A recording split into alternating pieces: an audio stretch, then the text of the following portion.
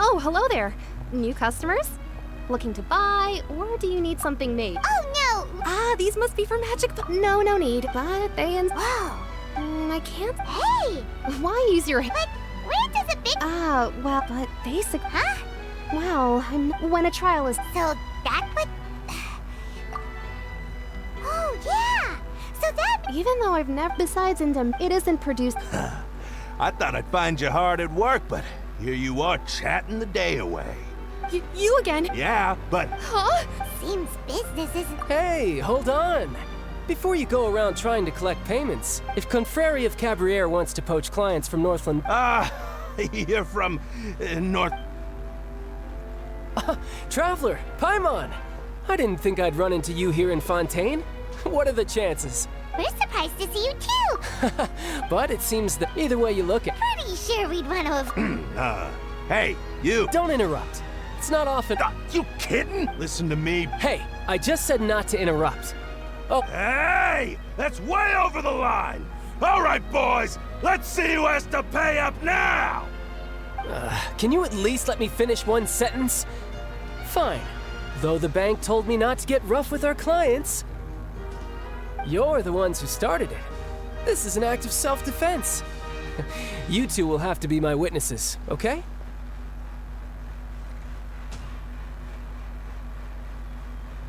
I'm sure this won't take long.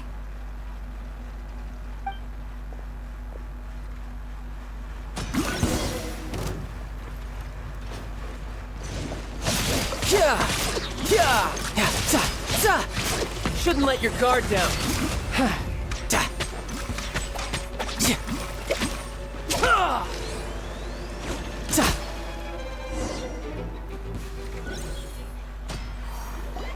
Oh, what's your deal, Brad? How are you so strong if you're just a staffer from Snezhnaya's Northland Bank? Wait, don't tell me you're... Oh, now you notice. It's a little late, don't you think? Just make sure you understand that you don't mess with Northland Bank. Got it?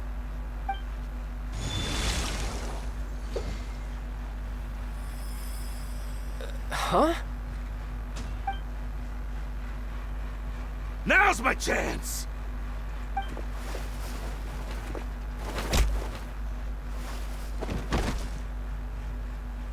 Huh. That was weird.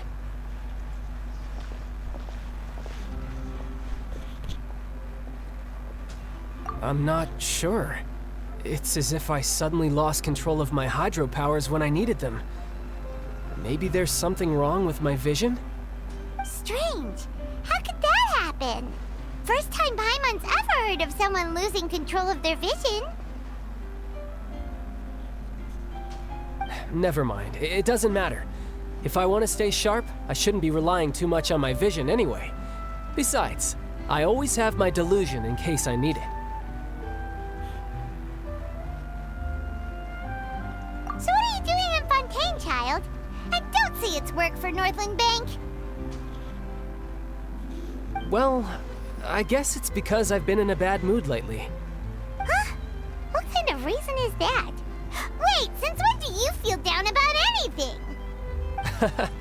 I don't know. Maybe I still have a lot to learn about myself. But recently, there seems to be some sort of restless power stirring inside of me. And I don't know why, but every now and then I feel like I'm in a terrible mood. Maybe you losing control of your vision just now is connected with that power you're feeling inside. That is a possibility. I can't remember if I ever mentioned it before, but when I was 14, I fell into some unknown abyss. It was during that time I learned nearly all of my abilities. The one who took me under her wing and taught me was named Skirk. She was always quiet and very mysterious. Nobody knew where she came from or what she had been through, and she was always very strict when teaching me combat techniques. One time, I asked her why she was willing to take me on as an apprentice. From what I could make of her answer, it was because I had awakened it, and traces of it remained on me. She said that all my combat training would be useful in the future. But what is it? What did you awaken? She never explained that. But my guess is that it's related to a dream I saw when I had just fallen into that abyss. In my dream, I was in the deepest depths of the sea, and the boundless seabed was all around me. But in front of me appeared a whale that was so massive, I felt like I couldn't breathe. A whale? Oh, that sounds familiar! When we fought against you before, you summoned a huge whale that seemed to leap at us. Is that the one? That's just an abstract form of a whale that I create using my elemental powers. It takes that shape because the scene I dreamt of the whale has always been stuck in my mind. I'll never forget it. So you used the whale as inspiration for one of your moves? Huh. Seems a little twisted to Paimon. So why don't you just go ask your master? Maybe she knows the answer. You make it sound so easy. Ever since the incident I experienced there, I've never stopped searching for Master Skirk and that unknown abyss. But it's been years now, and I've still found nothing. There isn't even a trace of the place where I remember falling into the abyss. Oh, it sounds like some kind of ghost story. Yeah, I'm out of leads at this point, but there's nothing more I can do. It seems that strange encounters in this world tend to be elusive like that. Oh, seems the time really flies when I'm talking with you. I just remembered I have somewhere else I need to be, so I should get going. What? More work for the Northland Bank? And no, it's more of a personal appointment. Lately, I've been sparring with some of Fontaine's official champion duelists whenever I'm feeling bored. Official champion duelists? You mean it's their job to duel?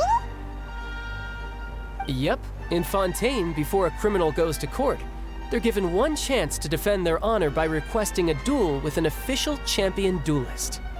The champion duelists are all powerful fighters selected from among the nation's best. And the duel itself is a no-holds-barred fight with no specified stopping point. So engaging in such a duel is regarded as a symbol of defending your honor. If a criminal manages to win the duel, they'll be acquitted. But if they lose, they'll have no choice but to stand trial. And the worst-case scenario is that you're simply killed in the duel. Though it's rumored that Fontaine has a death penalty, from what I can tell, no one has ever been officially sentenced to death. So really, the only people who opt to duel are those who have suffered a grave injustice in being accused, or those who greatly value their honor. Otherwise, why gamble with your life? So, do many people actually get out of their trials by winning the duel? Apparently, it's exceedingly rare for anyone to actually win. Fontaine probably enacted this system as a way to show that the nation respects the honor of its citizens. Besides, none of the champion duelists are to be trifled with, which is exactly why I was itching to face them as soon as I got to Fontaine. Apparently the one I'm meeting today, Clorinde, is the strongest of the champion duelists. I had been asking her for some time before she finally agreed to face me today. Well, that's child for ya. Paimon feels like we heard that name somewhere before. Clorinde. Huh. Oh, before I forget, I want you to have this. Huh? Your vision? You're seriously just giving it away? I'm just worried that it could become uncontrollable again. I'd be pretty upset if it got in the way of my duel, so I think I'll be better off without it for now. Besides, I just need you to hold on to it for a short while. I'll come retrieve it when I have some time later. Paimon knows what you're up to. You just want an excuse to come talk to us again, don't you? Whatever gave you that idea? I'll be in touch later.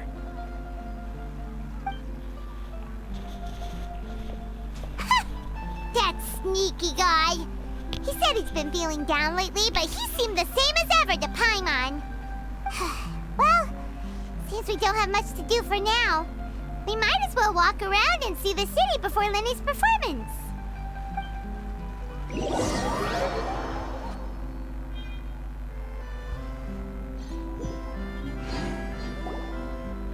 Wow! was barely around for most of the story was the murderer all along!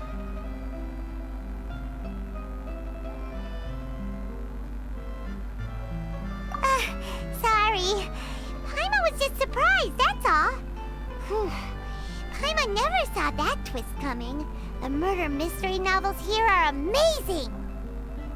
The whodunits here in Fontaine are a lot different than the light novels you see from Yai Publishing House. Both have their merits, but Paimon thinks this style of novels are more, well, novel. It's so exciting to reach the moment when the mystery is uncovered, especially in the one Paimon was just reading. You should buy a copy and read it too. Oh, sorry about that. Paimon will be more careful next time. Hey, shouldn't we be heading to the Opera House to see Linny's performance soon? It's almost time for the show to start, so we should get going. Linny said that the Opera House is on Aranias, so let's go ride the Aquabus!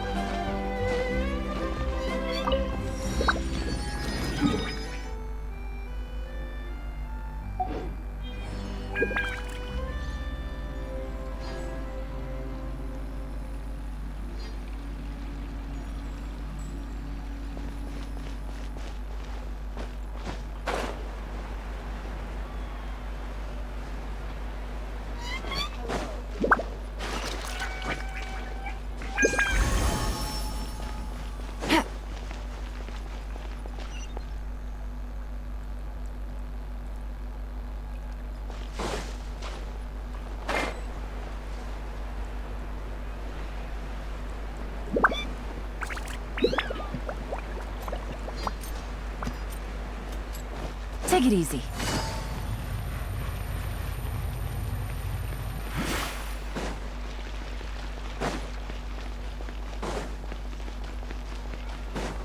Ad Astra Abyssa.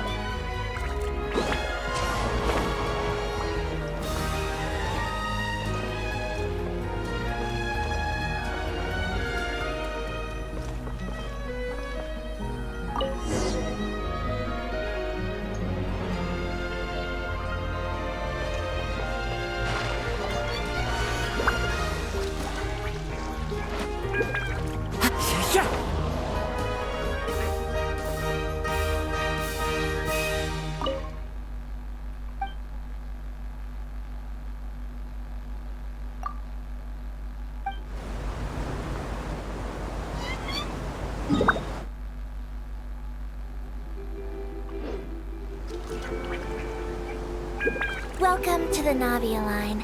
I am Elfan. The boat will be departing imminently. Please do not stick your head, hands, or other body parts outside the boat. The Aquabus operator is not responsible for any accidents or injuries resulting from doing so. Also, please remember to buy the Steambird, though I don't read it myself. The destination of the current tour is Arenias. Points of interest worth visiting include the Fountain of Lucine and the Opera Epiclese. If you look to the left in the direction we are currently traveling, you will see the famous Fontaine Research Institute up in the sky. An experiment gone wrong turned a new sightseeing opportunity. Human ingenuity truly is a wondrous thing.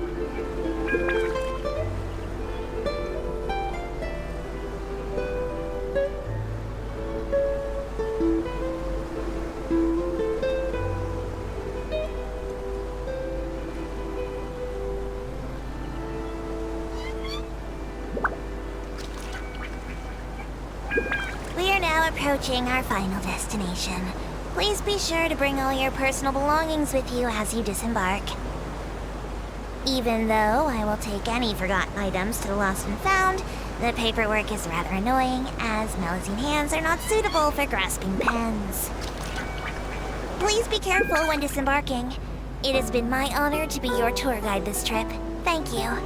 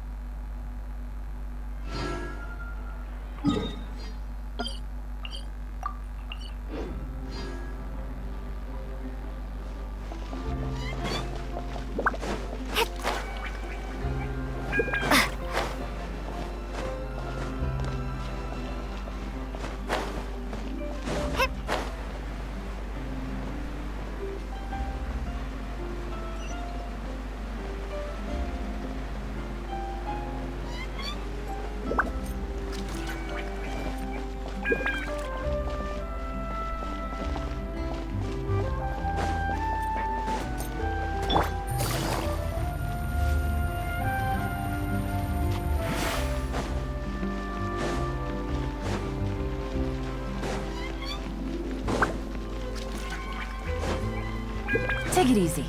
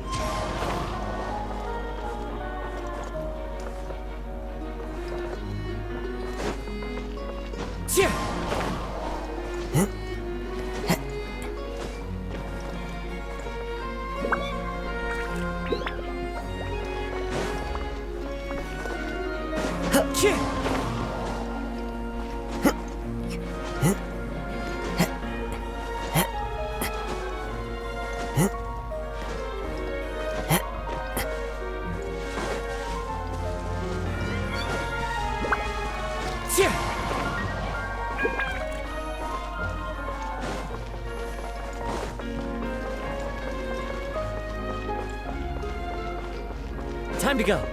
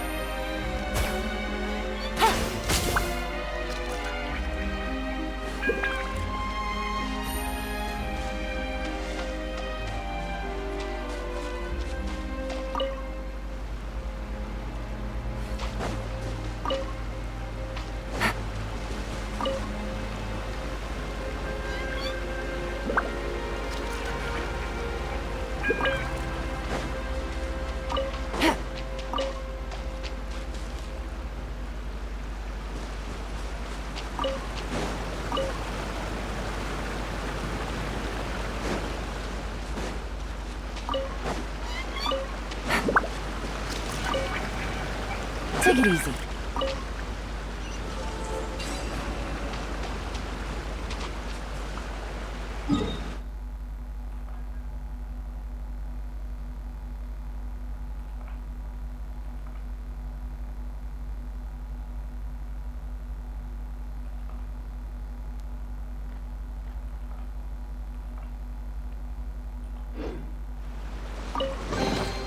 Treasure. One way to draw your target out of hiding.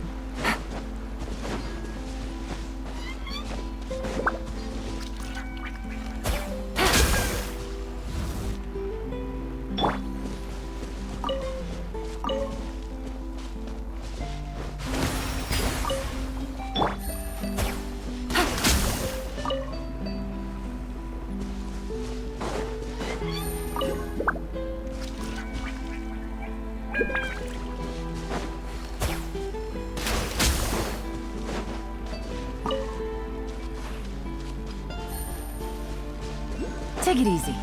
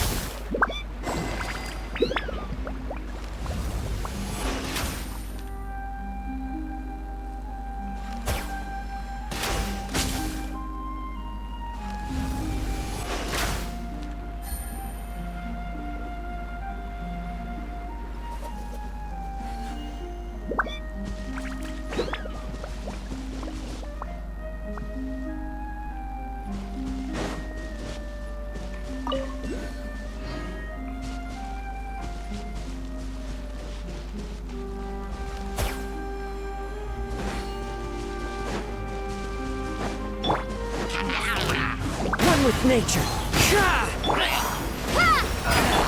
Gotcha.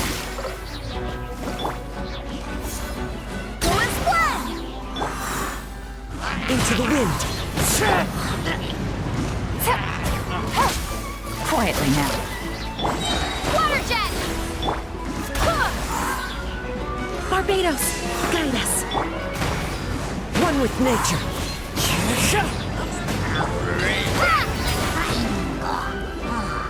Wipe out! Into the wind.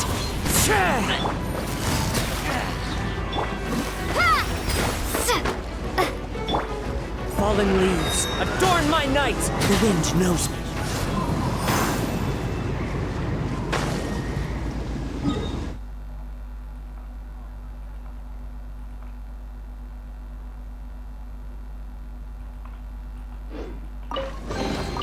Who says there aren't benefits to a life of wandering?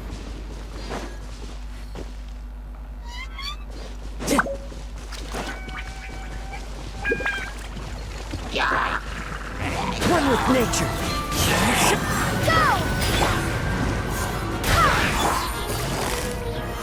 Take it easy.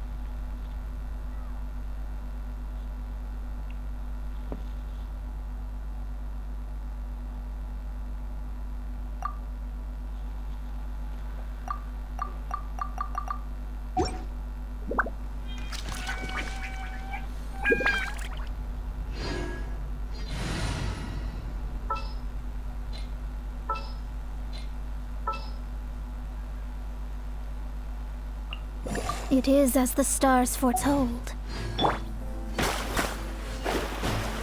Let me scry.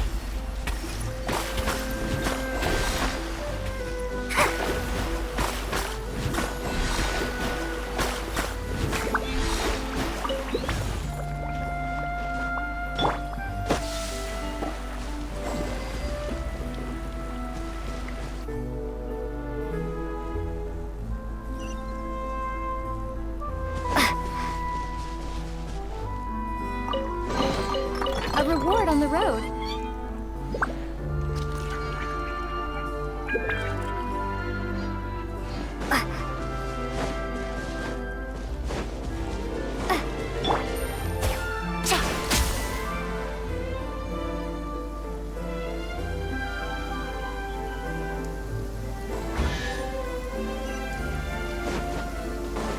It's rain. Treasure. One way to draw your target out of hiding.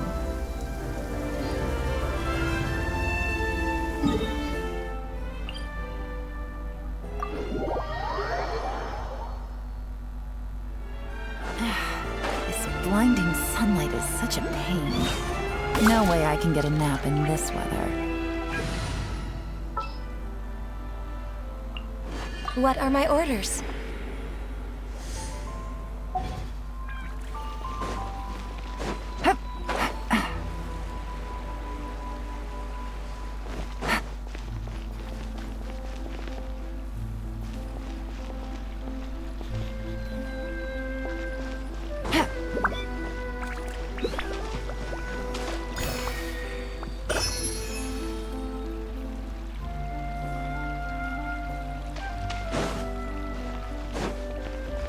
Take it easy.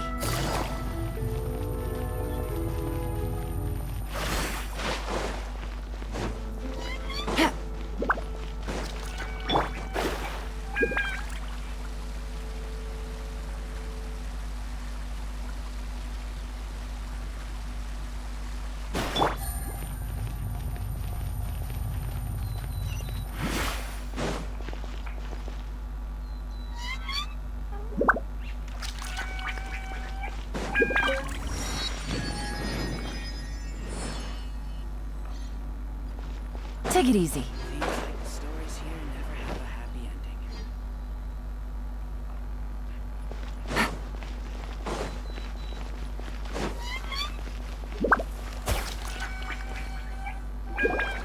Whoa! Now this is fancy! The Opera at Eclairs. What a place to hold a performance! No wonder Linny and Lynette were looking forward to it.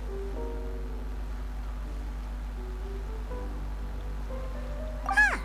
Looks like there's a lot of people standing around the fountain up ahead. O Archon, please bless us with a bright and healthy child. We pray. I don't know why you always feel the need to ask so much. I'll be happy as long as our child is healthy and lives a peaceful life. I guess if they're our kid, then there's no doubt they'll turn out smart. Maybe this is one of the customs in Fontaine. There sure are a lot of couples here. Vache.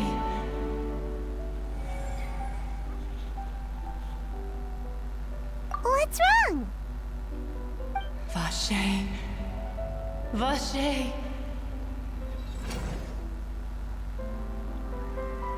No, Paimon didn't say anything. Are you hearing things? Welcome to the Fountain of Lucine. All the water flowing through Fontaine converges here. It's customary for newlyweds to come here and wish for children. Ah! Lynette!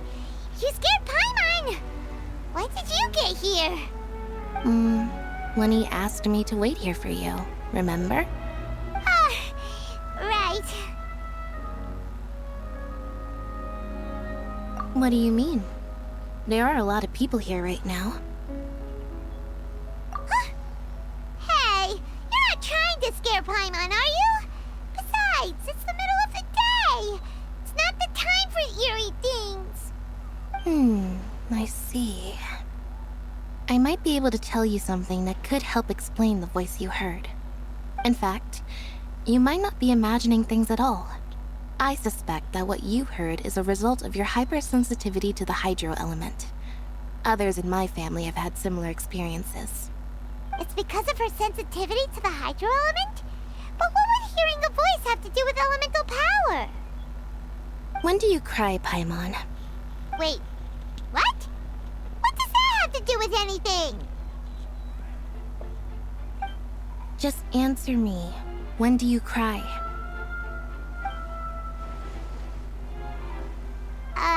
When Paimon's really sad? Oh, and when Paimon's super happy. Oh, and also when Paimon's really, really scared. Then you should understand that tears contain your most intense emotions. Like I just mentioned, the Fountain of Lucine is where all the flowing water in Fontaine converges. Even the tears that fall to the ground will eventually gather here. So maybe what you heard was the intense emotion coming from someone's tears.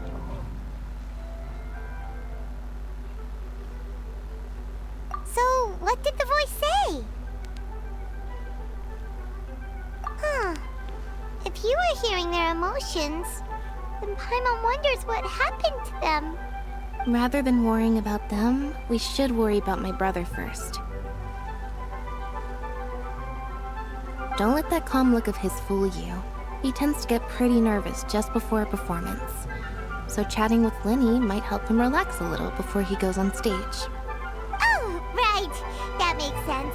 Let's go in and see Linny.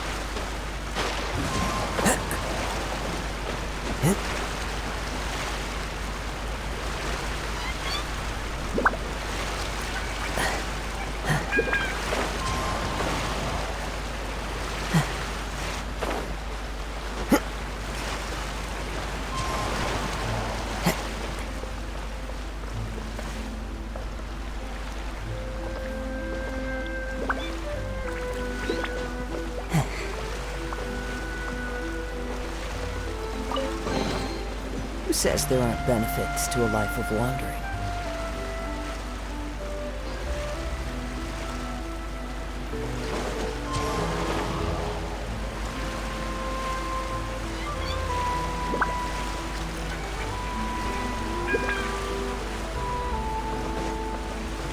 Time to go.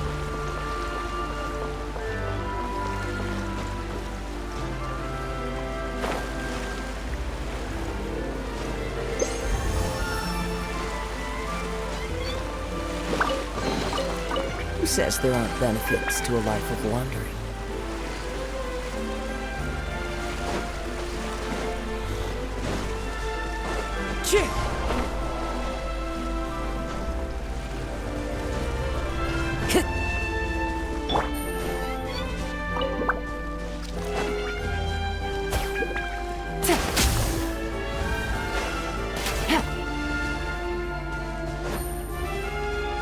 Take it easy.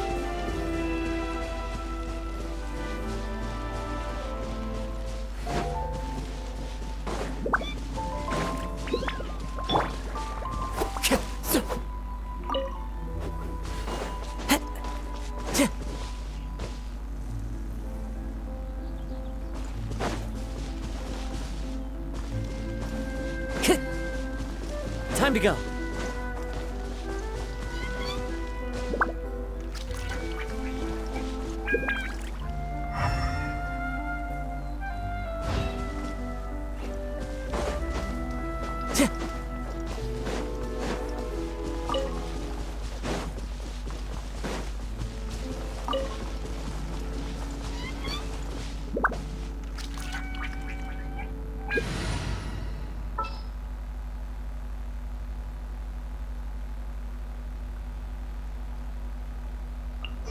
This world is full of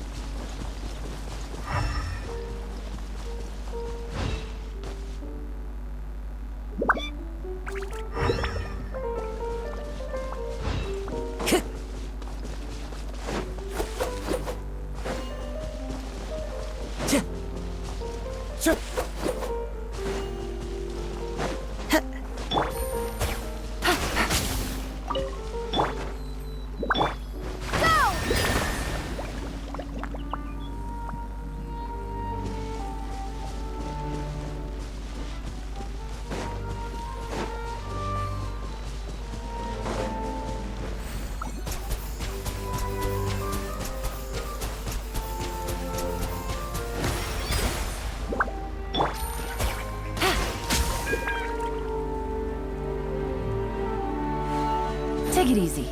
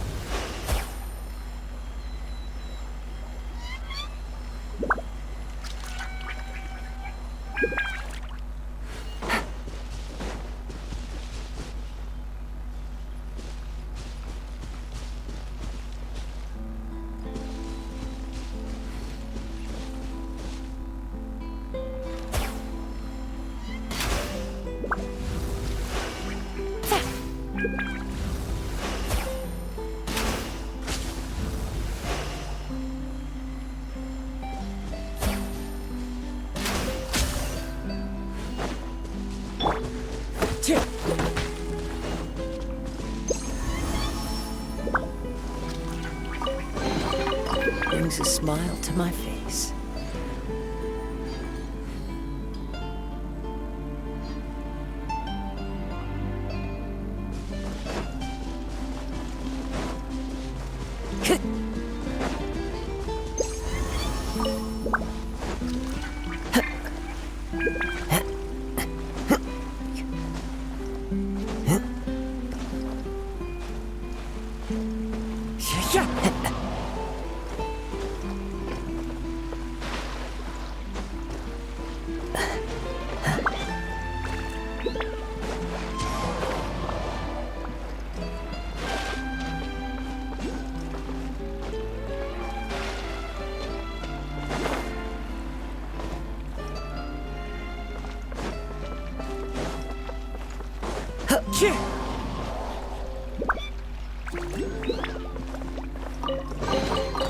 Who says there aren't benefits to a life of wandering?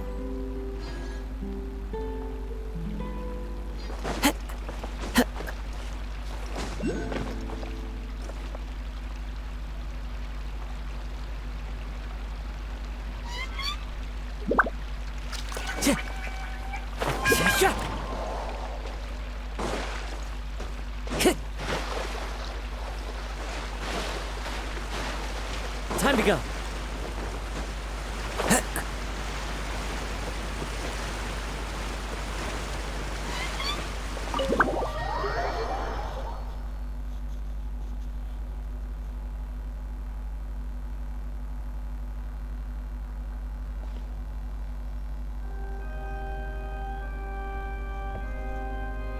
Traveler and Paimon, good to see you.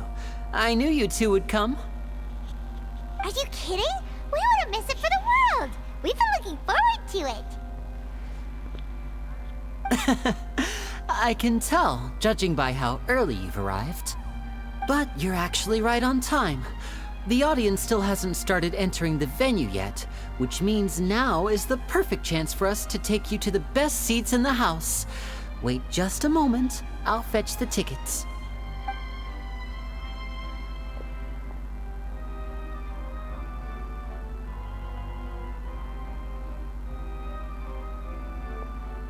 The Opera House has assigned seating, so you always have to make reservations. I've already reserved your seats, and here are your tickets. Ooh, front row seats! Thanks, Lenny! Don't mention it. There's no need to keep thanking me. Hey, Lenny! Could you come over here and take a look at this? Oh, I'll be right there. Seems there's an issue with the stage props over there. That's Cal, my assistant, calling me. I'll go lend him a hand. Yeah, we'll just go to our seats. You go ahead, Lenny.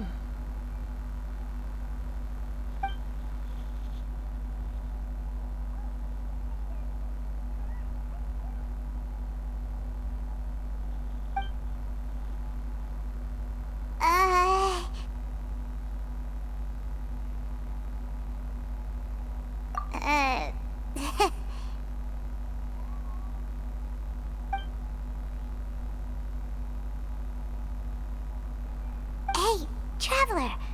Maybe we should strike up a conversation with the person next to us. Since we're sitting together and the rest of the place is practically empty still.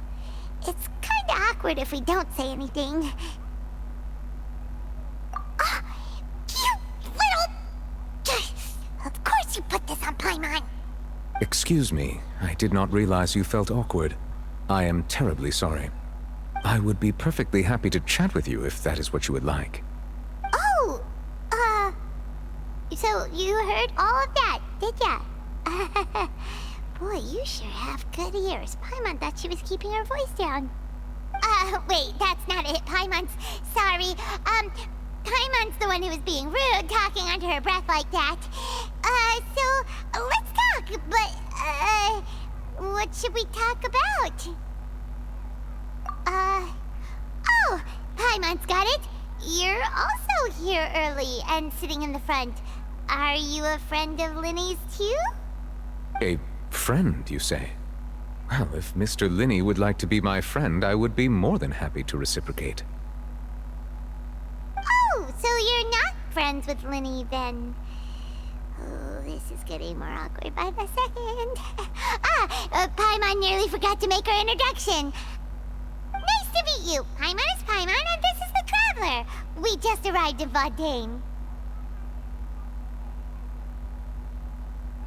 It is an honor to meet you two. I have heard of your deeds across Tevat. And as required by proper etiquette, I will also introduce myself. I am...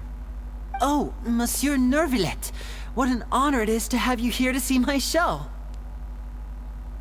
Ah, Mr. Linny. I should say it is in fact an honor for me to see your performance in person. Wait, Nervillet? Could he be... I saw you all chatting just now, but it seems you still don't know who Monsieur Nervillet is. Allow me to introduce you to Fontaine's Chief Justice. That seat is always reserved for him. It wouldn't be too much to say that he's the symbol of justice and honesty here in Fontaine. Whoa! Sorry for being so rude just now. Paimon had no idea you were such an important person. No offense taken. Being Chief Justice is merely what I do for work. Nearly every person has their usual reserved seat, so I'm not so special, really.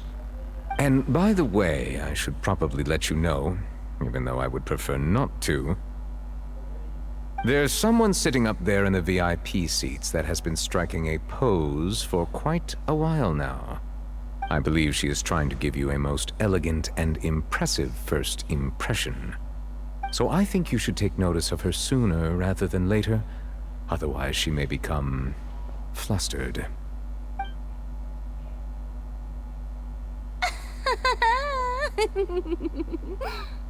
Huh? Oh, it's Farina, the Hydro Archon. Huh. She sure has a smug and satisfied look on her face.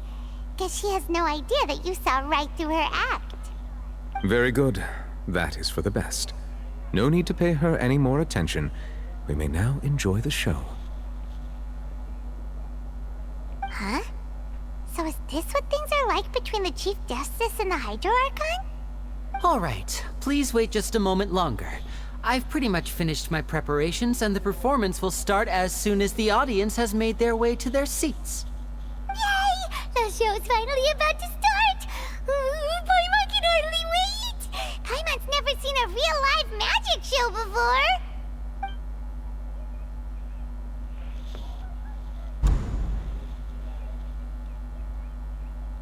Ooh! They're dimming the lights! The show must be starting!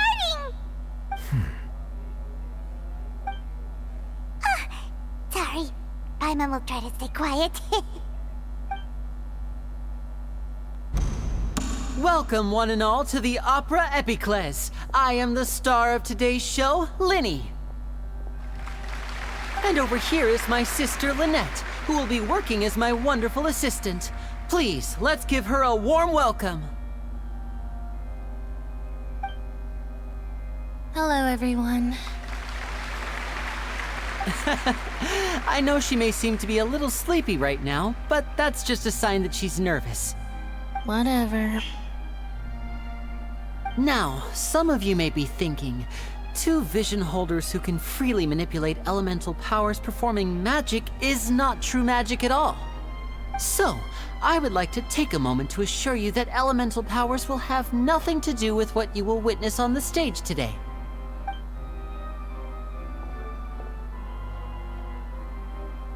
both Lynette and myself have removed our visions for the show. That way, even the gods won't be able to help us. Oh, good point. That's what makes the show real magic. Now, without further ado, let the show begin. Lynette will now exit the stage to make some preparations. I know you might miss her, but don't worry. She'll be coming right back on stage momentarily. Perhaps in an unexpected way. I'm sure she'll be stealing the spotlight soon enough. Oh, and before I forget, there's one more thing I should say. You never know what can happen in the blink of an eye. A magician's greatest skill is making things disappear or appear. The possibilities are endless.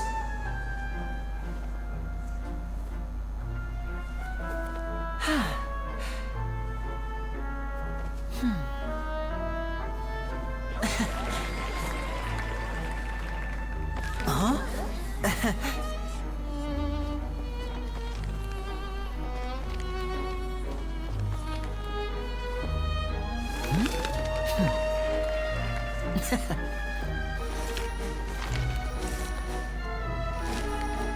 But this isn't what you came for. These little tricks, you've seen them all before. So it's time for something truly extraordinary, don't you think? This one's a little tricky.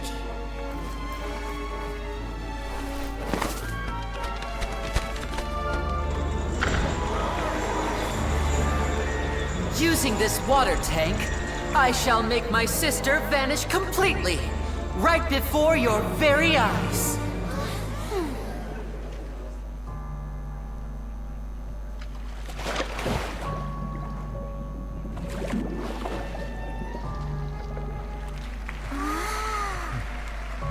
It's actually quite simple. She'll just turn into air bubbles and float right out of the top.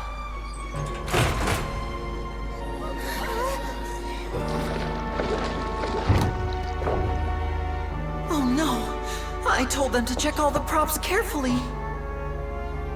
With the lid on, even air can't escape.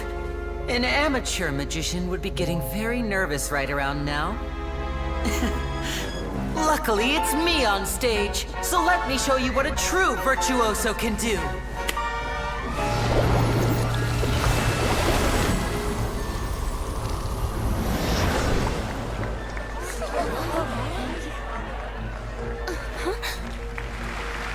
Lynette, are you still there? Don't go too far. We don't want to use up all our magic. Hi, I'm back. Uh-huh.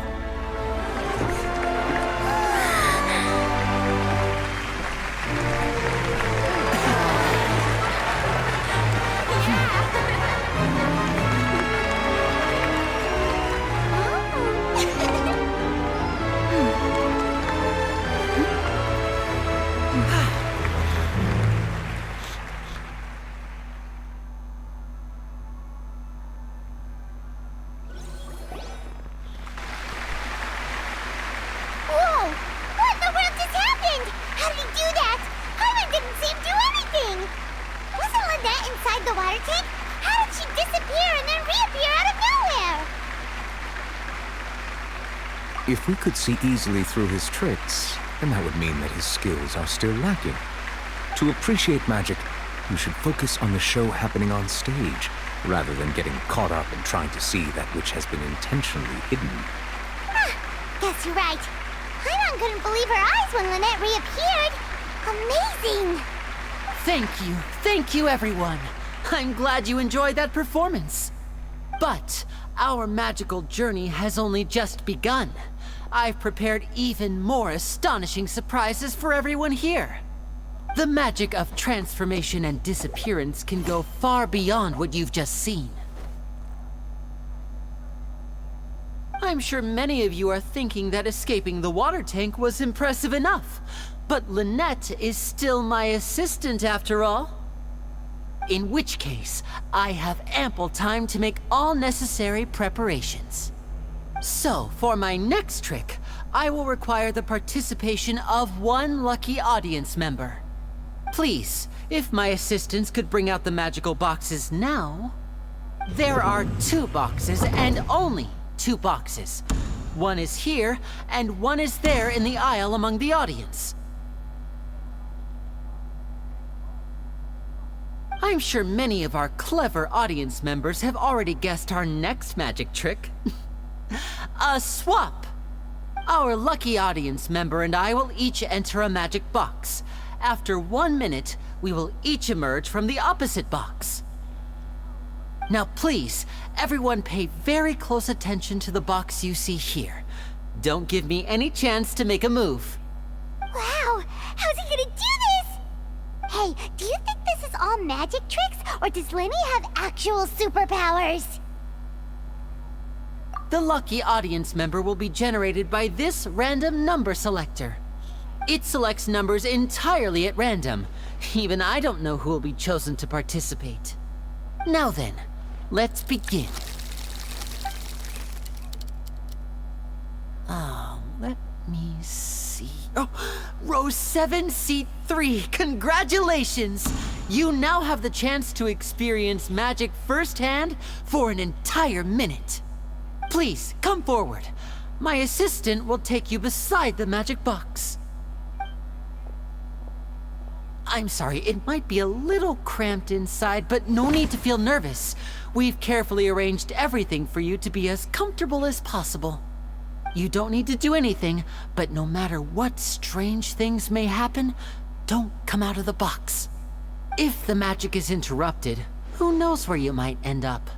You might even find yourself in the Fortress of Meripede. Oh, okay. All right. Before I enter the magic box, there is one more thing I need to ask the audience to do. Could you all give me a countdown? Like this. 60, 59, 58. Just keep counting down. You can go a little faster or slower if you like. I won't be able to see anything in the pitch black box, so I'll be relying on your voices to know when time is up. Oh, and no tricks now. If you quickly count from 60 in just 30 seconds, then I'll be in a tough spot. Ooh! Paimon kinda wants to count faster after hearing him say that! No, that won't do. I can see it in your eyes. You still can't be trusted. Let's practice together.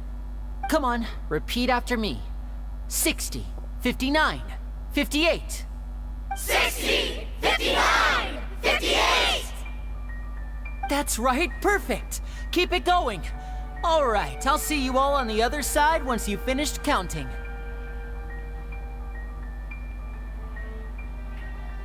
$54, $53, $52? Huh? Why aren't you counting, Nervalet? I am counting in my head.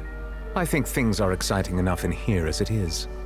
Merely a consequence of my identity and personality. Do not worry about me. Just enjoy the show. Oh, all right. You look so serious that Paimon thought you might be feeling uncomfortable or something. 40, 39, 38! Mr. Linney, are you all right in there? Is everything ready? Yes, I'm fine. I'm just double-checking the direction of the magic. It would be a disaster if we get sent to the wrong places. For example, mid-air right above the audience. Even though he's saying that, Lenny doesn't seem nervous at all.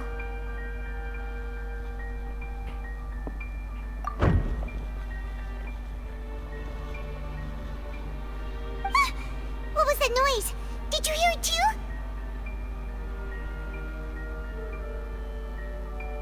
Not sure. Anyway, it doesn't seem like anyone's worried about it. 25! 24! 23! What's wrong, Mr. Linney? I can still hear you moving in there. I seem to have accidentally knocked over a decoration. I'm trying to fix it, but it's pitch black in here. I can't tell left from right. Never mind the decorations. There's no time for that. The show is what's important. No, that's unacceptable. I want my show to be perfect. Don't worry, we still have 20 seconds. Hear them counting? 19! 18! 17! It seems things aren't quite going as planned. I apologize, everyone. It feels like you're all starting to count faster, but that's all right. I know it can be tiring to do such a long countdown. 10 seconds and change is still plenty of time. 10! Almost there now. Whew. Swapping two people is harder work than you might think. Even a master magician like me can't guarantee I'll get it right the first time.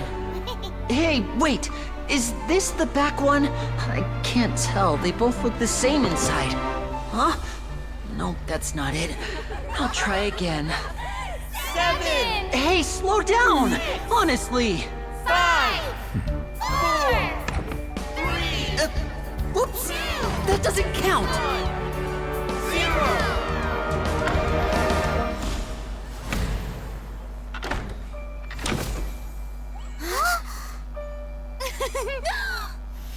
Ta-da!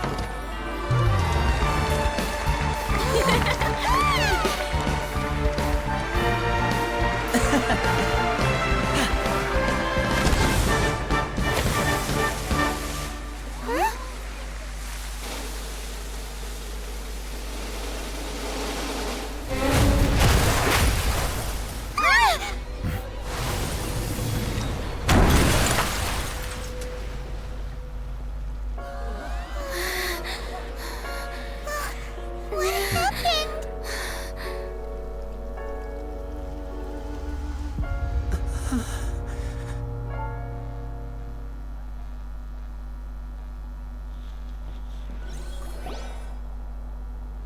Huh?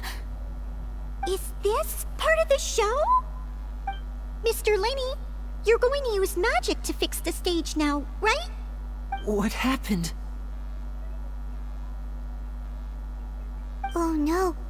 Maybe this isn't part of the show. The girl was still in that box, right? This performance is over. Medical staff with me. Guards, secure the scene and detain all the performers. Seal the exits. No one is allowed in or out at this time. Yes, that's right. If this was just an accident, then we must investigate the cause. But if this was all part of some scheme, then those accountable will not escape the judgment of the God of Justice! No need to be alarmed, you two. We'll get to the bottom of this soon enough.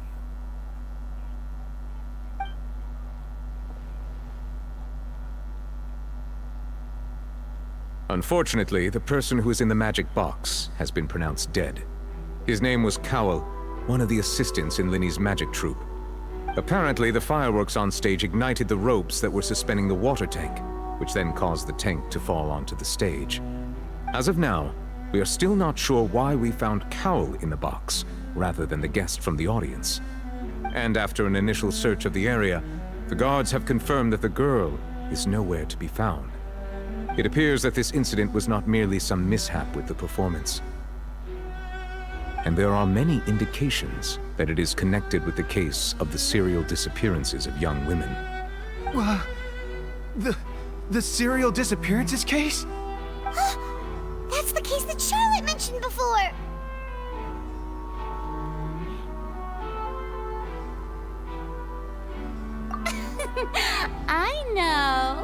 I know the truth. I can see through the whole thing.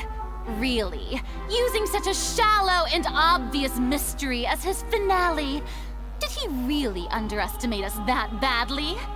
I say that our powerful magician, Mr. Linny, is now the prime suspect for the serial disappearances case. Huh? Why me? This whole thing was an accident. No, this all occurred during your magic show, did it not? The missing girl disappeared after being chosen, did she not? The deceased is one of your assistants, is he not? Now that I think about it, That whole speech about magicians making things disappear was nothing more than a provocation, a bald-faced challenge. That can't be right. How can Lenny do this? He was in the box on the stage the entire time. We can even hear his voice. Besides, before the show, he told us that he would like to catch the criminal behind the disappearances. He couldn't possibly mean catching himself.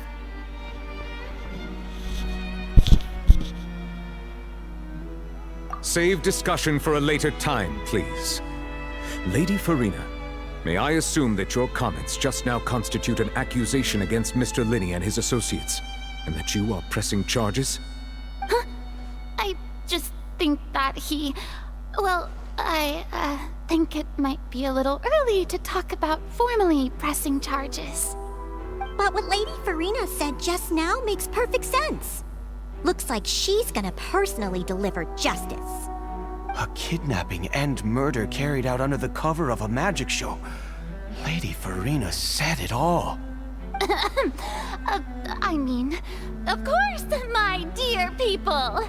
But what excites me even more than the obvious truth before our eyes is the opponent I'll be facing. That's right. I mean you, Traveler. You'll support Lenny, won't you? After all, he was the one who helped you the first time we met. Then there's no problem at all.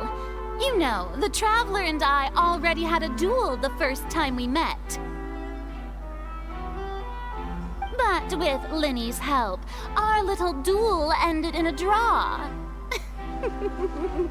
But draws really are the most boring possible outcome. So, no more draws. Between the two of us, there must be a clear winner and loser. And what better place to hold such a riveting showdown and decide the true victor than here, on the grandest of stages, the Opera Epiclese. Huh? It wasn't a draw.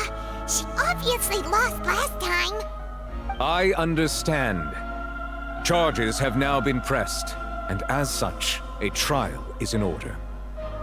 Well, Traveler, seems Lady Farina has set you in her sights. But putting her dramatic rhetoric aside for a moment, I would like to ask you, are you willing to act as Mr. Linney's attorney and defend him in this case? Very well. The trial will be held a day from now in the Opera House. Both sides may investigate the scene to build their cases and search for the truth.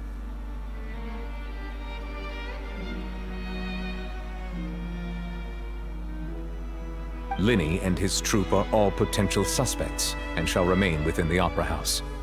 The audience may begin to leave in an orderly fashion once they have been cleared by the guards. A day isn't that long. Let's see what kind of case this big-shot outlander can build in such a short amount of time. I'm really quite looking forward to hearing it.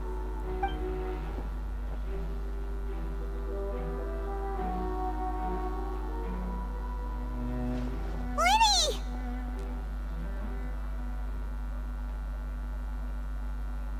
Sorry about everything that happened just now. Were you frightened? Of course! Who wouldn't be scared after witnessing an accident like that? Yeah, I'm a little shaken up myself. How could this happen? And poor Cal. I know you already claimed that you would defend me, but now it's just us talking. Tell me, do you think I could possibly be the murderer?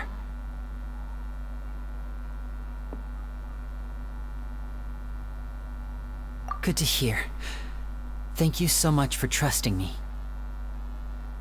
I'm sure everyone sees me as the biggest suspect at this point.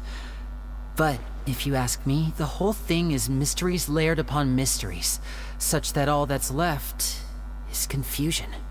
I don't know whether what happened there on the stage was purely an accident or not, and I don't know why poor Cal was in the box. As for how that girl chosen from the audience could suddenly disappear, I'm afraid I don't have any answers either. If someone tampered with my performance, then we need to figure out what they did. Even a skilled and knowledgeable magician like myself couldn't pull all that off in just 1 minute.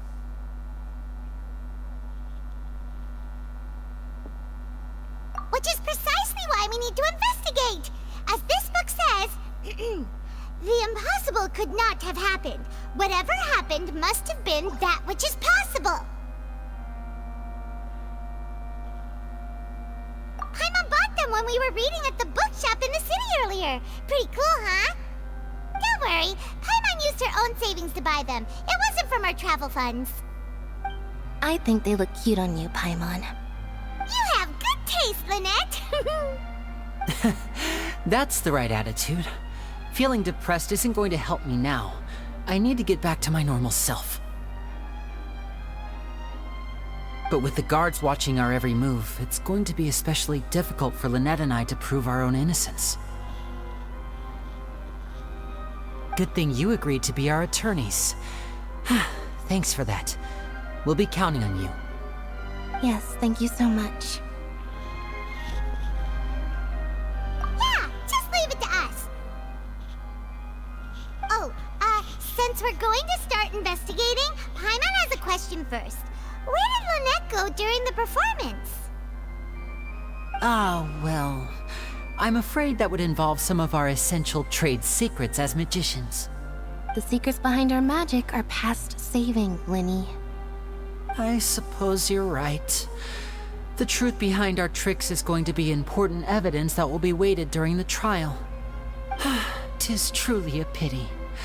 As a magician, our magic show is a work of art. We've poured countless hours and spared no effort in perfecting it. But if revealing our secrets will help you uncover the truth behind what happened, then it will be well worth it. We should go somewhere else if we're going to discuss our magic tricks. We'll go speak with the guards, and in the meantime, you can go investigate the stage and the seating areas. Alright, let's go have a look while the investigation teams are still here. Detective Paimon is on the case!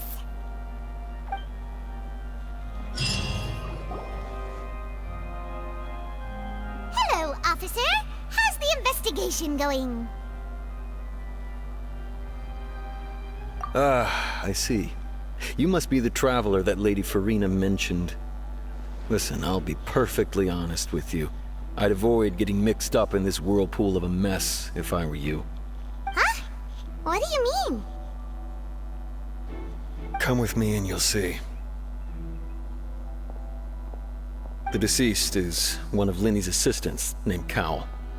Even though he hadn't joined the troupe long, he was hardworking and everyone generally liked him. The assistants are usually in charge of setting up and inspecting the props, as well as assisting with the show and keeping the crowd engaged. As you probably saw when you were in the audience, the water tank suddenly fell and smashed the box with Cowl inside it.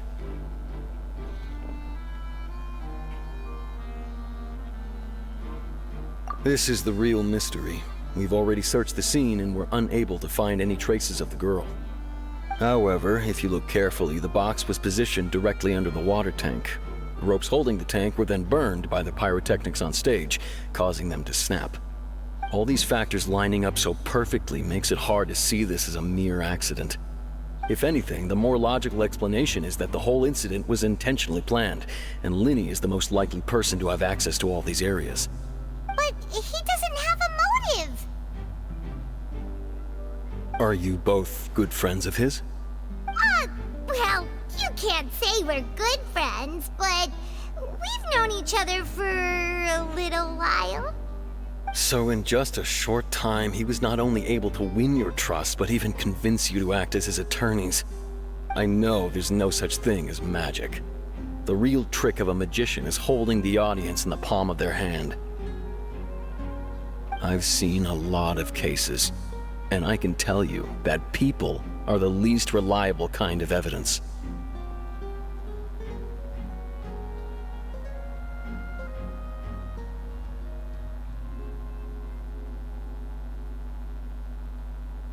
Sorry, I tend to be pretty straightforward. Just know that I'm warning you for your own good. Anyway, you may investigate the scene of the crime yourselves if you're curious. Who knows, maybe you'll be able to come up with some new evidence.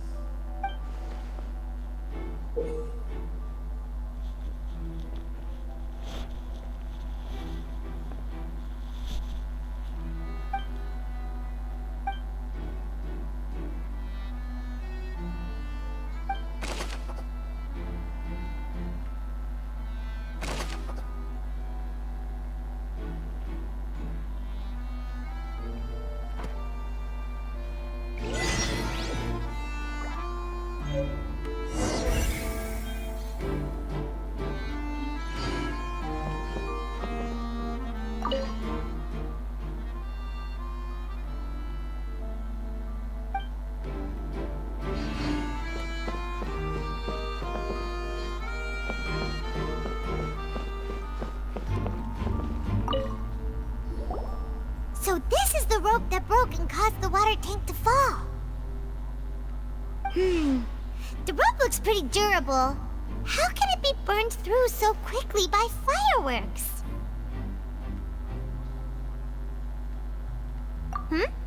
Why are you suddenly so serious, Traveler?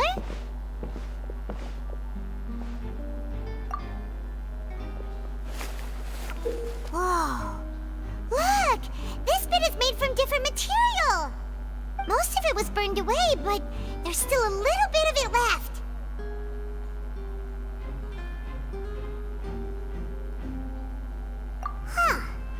So if a rope meant to hold something was made with that kind of material in it, then that means... Wait! Why don't you write all this down? Let's take notes!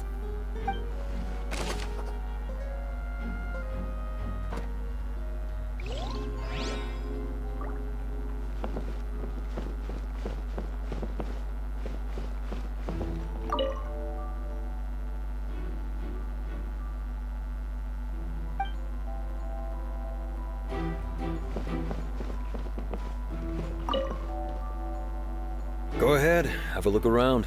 In the end, we're both after the truth.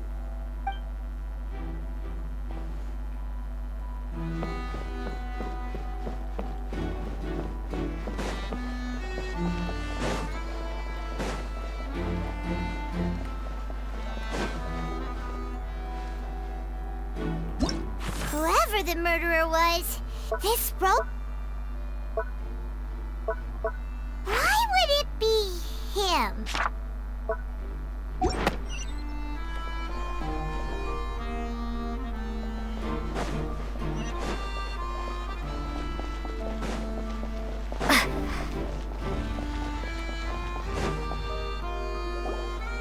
Hey, you! Yes, both of you! Over here! I've been keeping an eye on you for a while now. Huh? You mean us? That's right. If I'm not mistaken, you're also among those who wish to cut down the thorns and pursue the truth. No? And by the looks of it, you're not from Fontaine. Well, you're right on the moor about that one, but who are you? Have you never heard of the Spina di Rosula? From mediating disputes and providing protection to solving conundrums, you name it, Spina di Rosula does it. And I, Navia, have the honor of being its renowned president. Though those who play by our rules call me boss. I'm Silver, her attendant. Pleased to meet you. And I'm Melus. Demoiselle's various daily needs and affairs are under my purview. Huh? Boss? Demoiselle? What gives with the names? Well, I am the second-generation president. Melus and the others are still used to my previous title. My apologies, Demoiselle. Should you prefer, boss, I will endeavor to use that instead. No need. You don't have to call me boss. Just Navia is fine. Okay, if you say so. Not that we're members of Spina di Rosula anyway. All merely trifling details. Never mind. Now, back to the situation at hand. That's right. I've always kept an eye on the serial disappearance cases. My interest stems from a matter back from my father's time. Judging from the look of things, I find Linny an unlikely mastermind. Really? We think so too! That's why we're looking for clues now. But how did you come to that conclusion? Intuition, naturally. My unparalleled intuition. Farina sure was quick to point the finger at Linny without any decisive evidence whatsoever, wasn't she? But that's not uncommon for her. If you remember, the Justice had to interrupt her and ask if she was pressing charges just to keep her from getting carried away. Anyway, a trial begins the moment someone levels charges. And, of course, there was no way Farina was going to back down in that situation. Sounds Sounds more like you just don't trust the Hydro Archon. Well, what's your opinion? I must admit that she can be interesting at times, but liking her doesn't mean that I'll blindly agree with her. All right, I've answered your question. Now, it's time you answer mine. Wait a minute, did that answer count? Well, I say it does. But don't worry, you won't hear any pointless questions from me. In your opinion, do you think it's right to treat a trial like it's an opera?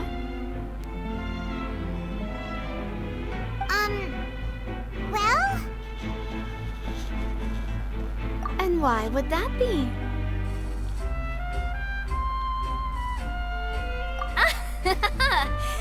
See, Silver and Malus? I told you they'd be different. Most astute of you, demoiselle. I too think that the Traveler's response was most excellent. No matter how wonderful the script or how fervent the audience's expectations may be, the trials that go on stage here must be based in fact. And if that can be done, boss, then... All right, that's quite enough, Malus. Anyway, I like your answer. You passed with flying colors. Now, I need to make some preparations, following which our joint investigation shall commence. You two shall be my assistants. Wait! Since when did we become assistants? Oh, well, I can be the assistant, sure. Or your companion, if you like. I'm really not that fussy. That's more like it.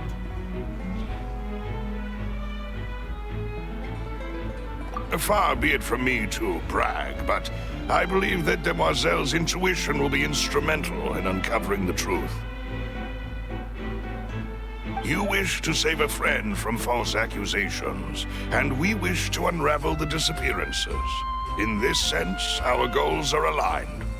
You have a point.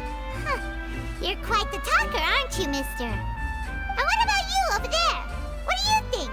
You seem like you've got something on your mind. I have nothing to add. Oh, alrighty then. We'll be making some preparations first. Just be sure to let us know if they start revealing Linny's tricks. Thanks!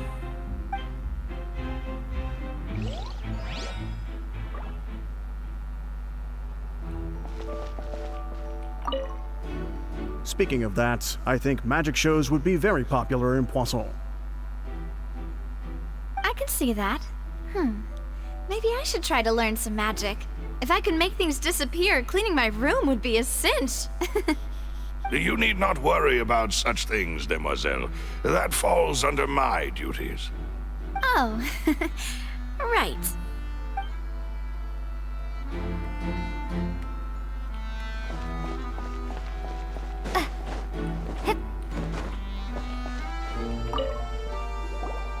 Sorry, but no one can freely enter or exit the Opera House at the moment.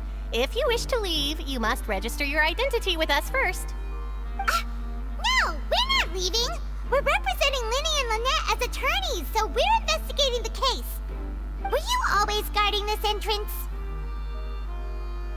Yes, after the Chief Justice gave the order, everyone coming in or out must undergo a strict inspection. So, the missing girl couldn't have left from here. At least, not from that point on. I doubt there was much opportunity then, either. How can you be so sure, Well, because I was in charge of security near the entrance at that time. I couldn't see Linny's performance from here, which was quite a shame. Just my luck. But still, I did not abandon my post, and I stayed put no matter how loud the applause was. If someone had so much as even approached the door, I would have noticed it, let alone if they had tried to leave. We Melusines are good at that sort of thing, you know. So, it's safe to say the girl couldn't have left through here. Alright, thank you for your help. This will be useful info.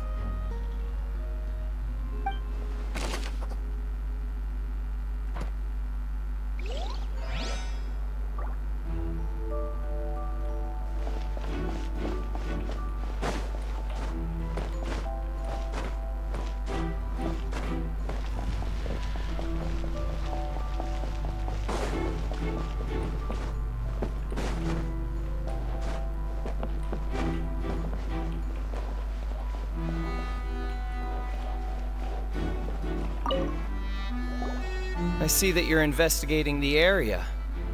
Well, it just so happens that I'm interested too. If you find any new and interesting leads, be sure to share them with me, alright? We don't have too many thoughts yet.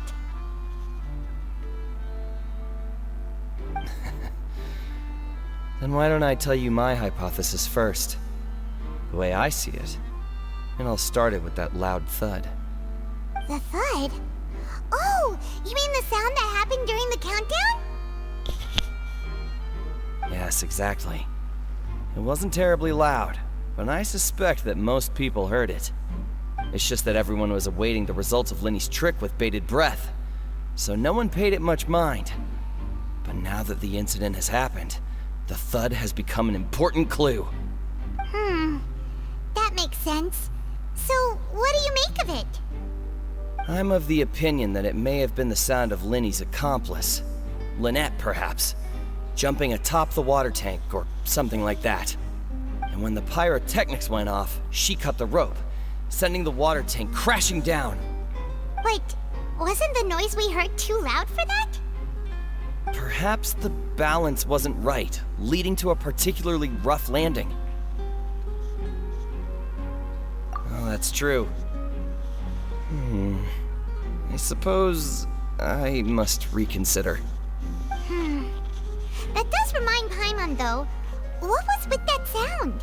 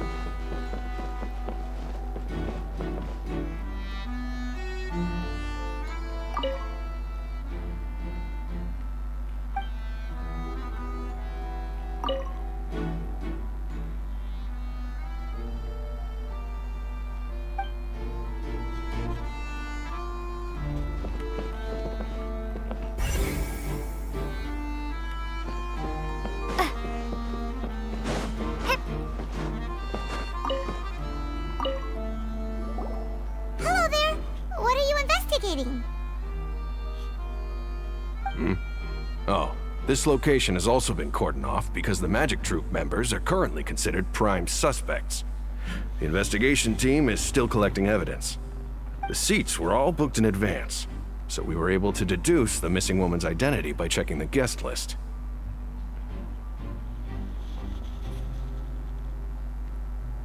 Sure, it's not like this is confidential information.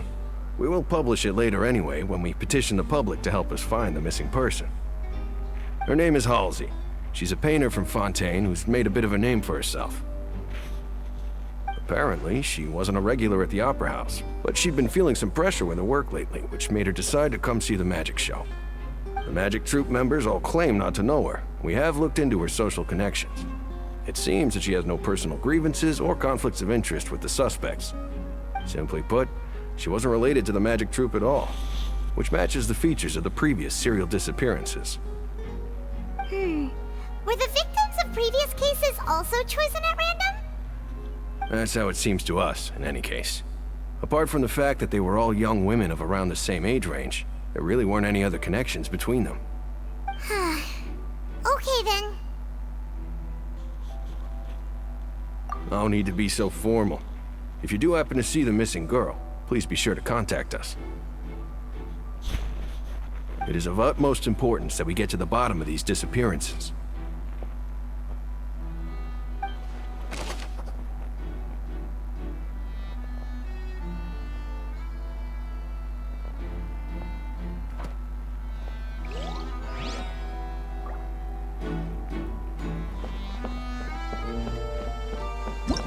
Whoever the murderer was...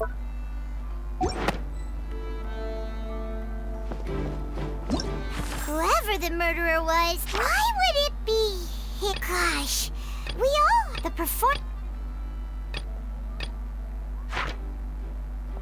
Whoever the murderer was, They must have made preparations well before this...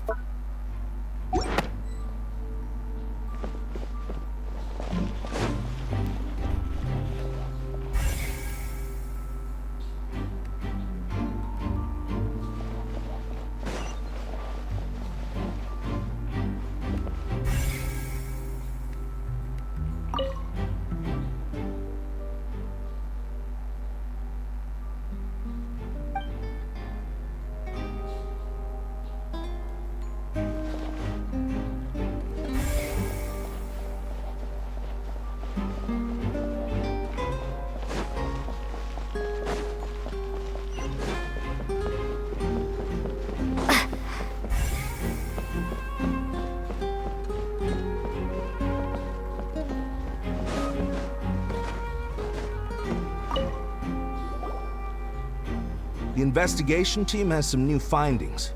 Turns out there's an issue with the random number selector after all. See? I told you. What if the machine picked some big guy's seat? You think the murderer would have still made his move then? Sorry to interrupt, but we're helping Linny and Lynette with their side of the investigation. What were you saying about the number selector? There's something wrong with it? You're trying to help them? That'll be a tall order. Linny used the machine to pick a random member of the audience during his performance, right? The lucky girl that later disappeared. Well, we thought there might be a serious problem with the machine, so we had it taken away for further inspection. It turns out that the seat number it picked wasn't random at all. The machine picks that same number every time. I'm sure you already know that you have to make a reservation in advance to get a seat, regardless of whether it's a trial or some performance. In other words, Linny knew who would be sitting where from the very beginning. That much checks out. Linny reserved our seats for us too. Bet you see why I was saying it'd be tough to make a case for Linny. Even though it's bad for Linny's case, Paimon had better write it down.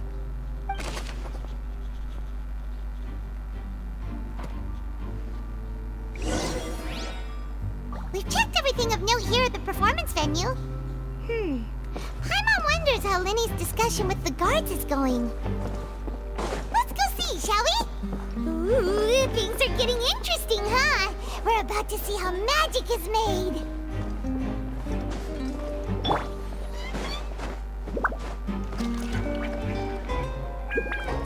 Understood. Then I will be going with you.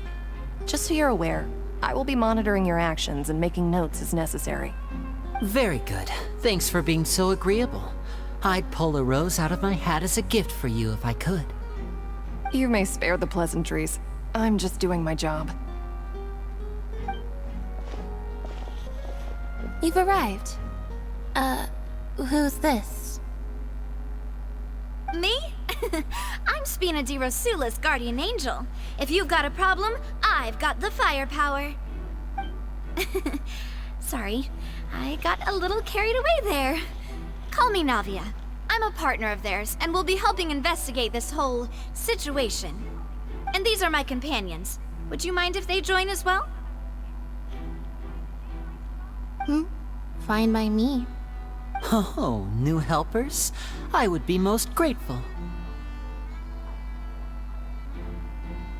Well, let's just say we're tagging along. It's not every day you get to see the secrets behind magic performed on such a large scale. I appreciate your kind interest. Come with me. We'll be heading below stage. Huh? Below stage? Yes, a world of secrets is hidden beneath this magic box, prepared specifically for this switcheroo trick. But before I reveal everything, you should have a look first. Notice anything strange here?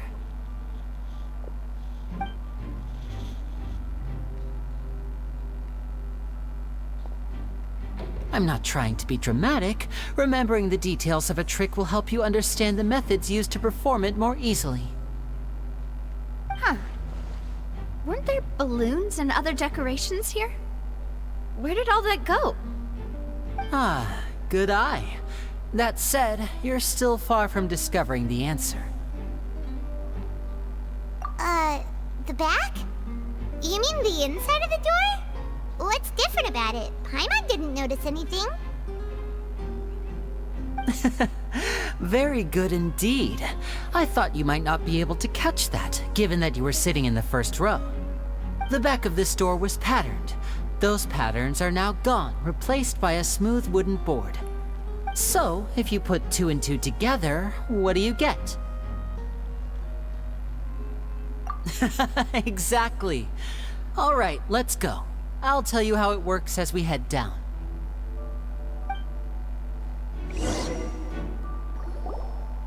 Oh, so there was a passageway under the magic box! I knew you'd figure out most of it as soon as you saw this place. The 2 magic boxes are positioned right above the 2 entrances of the tunnel. See this flatbed trolley? The box with the lucky audience member in it would be shuttled over to the other side using the trolley. This trolley can raise and lower and even rotate, ensuring that the box will face in the right direction. I see. So that's the purpose of the box inside another box. Precisely. The inner box would descend after the audience member was put inside and be moved along the trolley, all while the outer box would remain on stage as if nothing had ever changed. So that's how you did it! Once the box was lowered, the trolley would store some energy through this device here, with which it would complete the rest of the steps. The audience member would only be able to feel some slight movements in the dark, and by the time she walked out, she would already be back on stage. Right! You were talking that whole time, and you even came out for a moment near the end! Ah, yes. A phonograph operated by Lynette was used to achieve that effect. My assistant and I had already scripted our conversation beforehand. When the countdown began, I had already gone to the opposite box via a tunnel using that ladder. And what about Lynette? Where was she? I was in the mezzanine space in the back of the box. Oh, interesting! That's how we were able to coordinate Linny's lines with the assistant. And, by the way, I was the one who walked out of the box at the end. I mean, we are twins. All it takes is a change of clothes and no one can tell who's who. And that's my favorite part of this trick. Only Lynette and I can perform it. So that's how it all worked! Wow! Every detail you revealed was more amazing than the last! Lynette would briefly walk out of the box and then go back in, jumping into the tunnel and escaping before the box on the trolley could finish ascending. And then I walk out of the other box in the audience area, and the trick would be complete. The operative word here being would. But as you saw, Cal was in the box, not our audience member. She, on the other hand, mysteriously vanished. We really don't know how that happened. If not for that interlude, this would have been an astonishing trick. I probably never would have figured out how you pulled it off. And yet, to think that someone was able to use this magic trick to commit a crime. Could we have a look around? I think we can come up with some more leads. This is the scene of the crime, so Linny and Lynette are not permitted to stay here. I'll escort them back up. Yes, of course. No need to be so strict now. I won't disappear into thin air, you know. Thanks, everyone. We're counting on you.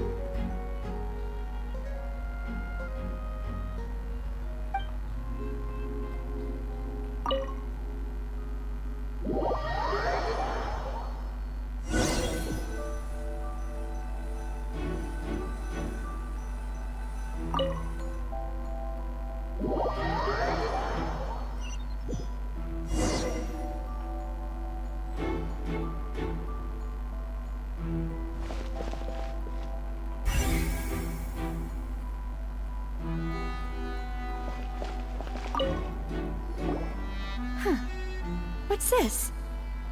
Looks like a hook tied to the end of a rope. Huh? There's all kinds of odds and ends here. Perhaps it was a prop for a different trick. But why would it have been left here? Whatever it is, let's make a note of it first.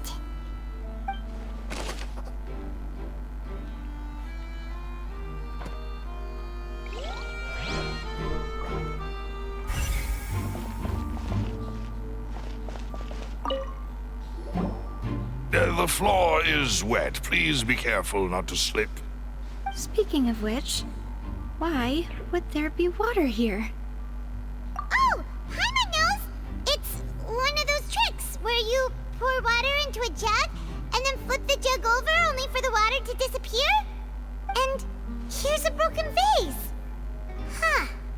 Did the trolley knock it down while moving? That can't be. The trolley moves along tracks from start to finish. It couldn't have hit the vase at this distance. Let's note this down too and think about it later.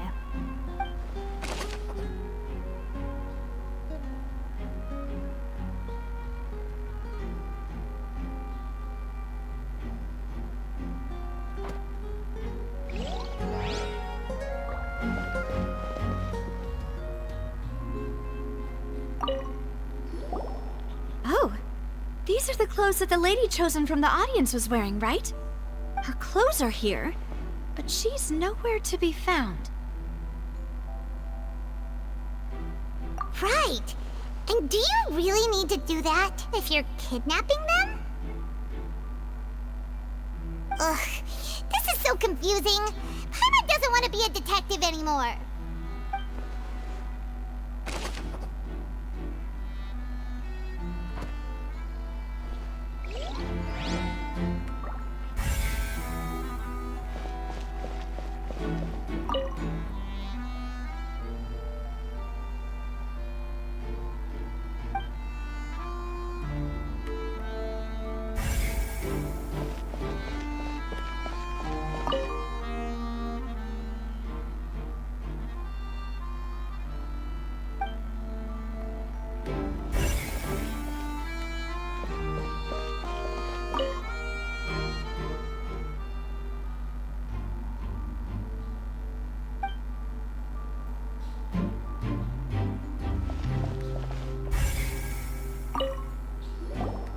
What is this place?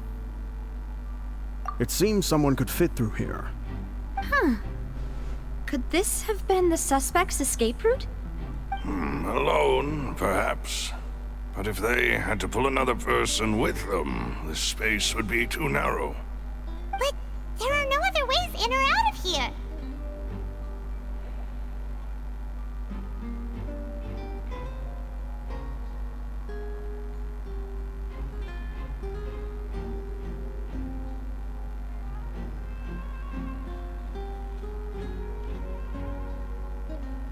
Oh, you're right! Let Paimon write that down.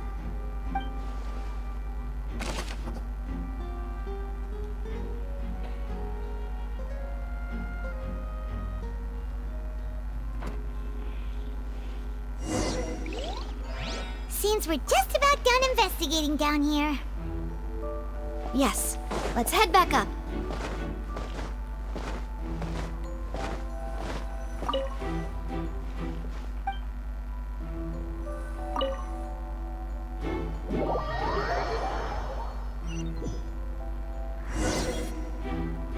Well, we've ascertained the state of the crime scene.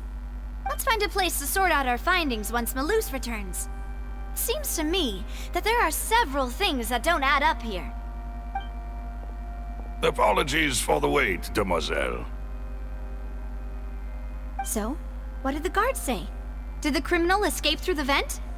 They believe the odds of that are very low, since the vent leads to the Opera House's basement. The guards have checked the area carefully. No one left through the basement during the performance or after the incident, and no one was found hiding there. So the tunnels become like a secret chamber then. You know, like the kind you usually see in novels. The plot thickens. Halsey's disappearance and Cowell's death are both quite inexplicable. No wonder Farina was so confident in her accusation. All the current evidence points toward Linny and Lynette. In other words, the charges are very likely to be upheld unless we make some considerable progress. Charges and then trial. So if the charges are upheld, they'll announce a sentence? That's right. This is how a trial goes in the Opera House. During the proceedings, the Chief Justice and the Oratrice will hear statements from both sides. That's right. This is how indemnitium is produced. The statements from both sides, the defenses from attorneys, witness testimonies, and even the audience's emotions will all be projected on the Oratrice. To put it simply, it's as if the Oratrice has its own will, and is a judge in its own right. This also precludes any kind of favoritism on the part of the Chief Justice. And not that this has ever happened anyway. Once both sides have finished speaking, the Chief Justice will make his final decision. This, too, will be used by the Oratrice as a reference. Then, finally, the Oratrice will be consulted by officials. The result it returns is the will of justice itself. Huh? So that machine is the one that actually decides? Paimon thought Neverlet called the shots. In practice, there is very little difference. Both have always come to the same judgment, which is why people have great faith in the Chief Justice. Ah, yes, the guards also asked me to convey that none of us will be allowed to leave this place before the trial. Huh? Why? Because we've chosen to act as the twins' proxies. That makes us persons related to the case. They're concerned that we might be colluding with outside parties, or that we might find outside help to disrupt the case. And even if that were not so, it could prove problematic if we happen to spread key information about the case ahead of time. I'm ready to break out at any time. Whoa, whoa! There's no need for that! Paimon thinks they have a point. That said, are they providing food? Of course. I just hope you don't mind the lack of options. I'm afraid that catering to all tastes is not in the cards, nor is any guarantee of balanced nutrition. In that case, let's just sort out our findings together here. Pity. I was hoping to take you to try some of Fontaine's famous desserts, too. I mean, what better way to properly think through our findings than over some tea and sweets? Huh. Breaking out suddenly doesn't seem like such a bad idea after all. Just kidding! Just kidding!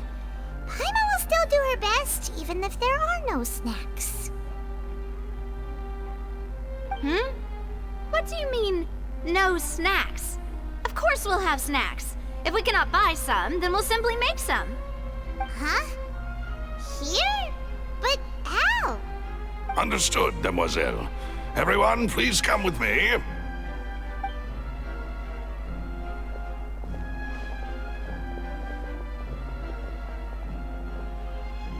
Wait, you're carrying a portable stove with you? Yes, I must be prepared to meet the Demoiselle's baking needs whenever the fancy strikes her. I have eggs, sugar, and almonds at the ready. Good work, you two. Then I'll get to it. Please sit tight for a moment. You'll get to taste my awesome snacks soon enough. These three are quite the interesting group.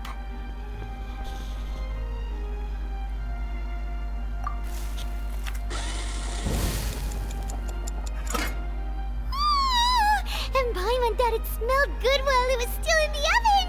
Oh, it's even better now. Paimon can't stop drooling. From the way you had these two guys carrying all that stuff around, Paimon thought you'd have them do more during the baking process. But you ended up doing the entire thing by yourself! beating the egg whites, grinding almonds, everything. I was applauding. And I was giving encouraging smiles. Paimon was just thinking, aren't you worried about getting your fancy dress dirty beating egg whites and baking like this? Well, I don't think it's carved in stone anywhere that fancy ladies can only read books, sip tea, ride horses, and play the piano. I just really enjoy making snacks. Don't underestimate beating egg whites, by the way. It's a real arm workout. You also need to beat them to just the right consistency, or your macarons will crack. Anyway, give these a try, fresh out of the oven. There's 3 for each of us. Only 3? Well, eating too many sweet treats might send all that sugar to your head. You wouldn't be able to think clearly about the case on a sugar rush, would you? Tea is ready to be served as well. This is Demoiselle's favorite, strong black tea with a floral fragrance that clears the mind and lifts the spirit. No need for concern. I'm merely doing as I should.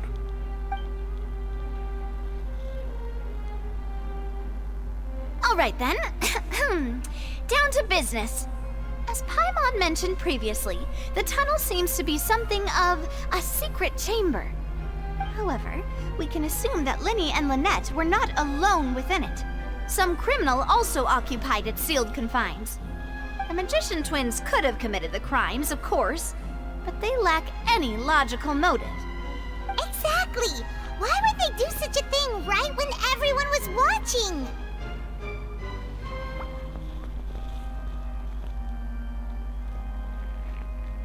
The flower vase and the thud we heard during the performance could indicate some altercation between Halsey and the criminal in the tunnel, resulting in the shattering of the vase, the discarding of her clothes, and her abduction. Perhaps the criminal thought that since she was chosen from the crowd, she would be too easy to identify if she was still wearing the same clothes. Paimon thinks that makes sense, but the real trouble is... True. None of the clues we found thus far support the existence of this third person. But the only people left to consider are both technically victims, whether it's the missing girl, Halsey, or poor Cowell. Huh. Could Halsey have secretly made modifications to the magic props in order to murder Cowell before making her escape? That's right. And even if she had tampered with the setup, she would need to understand the entire trick to pull it off. Nor does she have any motive. The guards said that she has never had any dealings with the Magic Troop's members. Were we not thorough enough in our search? From the sound of things, this is turning into an impossible case. Your macarons are amazing though, Navia.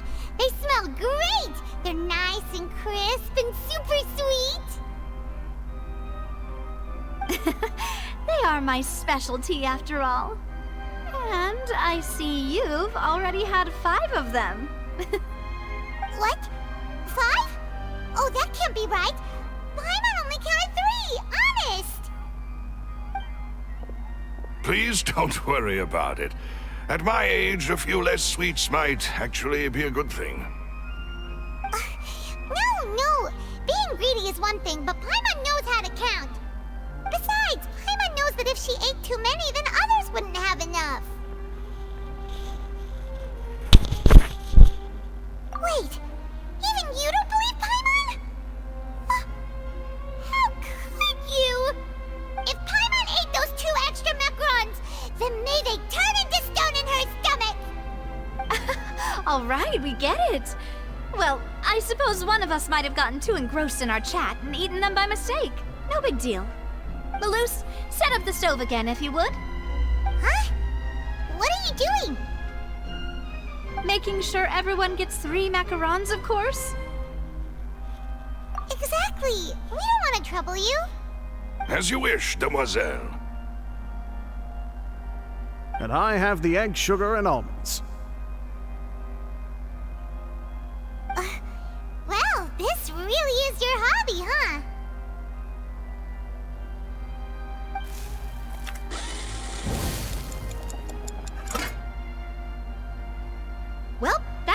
snack time. I'm going to have another look around the area. I don't know what we're looking for yet, but we've still got some time. As attorneys, I suggest the two of you think the case over again. It would be awkward if you got all tongue-tied on stage during the trial. Alright, thanks for your help, and for the snacks. It was nothing. A small task for the Spina di Rosula. Silver, Malus, it's time to go. I'll be back if I find anything new.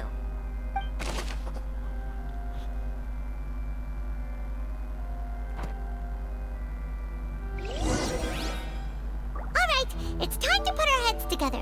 We've got to get our defense ready for the trial. Oh, it's probably gonna be a long and difficult case. There's no point in worrying about that now. We just need to prepare. Here, take Paimon's notes. They should help you review the situation.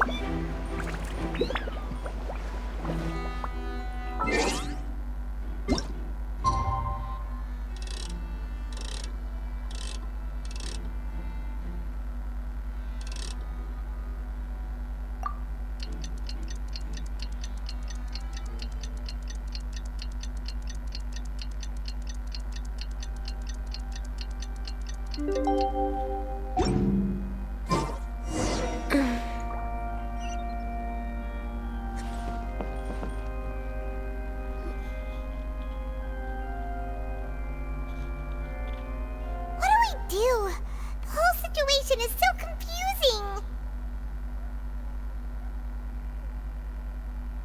Good plan. Impossible things don't just happen. We'll get to the truth one way or another. Just relax. Even if everyone else suspects Lenny and Lynette, at least we will be supporting them from the stands.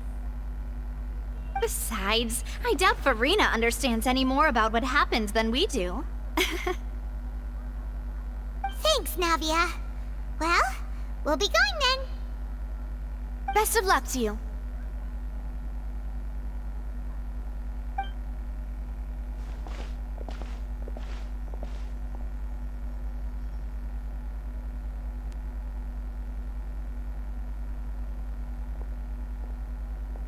Ah, finally, you're back.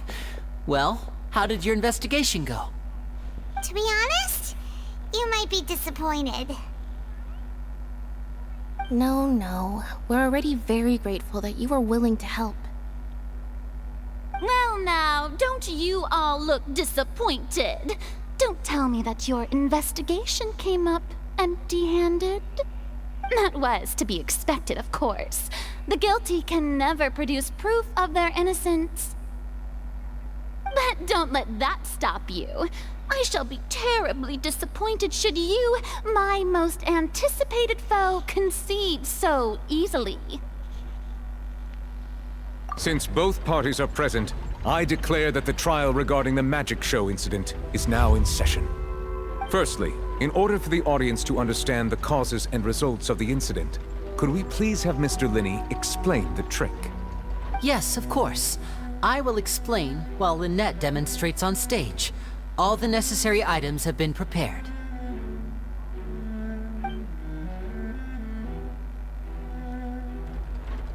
Thank you, Mr. Linney. In that case, I take your statement to be that you ran to and remained hidden within the magic box in the audience stands once the trick began, and thus could not have committed the crime. Is this correct? Yes, that's correct, Your Honor. In that case, I call upon the prosecution.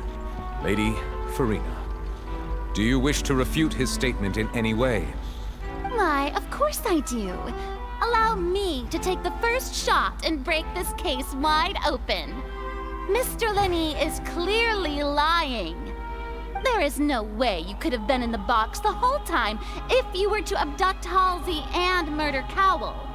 In fact, I'd say you were hardly in that tunnel at all. That is simply your hypothesis based on the presumption that I'm guilty. Oh, is that so? And if I may ask, what did you hear while you were inside your box? The roaring countdown of the crowd, of course. That's how I kept track of the time and built anticipation for the finale. And you didn't hear anything else at all? Nothing that might leave an impression of any kind? No, nothing. I see. But when the count reached 30 seconds or so, there was a thud. One so loud that I believe practically everyone heard it. Huh? Hey, hang on. Something's not right here.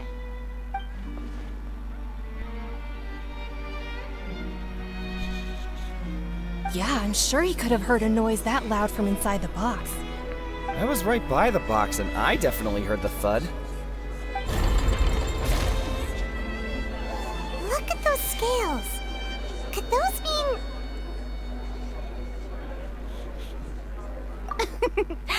Well then, ladies and gentlemen, allow me to use the words of the magician himself. You never know what can happen in the blink of an eye.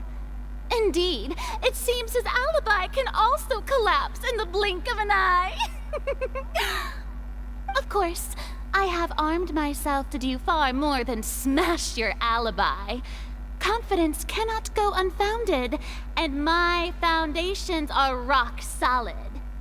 Tell me, aren't you and Lynette actually from the House of the Hearth? The House of the Hearth?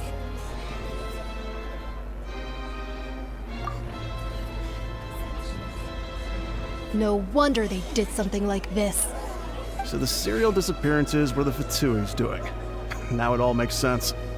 I've got a feeling that what happened on stage probably wasn't just an accident. That's irrelevant. Our identities have nothing to do with what happened. Indeed. Then perhaps you could tell us everything that happened during that 1 minute. Your first priority is to prove yourself innocent after all.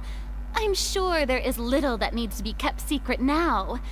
Unless your script already has holes in it. The Outlander is speechless. My, oh my, don't they look flabbergasted? Now comes the infighting and discord, I suppose. This was almost too easy. Good thing I made all those preparations. Seems the all-nighter I pulled last night is really paying off. Hey, Linny! Why didn't you tell us this before?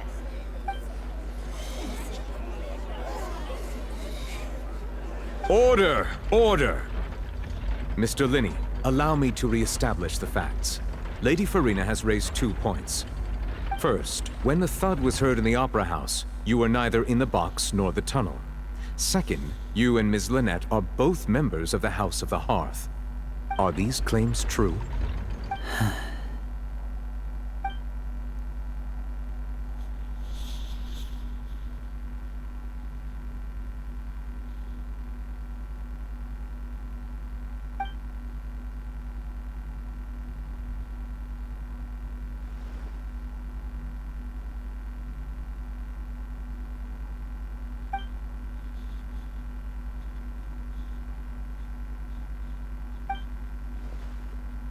Please answer my question, Mr. Linney. I'm sorry. Yes, they're true, Your Honor.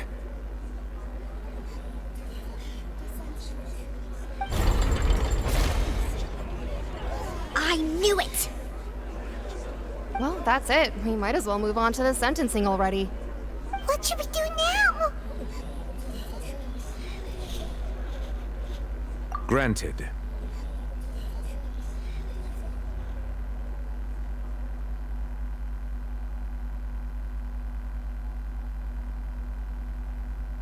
In that case, what is your request?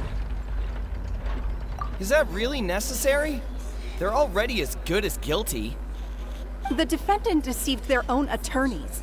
What is there left to discuss? Order! Order, I say! Your request is reasonable, and we shall adjourn.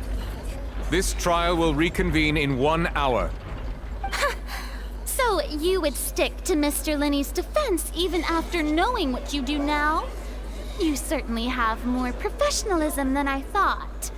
In that case, my dear audience, let's allow the joy of victory to steep for a little while longer.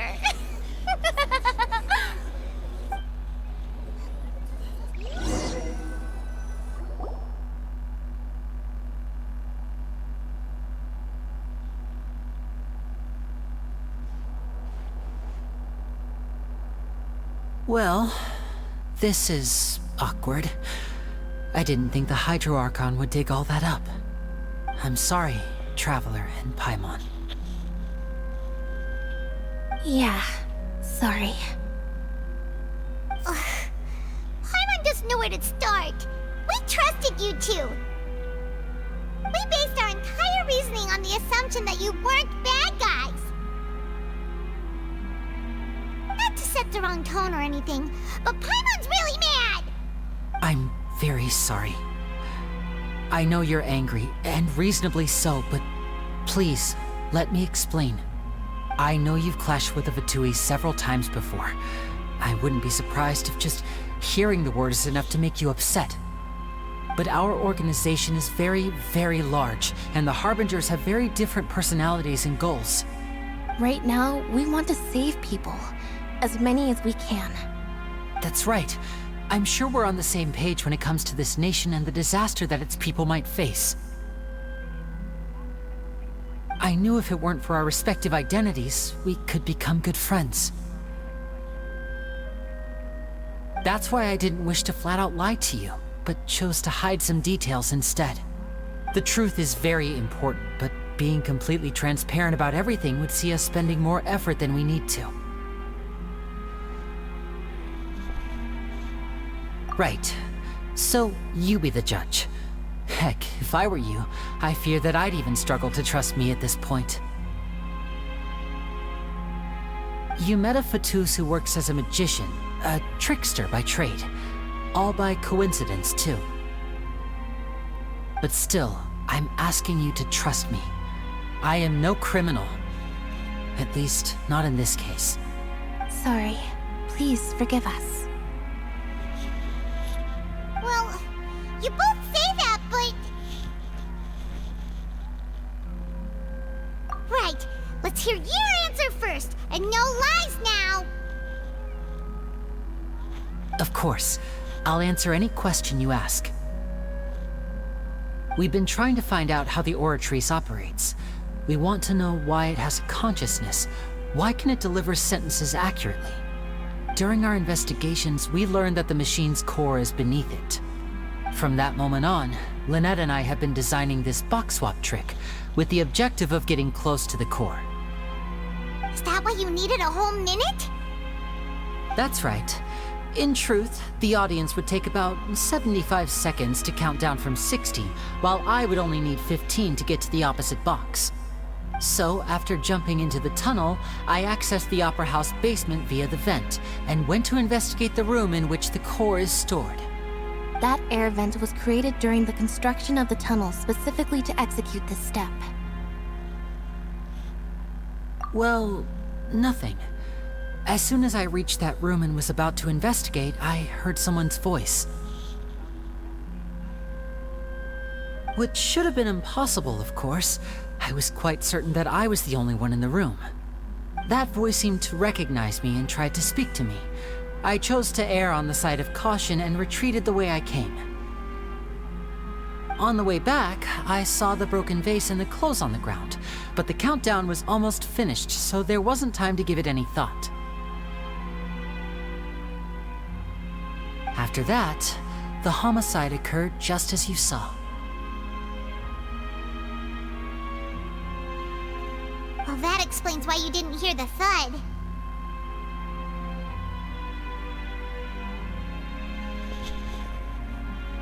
Because of that prophecy I told you about, of course.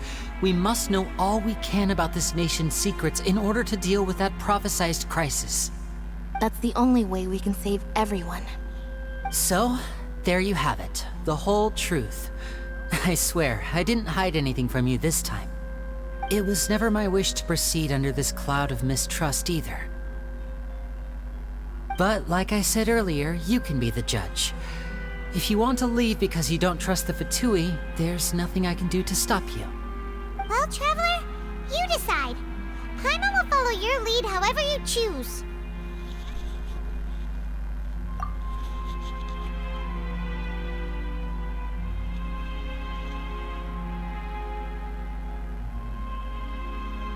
Okay, thank you. Thanks for giving us a chance. The current problem is that the scales are tipped pretty badly against you two. If we want to refute the Hydro Archon's accusations, we're gonna need a seriously watertight defense. Huh?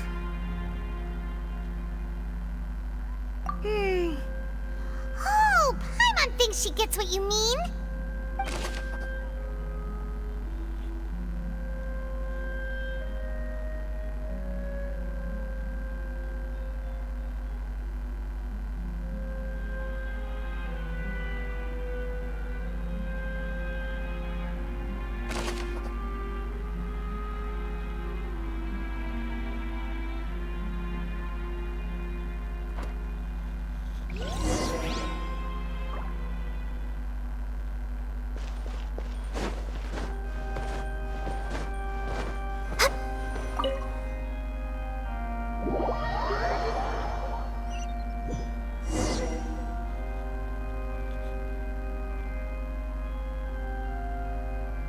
Both parties have returned to their positions. Let us continue the trial. When last we left off, Mr. Linney acknowledged the new evidence presented by Lady Farina as fact. Therefore, Lady Farina may continue stating her reconstruction of the events. Ugh, that took long enough. Now then, if everyone would lend me their attention. At this stage, let's revisit that scene from Linney's perspective.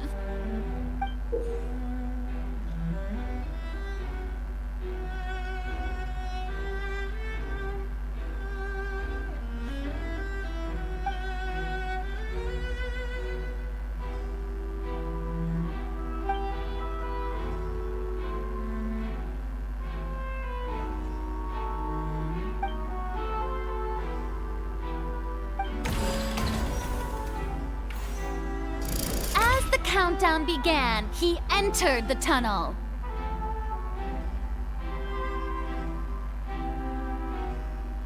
When the flatbed trolley passed, he opened the box and got into an altercation with Halsey, which caused the loud thud. He did not realize that this sound could be heard by everyone in the opera house, which is why he claimed earlier that he could not hear the sound. Finally, he used the vase to knock her out, before making her change clothes to prevent others from recognizing her. At this time, Cowell arrived in the tunnel, having heard that strange noise, and caught Linney red-handed. So Linney proceeded to knock him out too before stuffing him into that box. Afterward, Linney passed the unconscious Halsey to his accomplice through the magic box in the audience stands, before operating the devices such that Cowell's death would be ruled an accident. And there you have it. That's the truth behind what happened. Does the defendant's side have any objections to Lady Farina's description of the events? The key to refuting Lady Farina is the order of events. What Linney experienced and what he saw.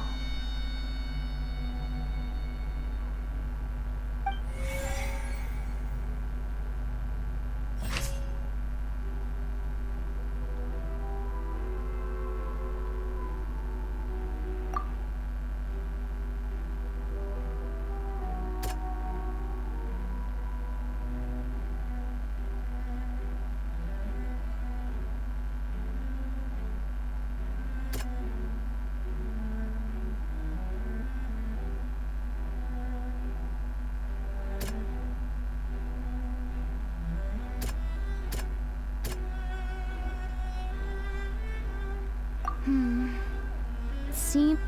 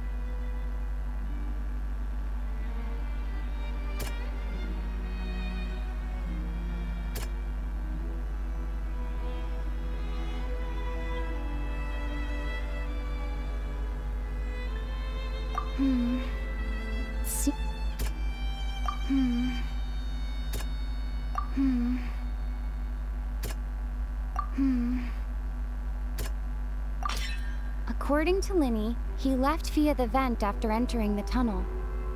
He couldn't have had that altercation with Halsey.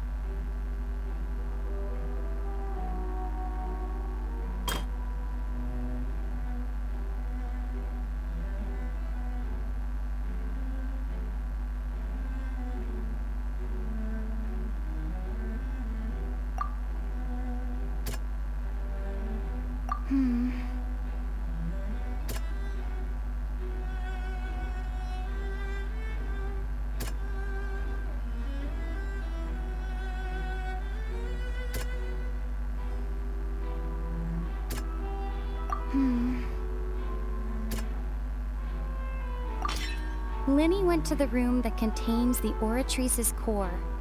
This is the actual truth.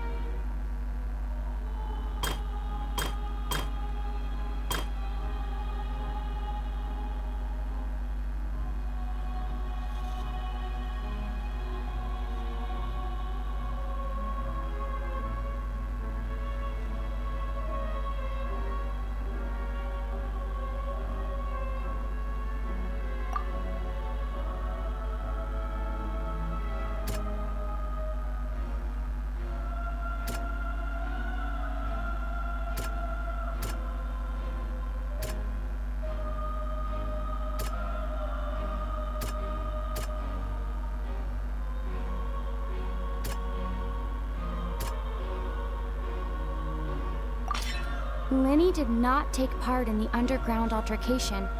He only witnessed traces of the aftermath. Attention! Ace Detective Paimon has something to say! When the countdown started, Linny did indeed go into the tunnel. But he immediately used a vent to access the Opera House basement, which is where the underground core of the Oratrice is stored. Once he reached that area, he heard a voice in what should have been an empty room. Since he felt something was amiss, he returned immediately. The crime scene had already developed by the time he reached the tunnel again, and in order to complete the magic trick, he did not remain there for any length of time. Finally, he reached the surface, and that was when the accident happened from his point of view. Therefore, he's innocent!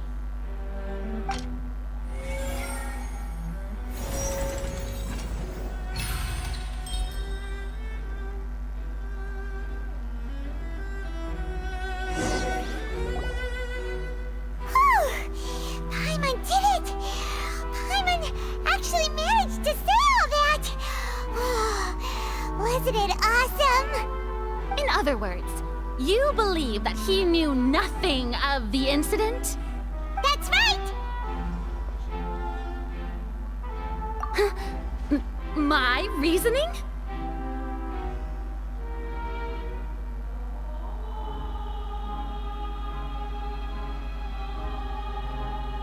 If that's the case, then if Cowell hadn't entered the tunnel, who was the entire setup meant to kill?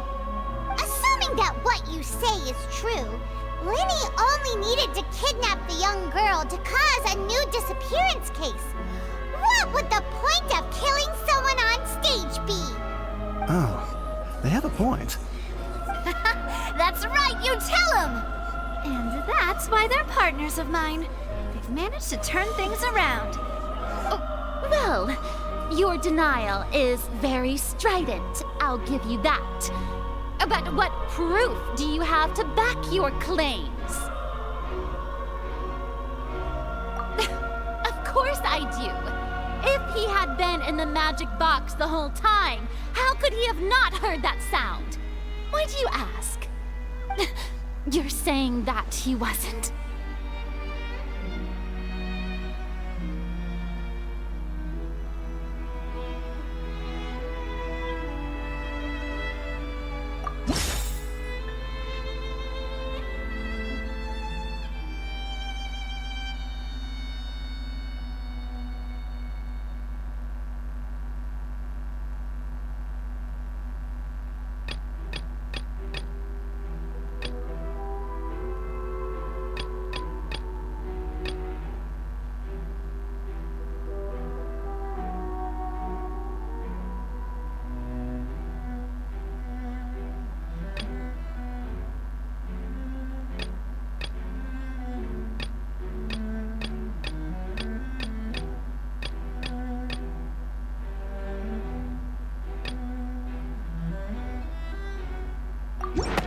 That's right!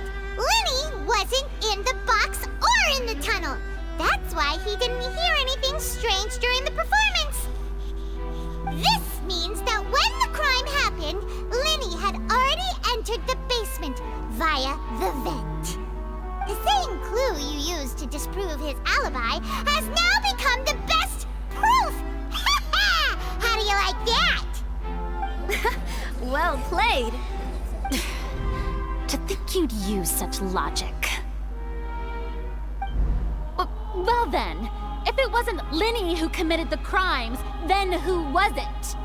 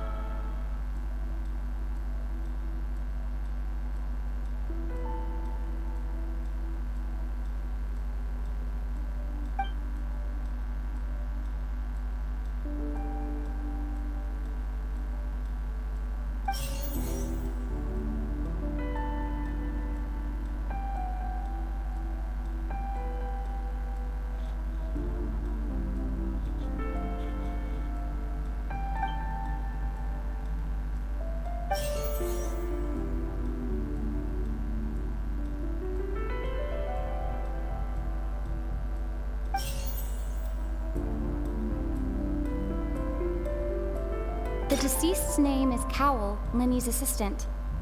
He would have been able to tamper with the equipment.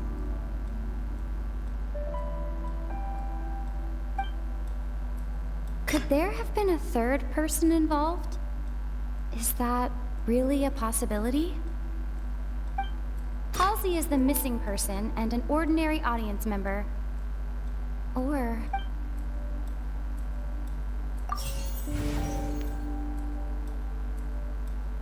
could there have been a third person involved? Is...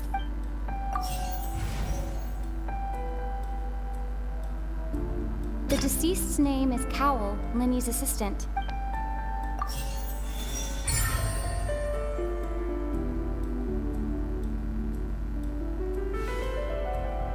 Huh? That can't be right. Are you serious? The killer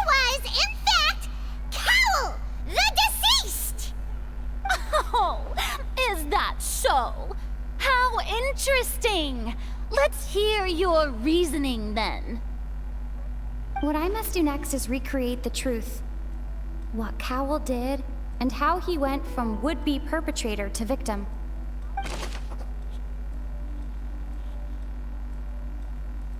No one entered or left the Opera House through its entrances.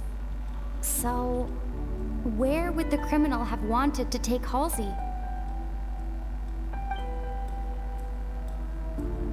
The deceased's name is Cowell, Linny's assistant.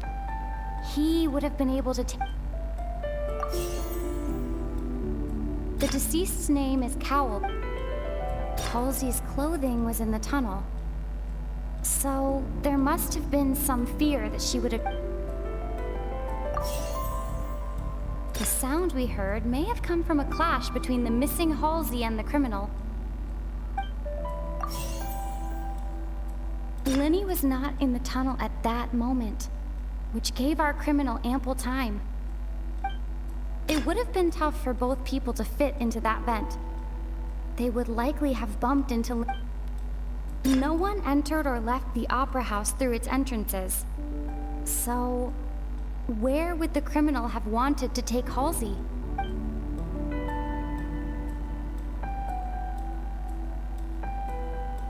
It would have been tough for both people to fit into that vent. Linny was not in the tunnel at that moment. The sound we heard may have come from a clash. No one entered or left the...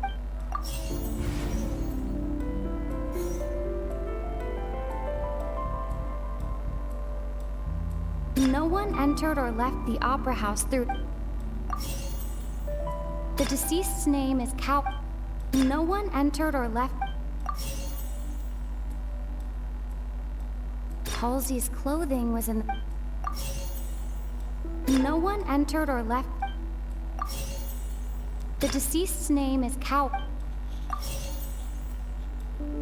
Linny was not in the tunnel at...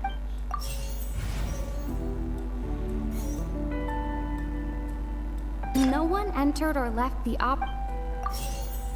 The sound we heard may have come... Linny was not in the tunnel... It would have been tough for both people...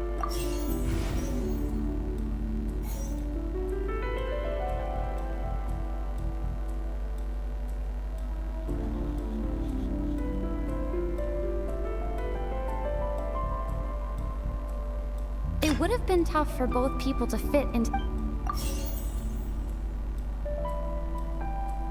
The deceased's name is Cowell, Linny's assistant.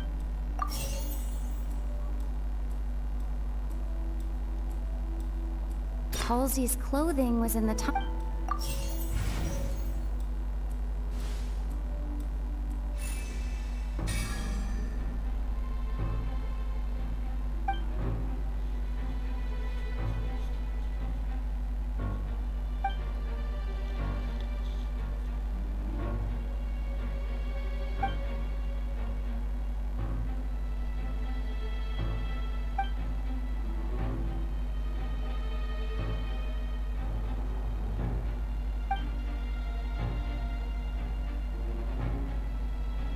What's wrong, Traveler? Are you still having trouble figuring things out? I see how it is. So this was all just a bluff. And here I thought you had something to show for it. But it seems you're still far from the truth. Look, since we're at a dead end, why not consider a different track? Just like the trick as it transpired, the end result must have been utterly different from the magician's initial design. If only we knew how Halsey disappeared. Well, that would be nice, but the tunnel only has 3 exits, and none of them seem very likely. And it's not like this is a magic trick where you can just make a real live person disappear. You know, like you did from that water tank, Lynette.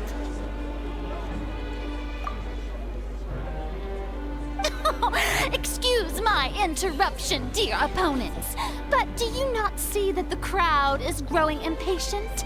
There is no greater sin in this opera house than an awkward delay in the performance.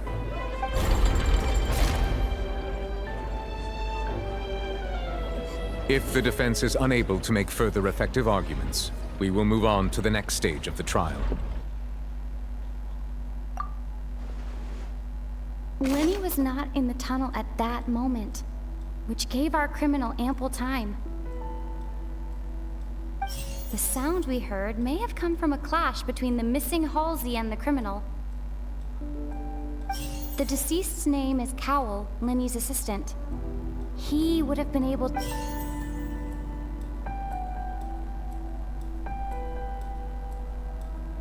The vase was not broken by chance. It was used to cover important evidence. The water...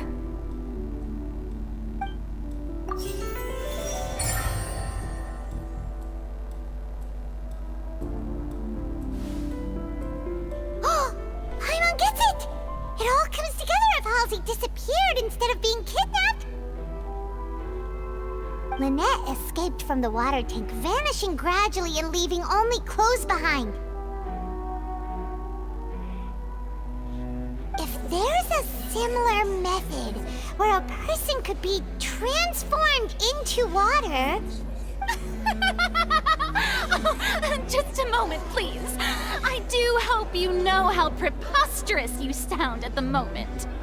How could a person ever be transformed into water? This is reality we're talking about here, not some magic trick. Must we really? I should think that of anyone. Your friend Linny already knows this truth very well. Magic tricks are ultimately just illusions and misdirection. But Halsey's disappearance is very real. We're talking about two completely different things. Even so, I trust the Traveler's judgment. The truth must be out there somewhere. Perhaps some new line of reasoning may open if we try to gather all the focal points that don't make sense. Since Cal was the deceased, we haven't placed much attention on him. But given that we aren't making much progress with the case, it wouldn't hurt to have a look at his belongings, would it? People really do come up with all sorts of harebrained schemes when at the end of their rope. The way I see it, your suggestion that we broaden the scope of our investigation is nothing but a tactic for stalling the trial. Nevertheless, I believe that this is a reasonable request on the part of an attorney. Since the trial does indeed appear to be at an impasse, I believe that additional evidence may help us make more progress. Guards, please step into the lounge and examine the personal effects of the deceased, Cowell.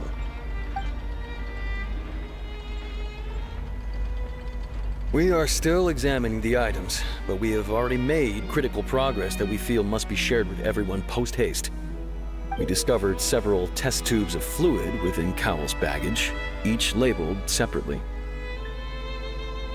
The notebook in his backpack claims that these fluids are... water from the Primordial Sea. The Primordial Sea? The note's contents also indicate that Cowell belonged to an organization that sells illegal drugs and that he had an accomplice. The notebook has many entries concerning safe usage of these fluids, in which the keyword dissolve appears many times. One of these tubes was labeled Opera Epiclese, along with yesterday's date. It is empty. The notes also state that these dissolution properties work exclusively on people from Fontaine. It's likely that Halsey was chosen as some sort of test subject. As such, we believe that the defense's hypothesis is, in fact, supported by sufficient evidence. You've got to be kidding! People dissolving into water? Could something so ridiculous actually be true? Wait a moment. This reminds me of a certain prophecy, but it's just a coincidence, isn't it? Huh. If people can become water, does that mean that the water tank's real use was as a means to hide water stains? And if Cowell was targeting that girl... Wait just a minute. Could that mean... You two, with me, quick! Demoiselle, wait! What about your partners? Let's go. Just trust me. Order! Order! It is undeniable that further examination of the deceased's personal effects has yielded some surprising results, but we cannot yet verify the veracity of these clues. Still, let us assume that these clues are indeed authentic, albeit with the understanding that Ms. Halsey has yet to be found. Guards, please continue examining the items along these lines. Mr. Linney, it appears your hypothesis is supported by the evidence, so please continue speaking. Of course. Thank you, Your Honor. If we uphold this hypothesis, I believe that many of this case's seemingly unrelated clues can be connected together. Right! Like the metal hook! That one didn't make sense at all. Let's think about this. Cowell's methods must have something to do with that water from the primordial sea.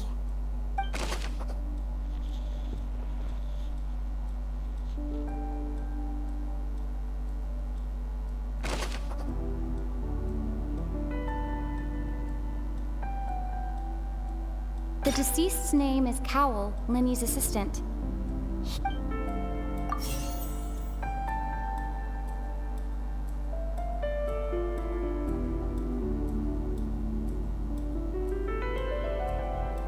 Now it seems like the hook rope was not meant for another magic trick, but was instead some form of...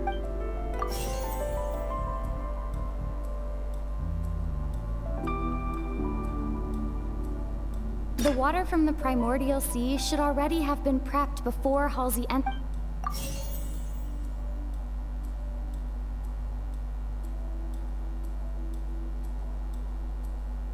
The rope that strung the water tank up was lit by...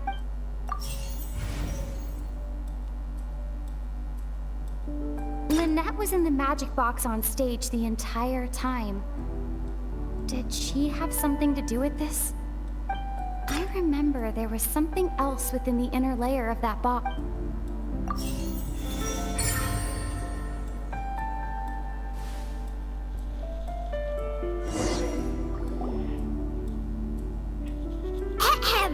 It's Ace Detective Paimon's time to shine again!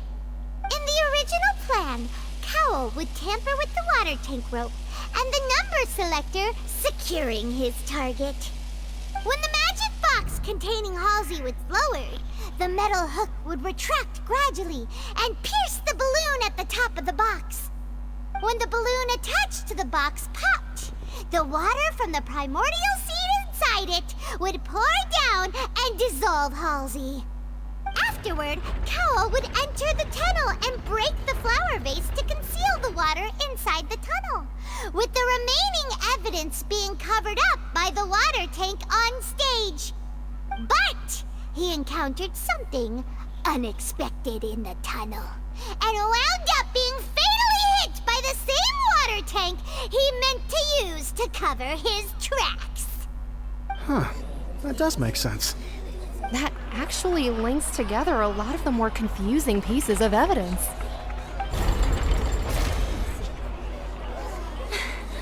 Oh dear, what do I do?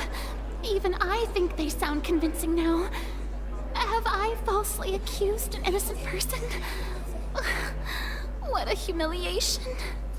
Now, it seems like the only point of contention remaining is the exact circumstances that led to Cal's death. His notes mentioned he had an accomplice who could be related to the situation. On that note, the guards have just contacted me indicating that they uncovered new evidence. I shall now invite him on stage to share it with us. Thank you, Your Honor. We were just inspecting the luggage of the other people involved in this case. And we found an identical sample of the water from the primordial sea among Linney's personal effects. What? That can't be. Oh, I see. Well, how wonderfully comedic to have your own counterattack only to come back and wound you. Does this not clear all doubt? My dear citizens, my loyal audience, allow me to present my reasoning and bring this performance to a swift close. Linny did not need to take part in the dissolution of the young woman at all. Indeed, he did leave the scene via the vent.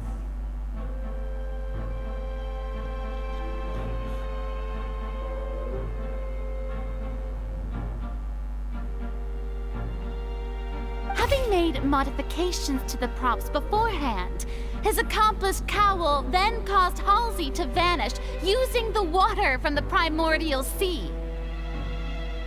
But upon his return, in cruel avarice, Linny desired sole credit and prepared to do away with his partner in crime. Ultimately, he knocked Cowell out, and the tool meant to cover the crime up also became a murder weapon. Now, as much as I regret having come to such a viciously straightforward conclusion, it does seem that the famed Fatui is quite the cold-blooded and ruthless organization. Am I right, Mr. Linny? We've used up all the evidence we collected. There's no way for us to make a rebuttal here. Is this the end of the road?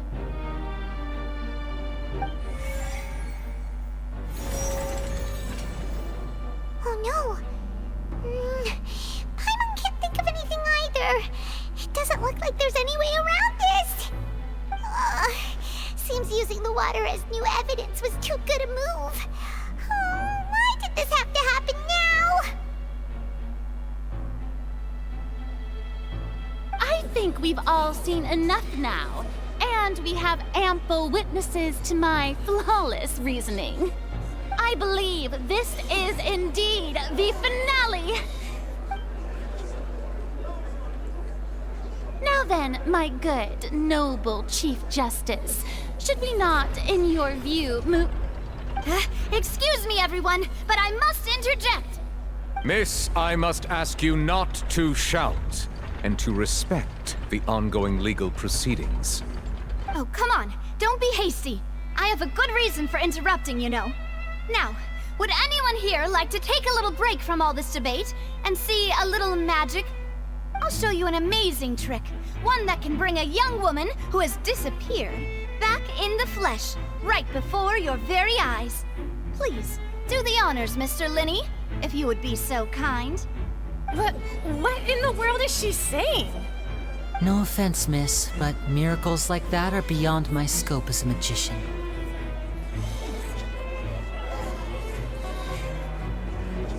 Come on now, don't be silly. Magic is all about misdirection, isn't it? It often conceals the truth while presenting a fascinating illusion.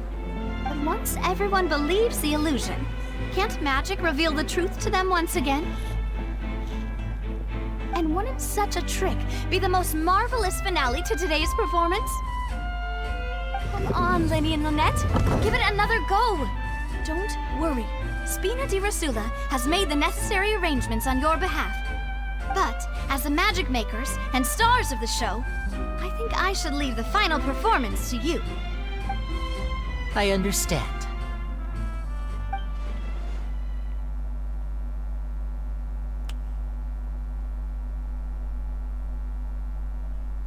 And voila!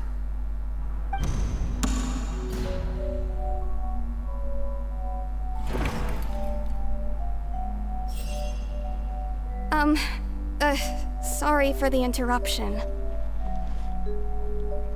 Wait, isn't that Halsey?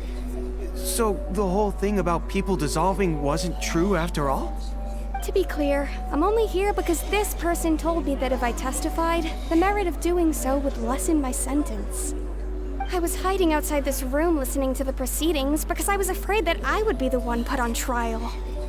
I was just feeling happy that no one had noticed me, and then before I knew it, she caught me. That'll teach you to underestimate us three. Where should I begin? I'm sorry. I'm the one who killed Cowell. I admit it. What? Why? Firstly, my name isn't Halsey. It's Lillian, and I'm originally from Mondstadt. I heard that Linny's show was gonna be a real thriller, but I missed the chance to buy a ticket, so I stole one. That's how I make a living. I steal stuff here and there. And I'd never been caught before. But I was noticed at the harbor a few days ago, and I barely got away. Linny was the one who caught me in the act. Hey, no wonder you look familiar. So you were the thief! Liddy even mentioned that you were pretty skilled. Well, and I thought that would have been the end of it, but then the number selector chose me. He even mentioned the Fortress of Meripede. That's a prison, isn't it? So you can imagine how shocked I was. I thought he was onto me for sure. So I played along with the show while looking for an opening to flee, but then I got water poured on me for no reason, and then someone jumped into the tunnel to nab me. I wasn't going to take that lying down, so I knocked him out and stuffed him into the box. There was nowhere to run from there, though, so I had to change my clothes and hide in a box containing performance costumes. I slipped out after the first guard arrived at the scene and continued hiding inside the opera house. Can a person even hide in there?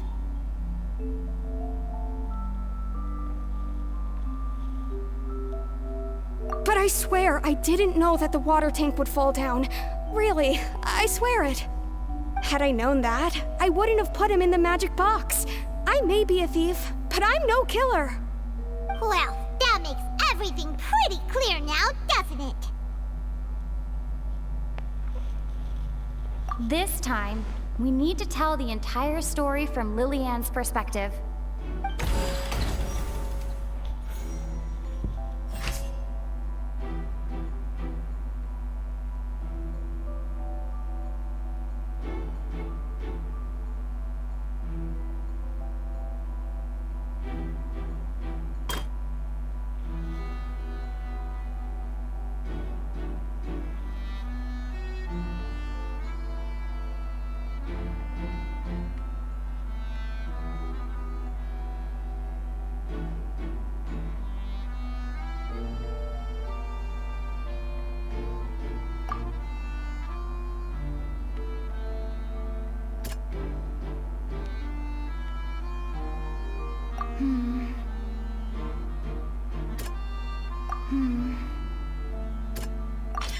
The strange sound wasn't from a fight. It was Lillian's attempt to break out when she was frightened.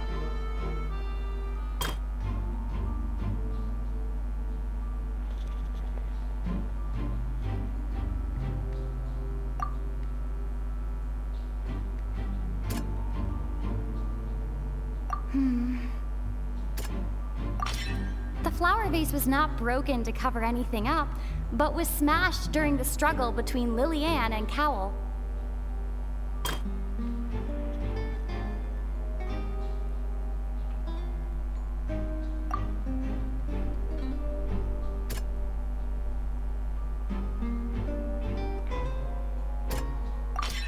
Lillian was afraid that she would be recognized if she left, so she changed clothes and hid, biding her time.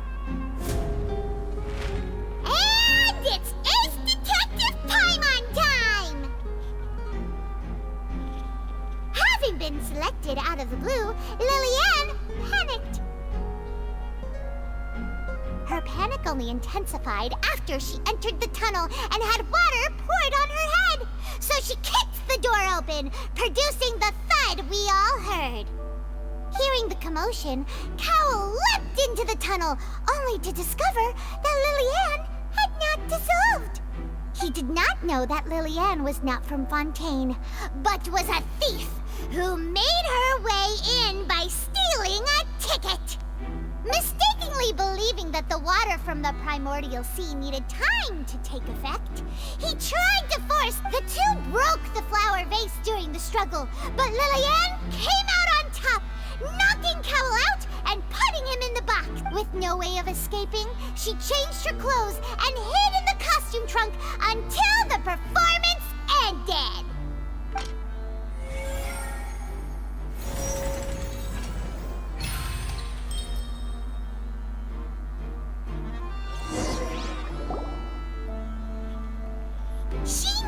that she would have to go through guard inspection if she tried to leave afterward.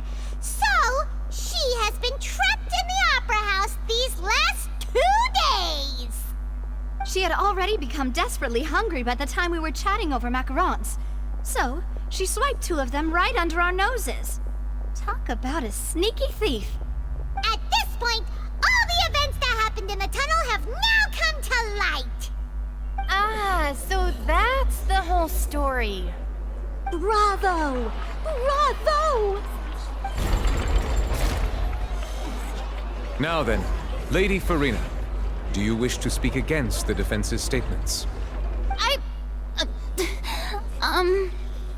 Please answer the question, Lady Farina. Also, if I may add, the trial has not yet ended. As such, I request that the prosecution not leave the room before the proceedings have concluded. What? Are you reading my mind now? No. I have no further arguments. I admit defeat. But really, could you at least have left me with some dignity? Wow! Look at that! She's like a deflated balloon now! If there are no objections, then as the Chief Justice of Fontaine, I shall once again repeat the full sequence of events. The actual perpetrator of the serial disappearances, Cowell, selected his next victim from the audience reservation list. With some modifications to the selector, he could ensure that the pre-selected young woman would be chosen. To cover up any evidence while committing the deed, Cowell thought of allowing the water tank to fall, which would conceal the water left behind after the young woman was dissolved. He also tampered with the rope suspending the water tank, using the fireworks at the end of the performance to cause the tank to drop and hide the watermarks. He poured the water from the primordial sea into a balloon during the preparation of the magic box and stuck it to the box's lid. Finally, he passed the prepared hook on a rope through the gap in the magic box's door when bringing the young woman to said box. When the magic trick officially began, the box containing the woman was lowered into the tunnel, tightening the hook rope and bursting the balloon containing the water. If all had gone to plan, the young woman would be dissolved at this time. However, Lillian was not from Fontaine, and thus fled the box with a loud noise. Realizing that there was trouble, Cowell entered the tunnel and met Lillian. Thinking that the waters had not yet taken effect, he decided to proceed. However, his opponent was more capable than he thought, and he was overcome, knocked unconscious, and placed into the magic box, and thus became his own final victim. Lillian, according to her own statements, then changed clothes and hid until the performance ended, before hiding in other parts of the opera house. As for Linny, he was in the underground structures within the opera house, and was thus ignorant of these happenings. From this reconstruction of events, we can conclude that Linny, the accused, is in fact innocent. While there is much in Linny and Lillian's conduct that should still be investigated separately, this case, at least, can be handed over to the Oratrice to make the final decision.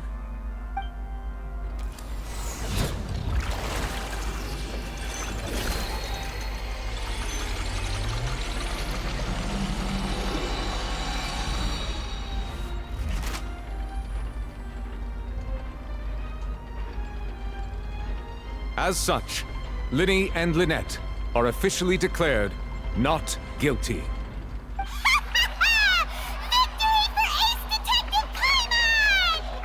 Great work, partners. Thank you all. Thank you so much. Next, I think we deserve an explanation, Guard Vaughn. How did you find the water from the primordial sea in Linny's baggage? Right! Your discovery caused me to make a serious mistake, you know.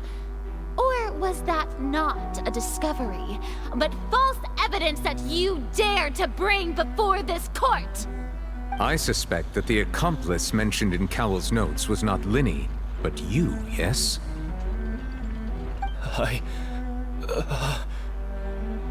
I'm sure you know what you must do to lessen your sentence.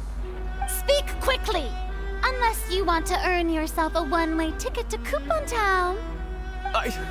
I was just following orders. We were supposed to place blame for the serial disappearances onto Linny, and thus cause suspicion to fall on the Fatui. The higher-ups said this was the best opportunity to do so. And now that your plan has fallen through, and the secrets of the water have been revealed, you have become a liability to said higher-ups, yes? Therefore, you would be wise to tell everything you know, and seek the protection of the guards. Yes, I'll tell you everything I know. Our boss discovered that the water can cause people to dissolve. It can also be made into a potion, which when extremely diluted, can cause people to experience unforgettable exhilaration. We've been in this business for a while now, and have made decent more off it. The disappearances were also the boss's idea. I mean, this is the boss we're talking about.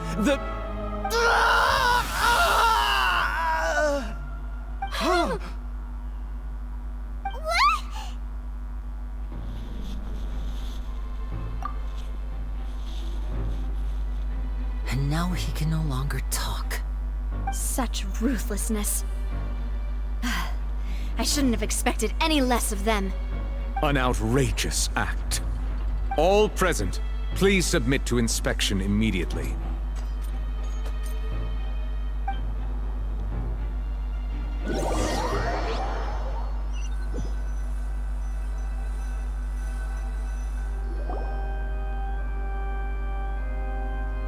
So, we're just going back now?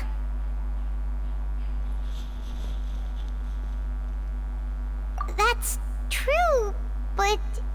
Traveler, Paimon! Please wait. Lenny... I know you may not want to speak to me right now. Maybe you don't even want to look at me. But still, let me thank you again for defending me to the end, even after you learned that I'm a member of the Fatui. I guess. But regardless, I'd like the opportunity to set things straight. I didn't approach you with any ulterior motives or ill intent. I've spoken to you as myself, just plain Linny this entire time. As for why I'm a Fatus, it's because the goals of the House of the Hearth align with those of an orphan like me. That's all. That was how Father, who you might know as the Knave, approached recruiting us back then too. The Knave? The one who controls the House of the Hearth? She's your father? That's right.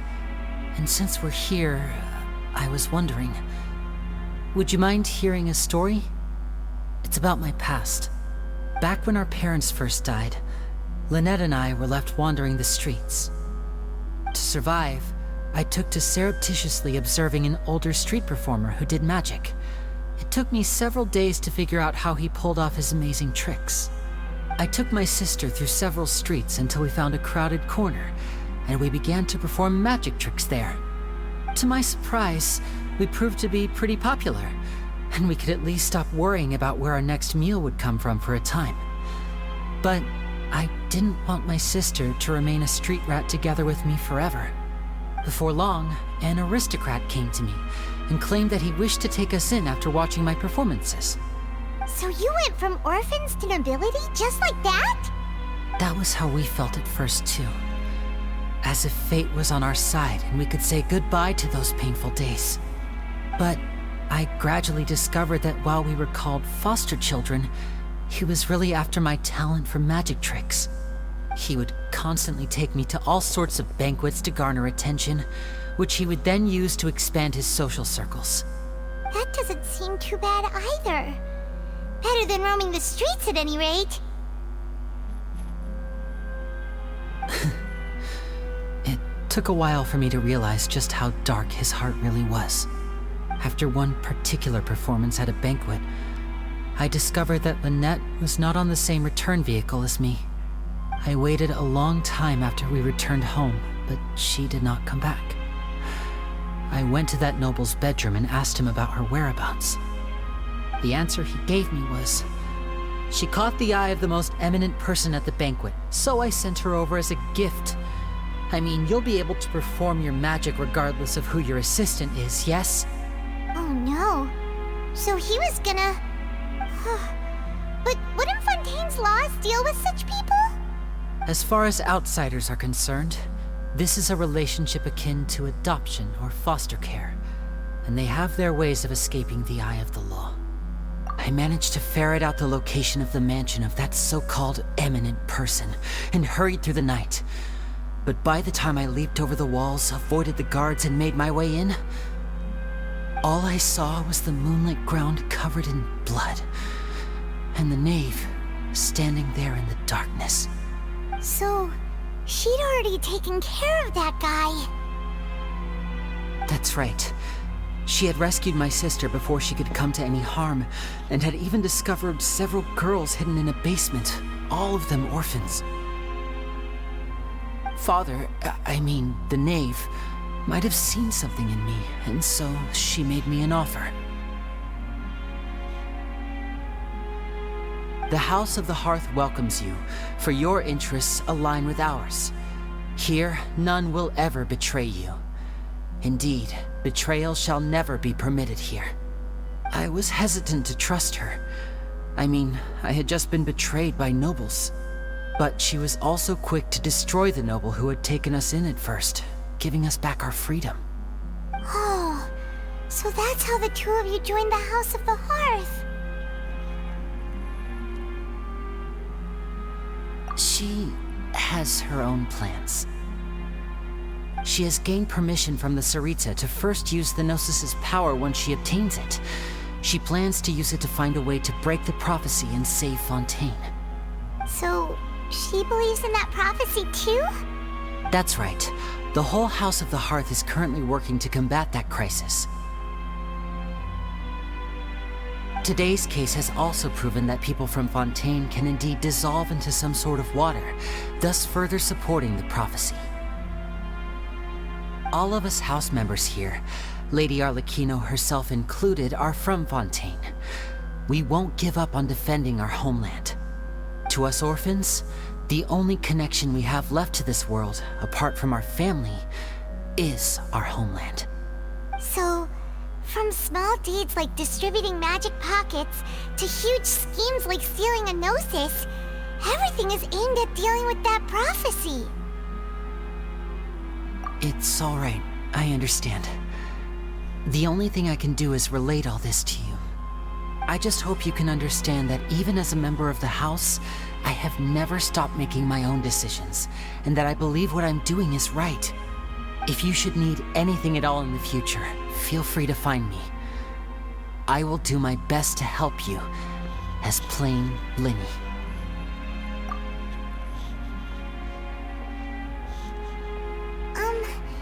Bye, Linny!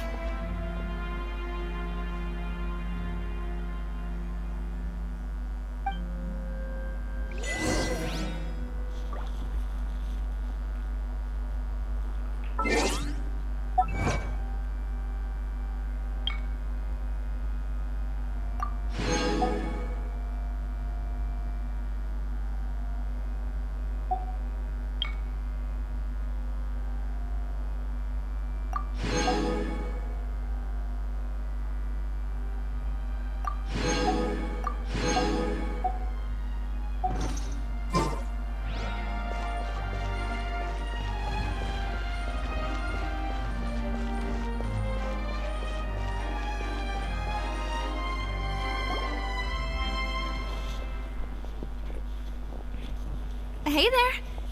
What was with the disappearing act you pulled right as the trial ended? Were you looking for us, Navia?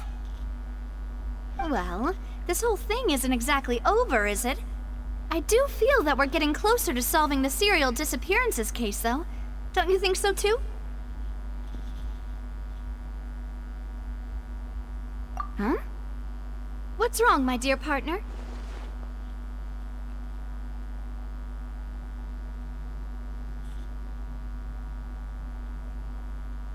Besides, are you sure we're the ones who can crack a case that's been cold for decades now?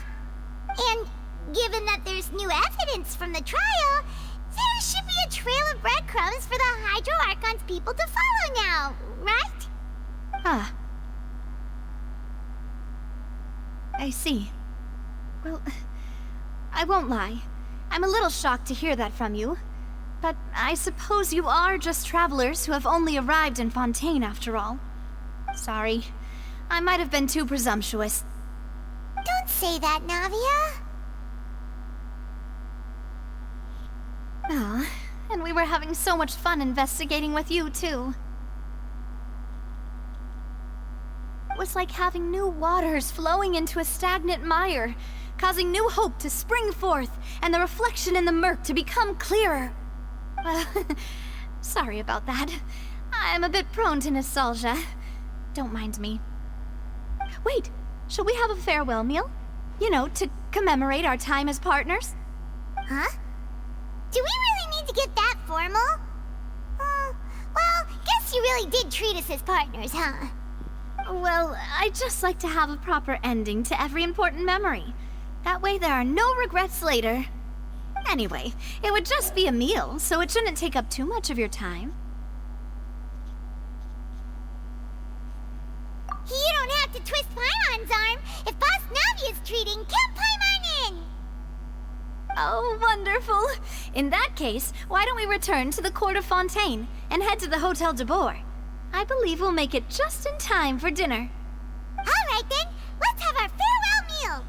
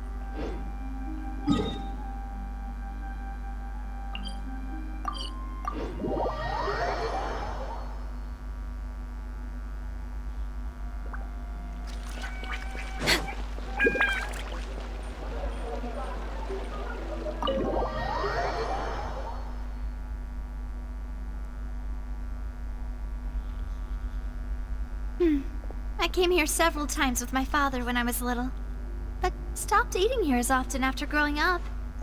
I hope the food here will be to your taste. Oh, don't worry. We haven't eaten at a hotel like this in a while. Paimon's getting excited already. In that case, I'll go order for us first. Please wait here a moment.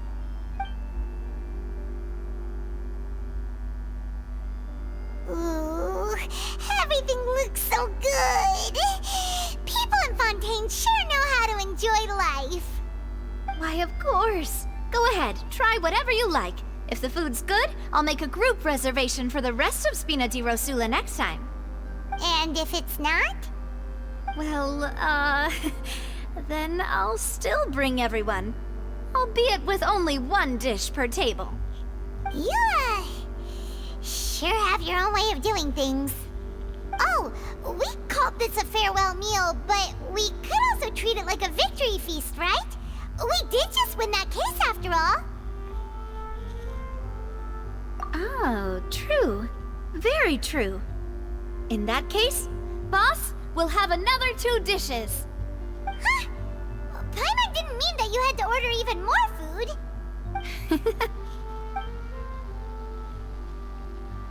Speaking of cases, do you think that the mastermind behind the serial disappearances will get caught soon now that this has all happened? Well, we've certainly taken a big step forward, but I feel that's about it. We know that there's an organization that means to dissolve these young women, but we still don't know what they are really after. If it hadn't happened right in front of us, Paimon wouldn't have ever believed that a person could be dissolved like that. Right? Yet it was because this was such a preposterous notion that the investigation could never really move forward before. Ugh. If only that guy could have finished speaking! We were so close to hearing who was behind it. In such investigations, even the smallest step can seem like a yawning chasm if the trail of clues is cut off. To be honest, I don't have high hopes for any follow-up that the authorities might conduct. It's not that I don't have faith in their ability, it's just that a different perspective is required in some matters. It's easy to guard against and deceive a single narrow perspective. A shift in thinking is required at such times in order to produce a breakthrough, which is exactly why the Spina di Rosula exist. Those highfalutin folk are not all-knowing. That's why we exist. To seep into the cracks where filth falls through, where their watch fails them. That's the kind of problems we solve. Seems Paimon thought things were simpler than they actually are. It's all right. Well, this was supposed to be a farewell meal, so I doubt you have further interest in this business, right? Let's talk about something else. Like, what are your future plans? That's true. We didn't have a chance to speak to her after the trial ended. It didn't really seem like the right time or place to do it anyway. I see. So, your primary objective, which has been foiled so far, was to have a chat with the Hydro Archon. I've heard that there's a long line of people waiting to meet Lady Farina. I suspect you'll be waiting for quite a while, considering that you missed your chance today. Yeah, we've heard that she's super popular here in Fontaine, and that it'll be tough getting any of her time. Well, would you consider some more, unique ways? Perhaps even methods of, let's say, questionable legality? Guess that's Spina di Rosula's boss for you. Chock full of sketchy ideas. Well, what did you have in mind? Well, one way would be to infiltrate a performance troupe at the Opera House, only to abandon your act at the play's climax and ask to speak to her after the performance. I'm sure Lady Farina would be eager to see the ending, and would agree in order to finish watching the play, don't you think? Could you suggest something a little more practical? This plan seems pretty hard to pull off. We'd have to go learn how to act, and acting's really hard. Alright, here's another. Find a way to conceal yourselves under her bed, then wake her up in the dead of night and demand answers. Don't let her go back to sleep until she answers all your questions. I can personally testify that this one works. When I'm sleepy, I'll do anything as long as I can finally get some sleep.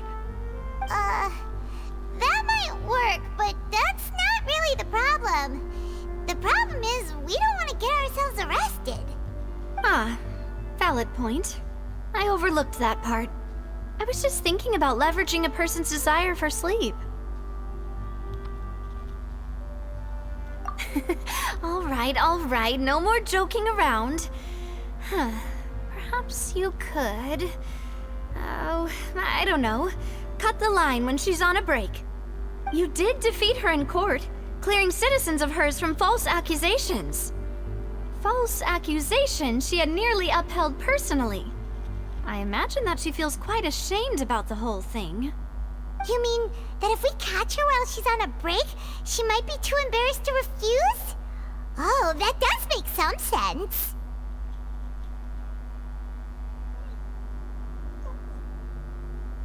Why don't we give it a try after this meal? You know, strike while the iron is hot and all. Huh? Paimon, did you drink my Fanta? Was this your drink?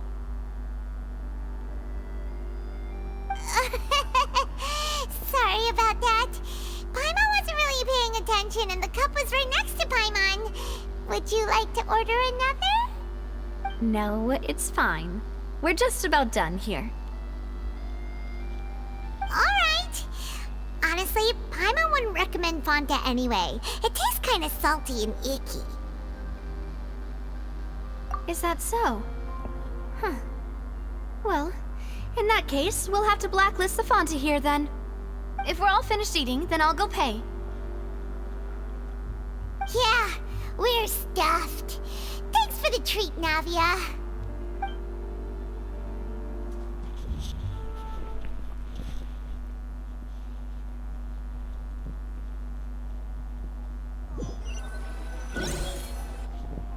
Oh, so full. Paimon can barely float anymore. Can't you see Paimon's barely an inch off the ground? Okay. As for expenses this month, we're left with... Hey, Navia! What are you doing over there? Oh, nothing. It was just a meal, you know? Nothing the Spina di Rosula can't cover. Let's get ready to try to meet the Hydro Archon again. Bye, Navia! So this is goodbye, huh? Well, if you do encounter any other trouble in Fontaine, you're always welcome to contact the Spina di Rosula. I'll give your requests the highest priority. In any case, I wish you smooth sailing. I'll see you again, partner. See ya!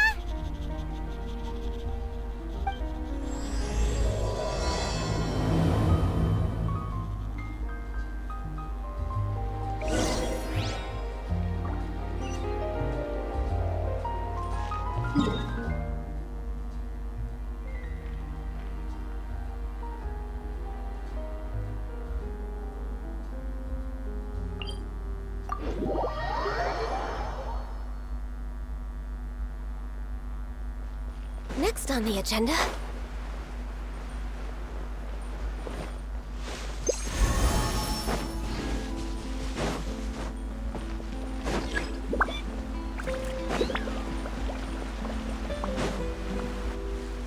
There aren't many people around anymore. Looks like that boat we took to Araneus might have been the last one. Vache. Looks like we're back here again. Huh? Traveler? Are you hearing voices again? Ugh. That's kinda spooky. Are you sure we don't want to come back in the morning? Vache? Vache. Hey, why are you still walking towards it? There might be something nasty in the water. Huh? Hang on. Paimon can kinda hear a voice. It's calling for Vache, right? Hey, Traveler? Stop walking! Come on, wake up!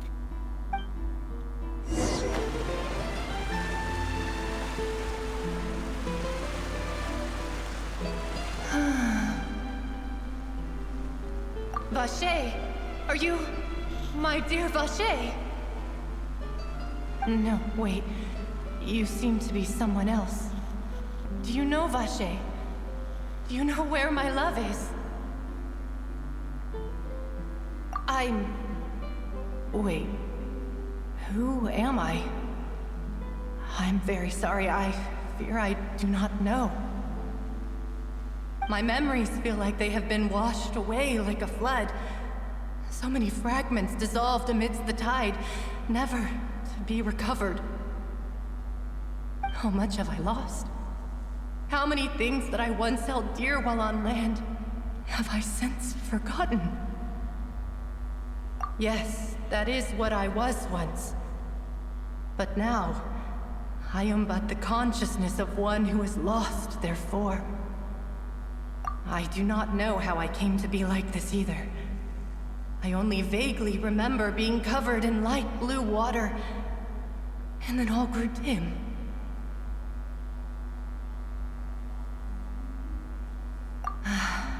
I also remember going to many places. I loved adventure, loved exploring places of peril. No matter where I went, Vache would go with me. I knew how dearly he loved me. And I also loved him equally as much. But now, we can no longer go back. The pain of such parting, I never knew how heavy it could be. No, our reunion no longer has any meaning. There is no way for us to create any new memories. The thought of me gives him no succor, so let it lie forgotten beneath the waters. If you meet Vacher, tell him not to look for me. Tell him to move on. That is the only thing I still remember. Perhaps that is so, as I was submerged in the waters, losing consciousness. I saw Vacher above the surface. His eyes were filled with such sorrow, such longing. If only I could have comforted him, told him that I did not suffer. Indeed, I had felt a great warmth. Is that what you call it? Dissolving? If anything, I consider it a form of release. It was a state of neither fear nor frenzy, with only an endless peace, like the water's still surface. I could also liken it to being a thirsty person who drinks water for the first time, and only then sees how they have lived for so long in a world of endless want and anxiety. I think I hear your companion. It's time for you to go, I think.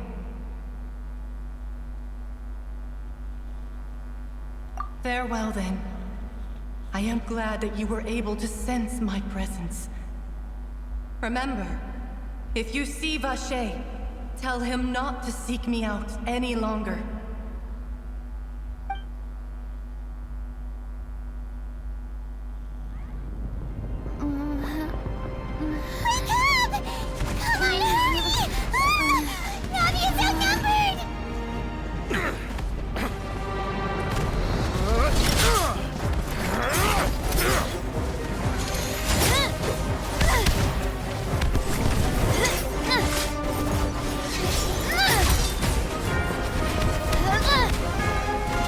Demoiselle, look out!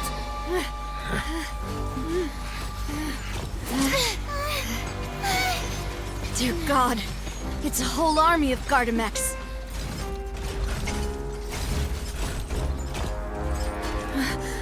Chlorand?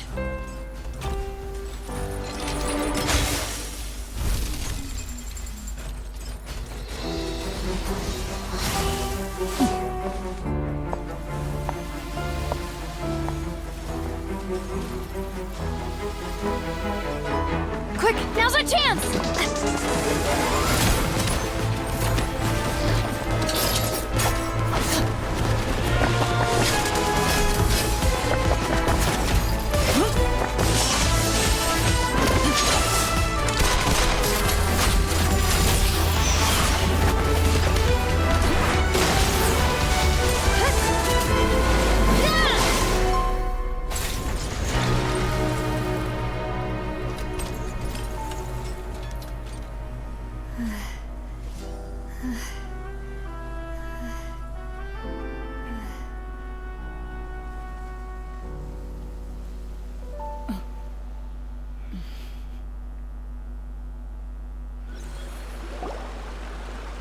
I should thank you for lending us your sword there, Chlorand.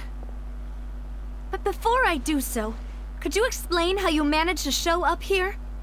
I followed you. It seemed to me that danger has followed you more closely as of late. I believe that following someone without their knowledge is actually called stalking, is it not? Mr. Callus's last wish was for me to ensure your safety, and I will not betray his trust. He would do the same, were he alive today.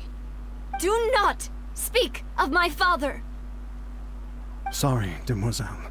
I was not strong enough. Thank you for your aid, Miss Chlorand, but do keep an eye out for your manner of speech. I believe we all wish to avoid unnecessary emotional harm. Sorry, I did not consider your feelings. Whatever. What else do you know? How did you come to the conclusion that I'd be in grave danger? I doubt I know much more than you, but I believe that the mastermind behind the serial disappearances is very powerful. Your performance tonight will almost certainly attract their attention. Huh. I'm sure they've known about me. To be honest, I'm shocked it's taken them this long to act against me. And what about these Gardamex? I thought only those associated with the Maison Gardiennage could control them. None of these mecha have serial numbers. I was sure to check a moment ago. They are not the ones used by the authorities to enforce the law. I can only conclude that some powerful or wealthy party must have obtained them via illegal means, deploying them as a private force of sorts. What? Your point being that they're out of Spina di Rosula's league, then? Yes. Be careful, and do not act rashly. I will continue investigating no matter what. We will bring the truth to light. That's my father's true last wish.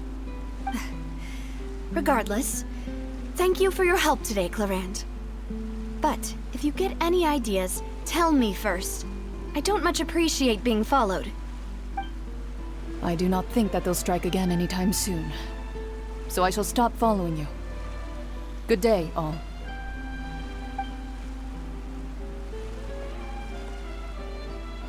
Right. I suppose that's the best news we've gotten today. Demoiselle, I believe that Miss Clarand was being sincere with you. If we tried, we could attempt to thaw relations a little. I know, she's... Oh,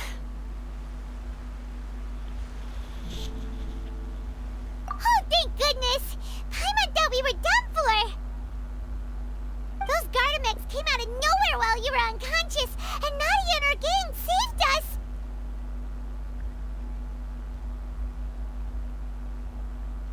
Oh, and there was that champion duelist named Clarand who came out to save us too! We got lucky there. Paimon probably couldn't have fought them off otherwise.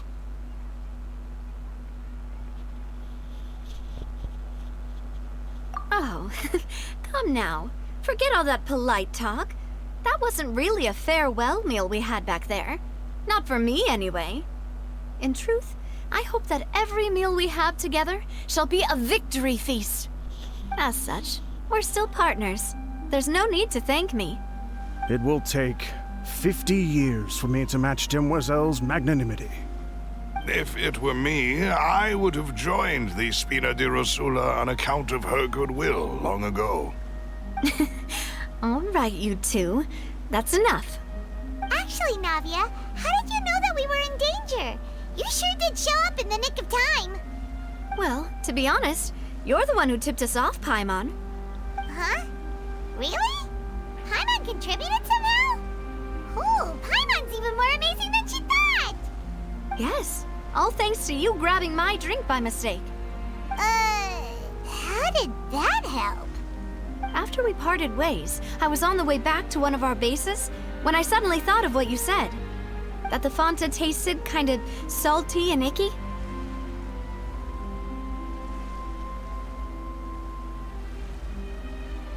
Fanta only comes in sweet flavors, so how could it have tasted salty? The color of the drink, if I recall, had also been a bit off. So the Fanta had been spiked with water from the primordial sea? Yes. So, if you hadn't drunk that cup for me... Spina di Rosula is preparing the grandest of awards for you as we speak for saving the boss. Huh. Really?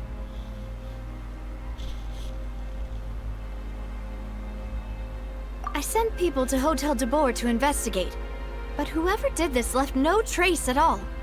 That's when I figured out that you might be in danger, and hurried here as quickly as I could. But why would they go after us too? All we did was defend Linny in court and help clear his name. Ugh, now we're caught up in this mess too, aren't we? Well, you did foil a plan that they were probably pretty proud of, and almost got their name in the process. Speaking of which, Did anything strange happen when you drank the primordial seawater? Well, it can't be a coincidence that the traveler fainted just now. She said that she heard that voice calling for Vache again. Oh, and this time Paimon heard it too, but it was real faint. Does this situation have to do with the primordial seawater then? Does that mean the primordial seawater raises someone's sensitivity to hydro when it's used on people who are not from Fontaine? That doesn't sound like too much of a bad thing, to be honest.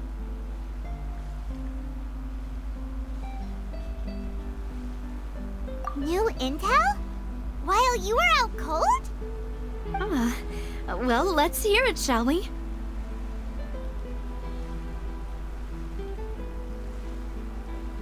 Oh, that is important.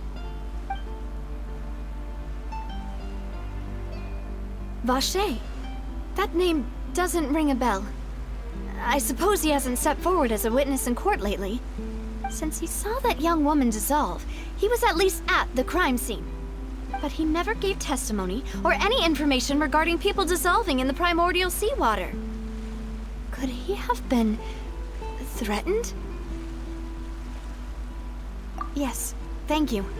This is very important information indeed. We will continue to investigate. Oh, you mean you'll help us investigate? Well, you did say that our farewell meal didn't really count. That means we're still partners, right? And besides, we're in this now whether we like it or not. You're not gonna let those people who targeted us get off the hook so easily, are you, Traveler?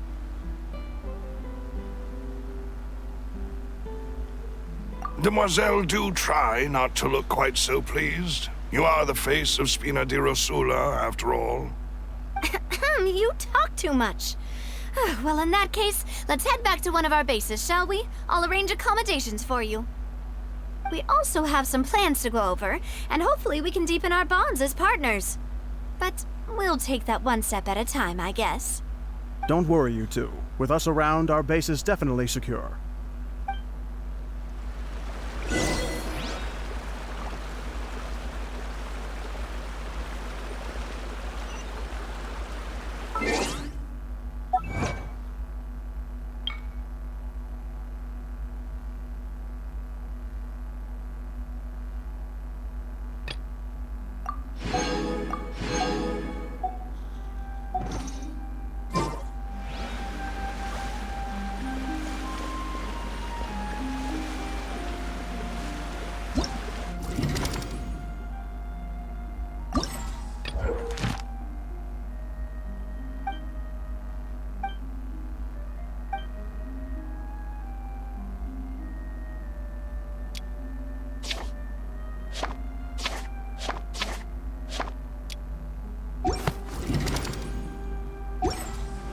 Should we really be...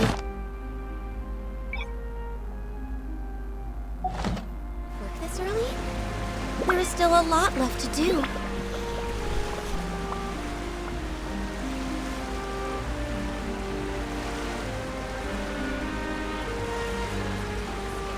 Lot left to do.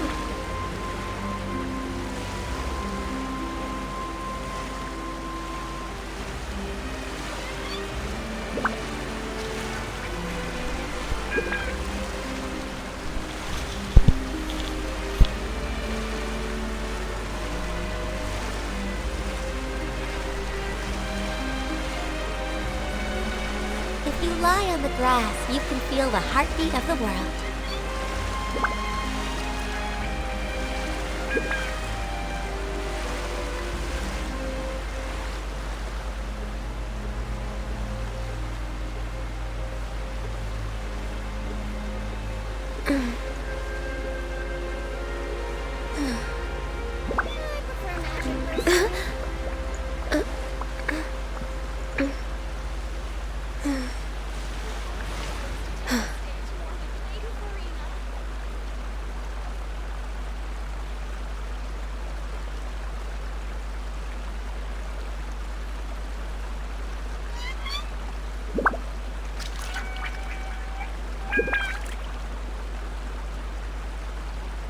It's so nice to de-stress.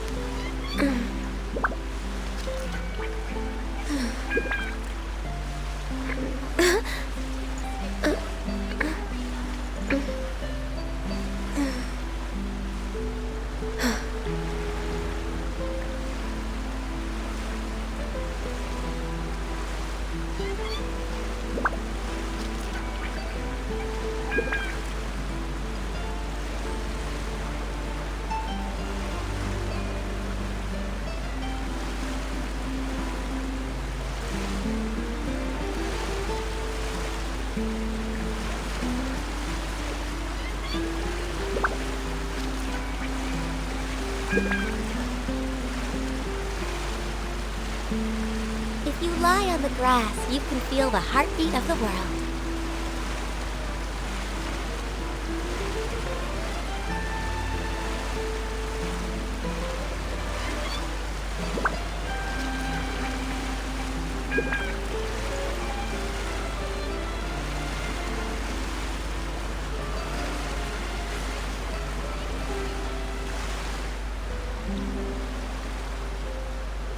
I prefer magic personally.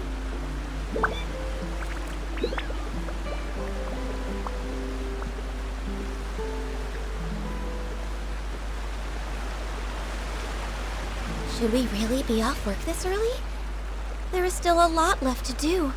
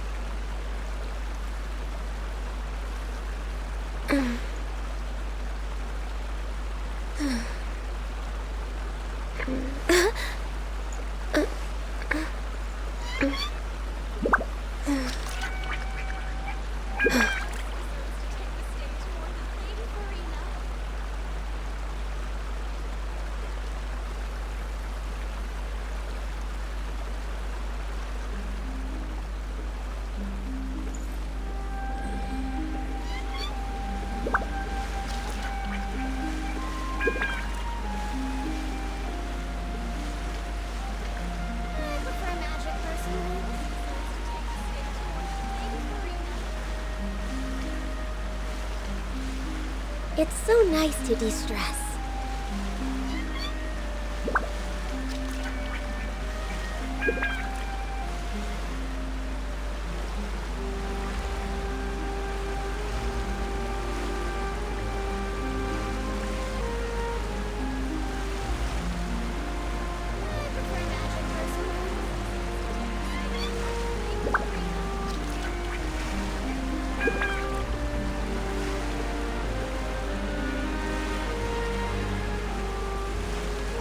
Should we really be off work this early?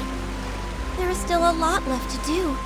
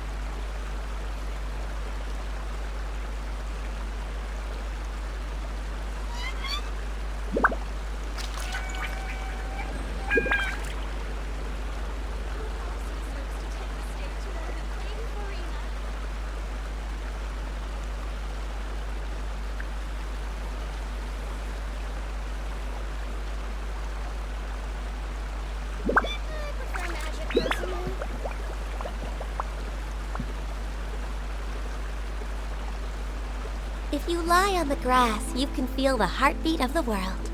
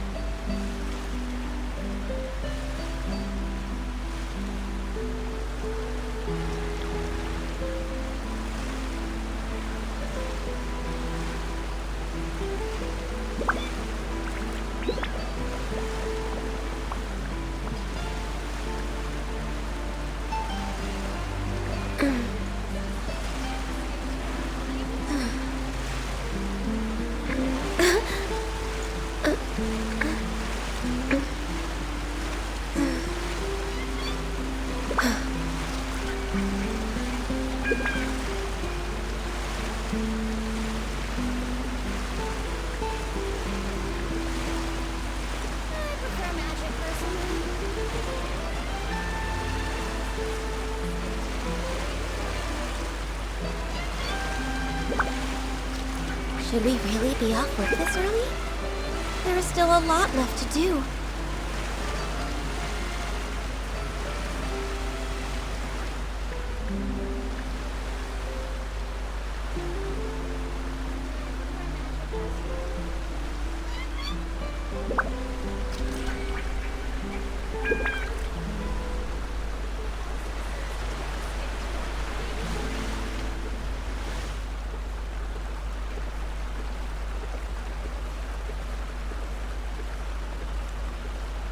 If you lie on the grass, you can feel the heartbeat of the world.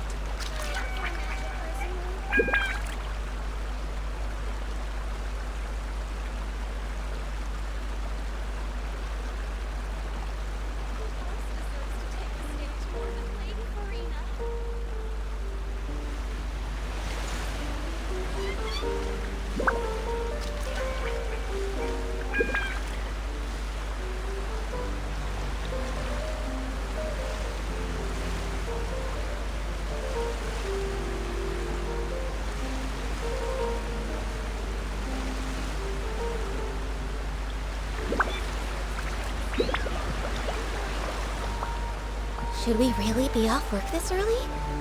There is still a lot left to do.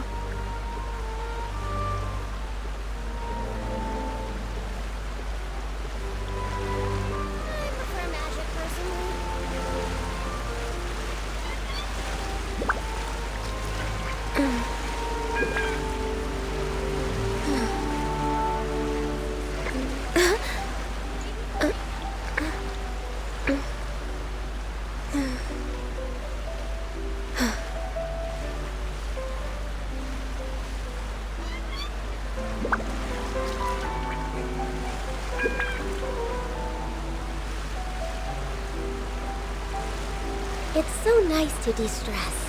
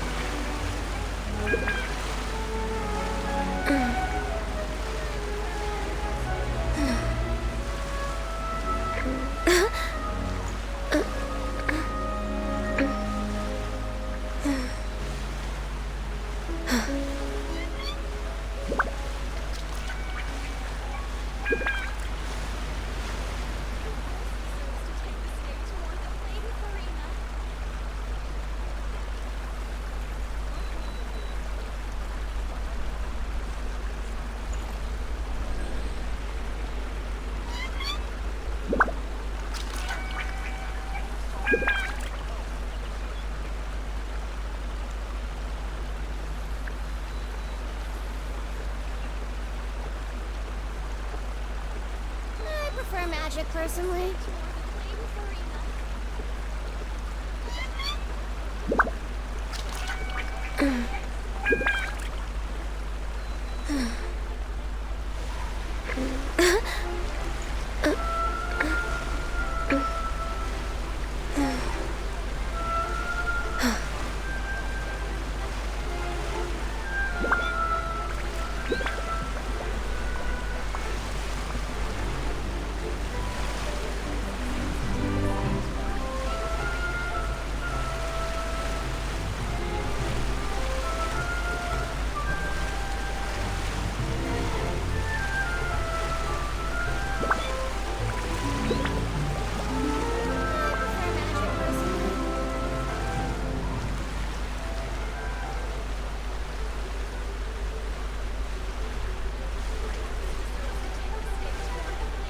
Should we really be off work this early? There is still a lot left to do.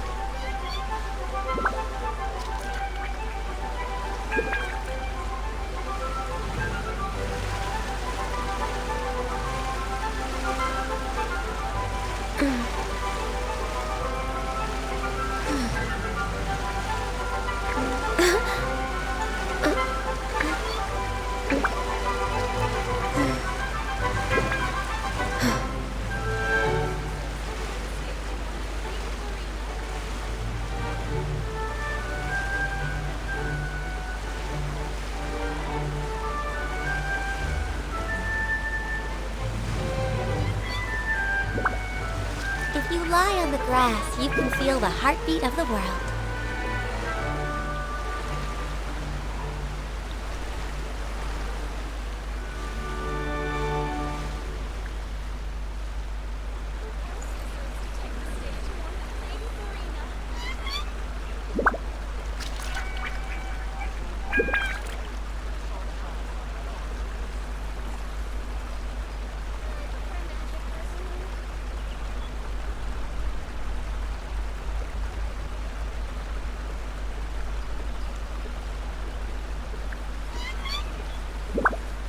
Should we really be off work this early? There is still a lot left to do.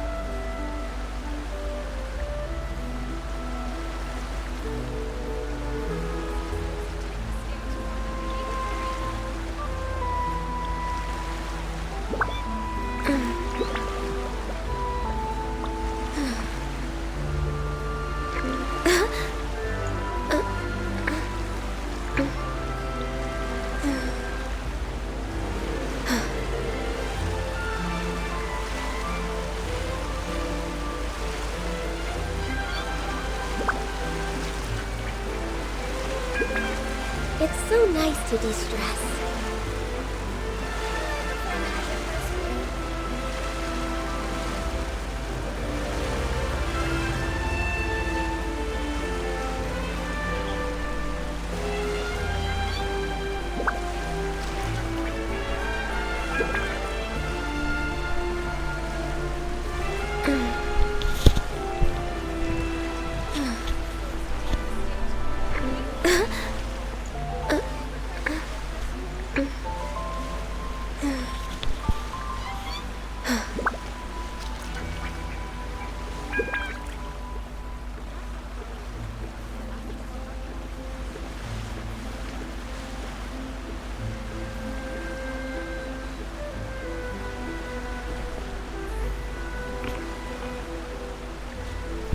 Should we really be off work this early?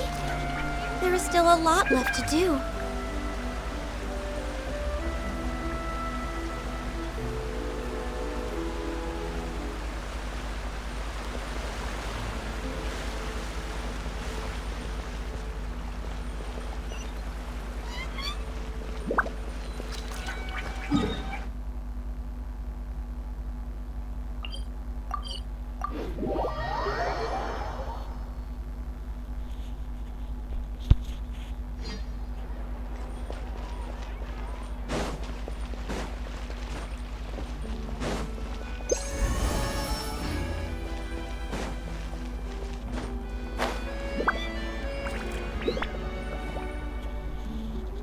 It's right up ahead, but let's make sure we weren't followed first.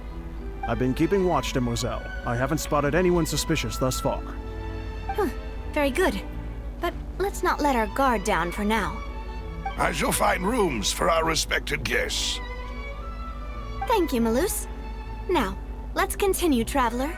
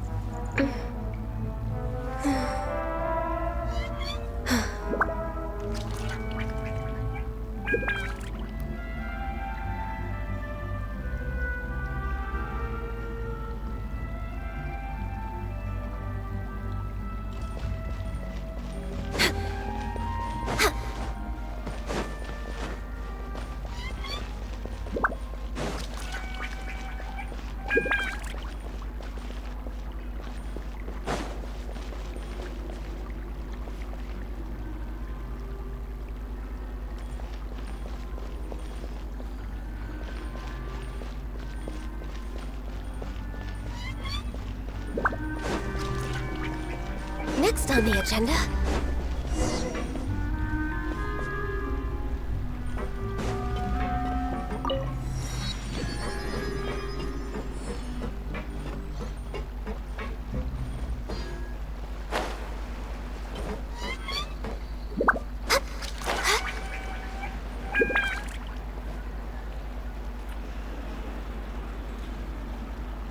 So, this is your base? It's not quite what Paimon imagined. Your accommodations have been arranged. Under the present circumstances, I can confidently say it's the best we have. Well, our funds have been a little tight lately. After all, we don't allow illegal or unethical profiteering. In fact, our funds often come from citizenry who support us. Seems like it's tough times for everyone. But if you have the support of the people, that does sound like it's worth it. To be honest, our financial situation was a lot better back when my father was in charge a few years ago. I'm afraid I'm not quite his equal. Your father... he was the previous boss of Spina di Rosula, right? How did he... Demoiselle, if you'll allow me to explain. No. I'll explain it myself. I suppose I couldn't run from this topic forever. And as partners, this is something I hope they can understand.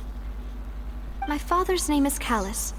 Yes, the same one they call Callus the Unfaithful in the streets. 3 years ago, he was accused of murdering his own friend. But he chose a duel to defend his honor instead of standing trial. He died in the duelist's ring. Oh no. But I do not believe my father was a murderer. I'm sure he was set up. At the time, I believed that if he only stood trial and was duly investigated, something amiss would crop up and prove his innocence. But strangely, he not only requested the duel himself, but rumor has it that even after being seriously injured, to the point where he could be deemed as having lost the duel, he refused to surrender, determined to die in the arena. 3 years later, I still don't understand why he did that. How could he protect his honor if he's dead? If anything, he gave up his chance to defend himself. The closest piece of info I have is that my father had been investigating the serial disappearances case at the time of his death. Ah, so that's why you're so determined to get to the bottom of that case. That's right. I've also tried to investigate the murder my father was implicated in, but I haven't found a single new clue in my countless reviews of the investigation records. However, I believe that if the murder case is related to those behind the disappearances, they must know something. I must know what really happened.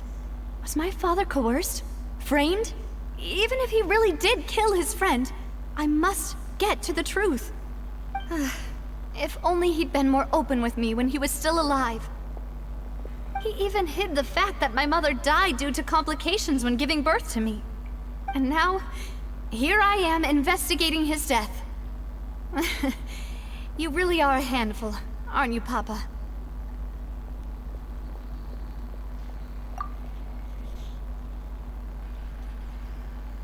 Demoiselle, please, if there is anything I can do, anything at all. I also will never believe that Master Callus murdered anyone. There are none whom I respect more than the two of you, Demoiselle. Master Callus did so much good in life, yet all it took was one murder case for him to be dubbed Callus the Unfaithful. Even our supporters decreased greatly due to that incident, hence our strained finances at present. Wait, if Callus was such a good man, wouldn't people at least be a little suspicious when he was accused? No. Perhaps people just revel in that kind of drama. It's not something exclusive to people from Fontaine, really. Everyone's like that. People love watching the evil turn over a new leaf, but they also enjoy watching good people fall into an abyss from one slip-up just as much. But how could... never mind. If Callus was really falsely accused, we have to find the truth. He didn't deserve to have that happen to him. There is one other thing. Master Callus's opponent in the duel was Ms. Clorand. Oh, her? Well, then, isn't that as good as saying that she was the one who killed him? Yeah, that's not the sort of thing that you can just let go and move on from. Miss Clorand has always placed great emphasis on the honorable nature of the duel. If her opponent doesn't yield, she will not stop either. She knew Master Callus beforehand and greatly respected him, but seeing how he was resolute in the arena, there was only ever one choice she could have made. It's not that I don't understand her at all, but I just can't deal with this yet. Don't worry, Navia. Paimon knows how you feel. You don't have to force yourself to do that. Afterward, Ms. Clorand told us that at the start of the duel, Master Callus requested that she ensure Demoiselle Navia's safety. Yes, that is our understanding as well. Oh, Papa. What madness drove you to ask the person who killed you to take care of me? All right, anyway, that's the information I wanted to share with you. Even if it did sound like I was just complaining towards the end. Thanks. You two should go and rest. This was quite a day after all. Yeah, Paimon's feet. Please, relax and get some sleep. We will ensure you rest soundly.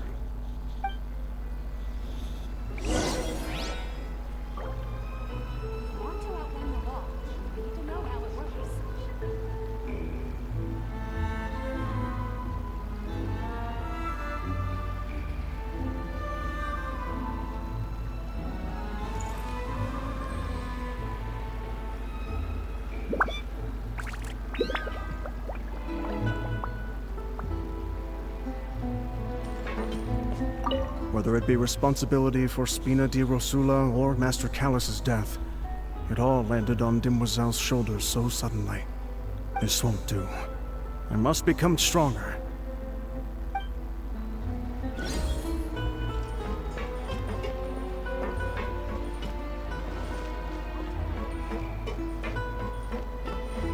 I guess I'm finally on the right path.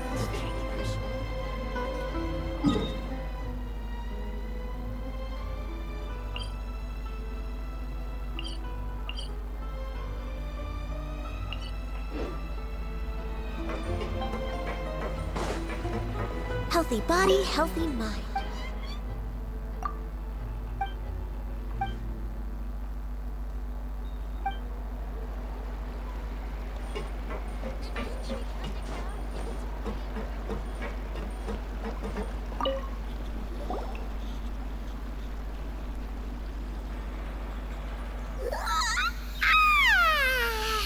Paimon slept so well. This place feels almost too safe. Huh? Navia? Where did the other two go? I sent them back to Poisson. It's Spina de Rosula's place of origin, and where we have our headquarters. There's not much for them to do here at the moment. Paimon gets the feeling that you're just trying to get them off your back. But never mind that. When did you get back? Were you waiting here the whole time? No, I just returned after going out for a while. I did some investigating yesterday regarding the name Vacher. Wait, so you didn't sleep at all? How could I after having such critical new evidence appear? Guess Paimon wasn't speaking for everyone just now, huh? Unfortunately, this name seems to have been wiped from existence. It doesn't seem to have a match anywhere. I suspect that those behind this have already taken steps to hinder an investigation from this angle. But that does prove that this Vache person is a key witness in the incident. Does that mean we're too late, though? No. There is one ray of hope. One place in Fontaine that they would find almost impossible to threaten, no matter how much they wanted to. And that is the archives kept by Chief Justice Neuvillette. A place where detailed files on all the cases in recent years are kept. If the Oceanid you met is one of the young women who went missing recently, we should be able to find some related information there. So Neuvillette maintains an archive of case files? Whew. Guess that's the hard-working Chief Justice for you. In that case, let's go talk to him, shall we? Aren't you coming along, Navia? Did you get tired? No, it's nothing. Let's go see the Honorable Chief Justice.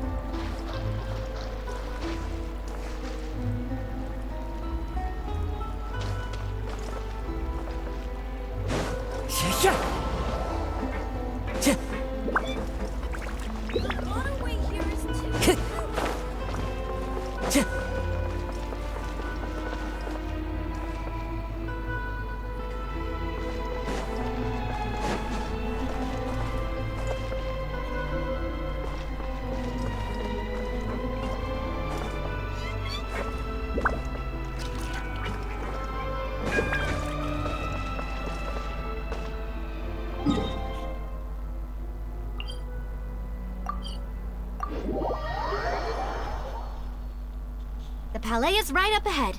Come on.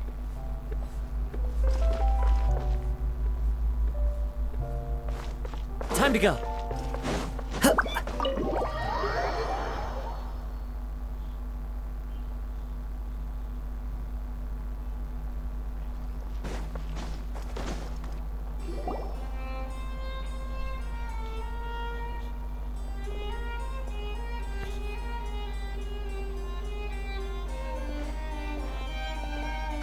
Please state your business here. The Chief Justice is presently occupied with official matters. Huh. This place does look pretty heavily guarded. Guess that proves that Neuvillette's files are really secure. Hey, don't you recognize us? Huh? Who are you? Just to be clear, I don't care who you are or who you might be related to. Our rules make no exceptions. See? They've got great discipline, too. Yep. Paimon can tell. If you're here just to crack jokes, I can point you towards the exit. Unlike some, we're busy, so please leave if you don't have a reason to be here. No. What I meant to say is, shouldn't you remember us from a few days ago? We were at the trial of the great magician Linny. Oh, yes, I remember. I read about it in the Steambird. You must be Linny's attorneys. It's all coming back to me now. We're here today to report and archive some information on a follow-up case. Huh. Is that even a thing? Of course. Don't worry. We're here on official business. You can trust us. All right then, I'll let you through. The Chief Justice is just inside. Ah, thanks so much.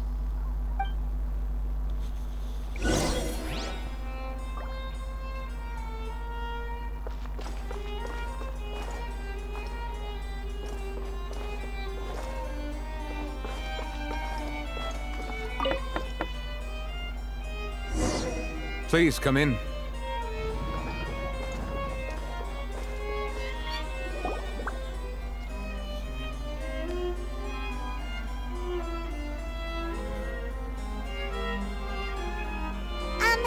Sorry to barge in, Monsieur Nervalet.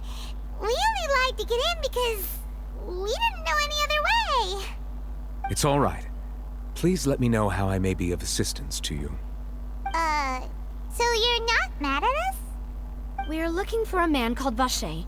He may have been an eyewitness in the serial disappearances case. If we can find him, we may be able to unearth some key information on the case. Ah, I see. In that case, please wait here a moment while I browse through the files.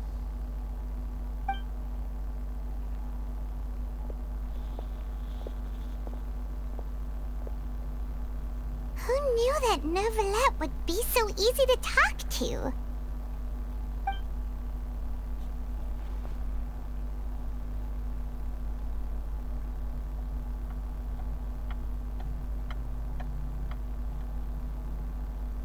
Unfortunately, I'm quite certain that no one by the name of Vacher has been involved in any case, criminal or civil, in the past several years.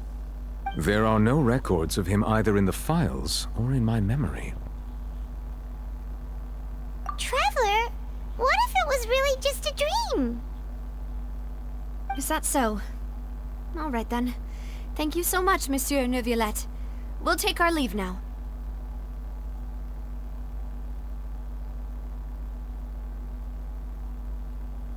Ahem.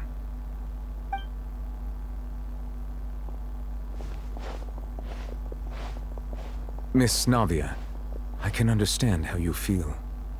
Your father, Callus, was a truly exceptional man. We deeply regret his passing.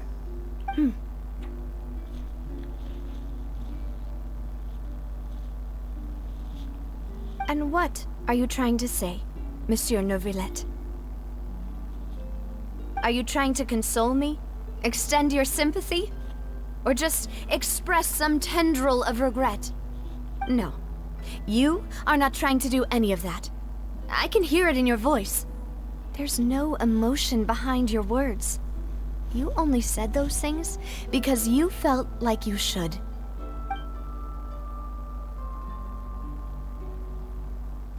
It's just like last time. After my father took his place in the duelist ring, I pushed through the guards to talk to you as a last resort.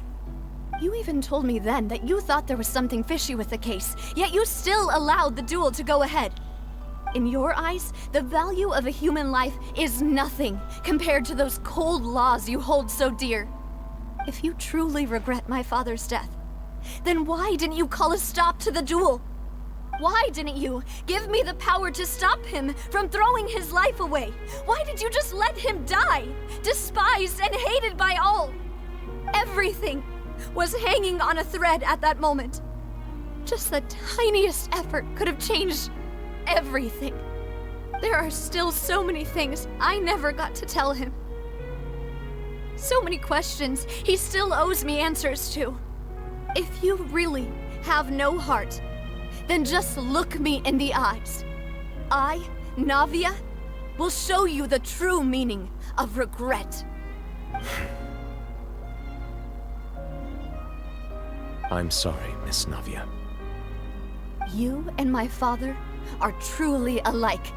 You keep all kinds of things in your heart and never say a word to anyone. It's not so much that you can't feel, but that you would never express anything. Oh well. In any case, everyone already knows full well the apathy of the Chief Justice. My apologies for taking my emotions out on you, Monsieur Chief Justice. Let's go, Traveler and Paimon.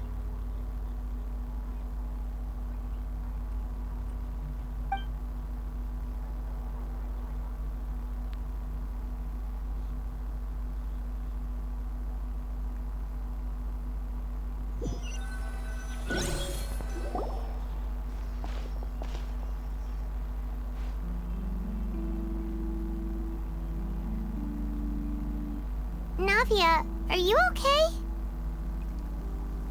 I'm fine. Rain.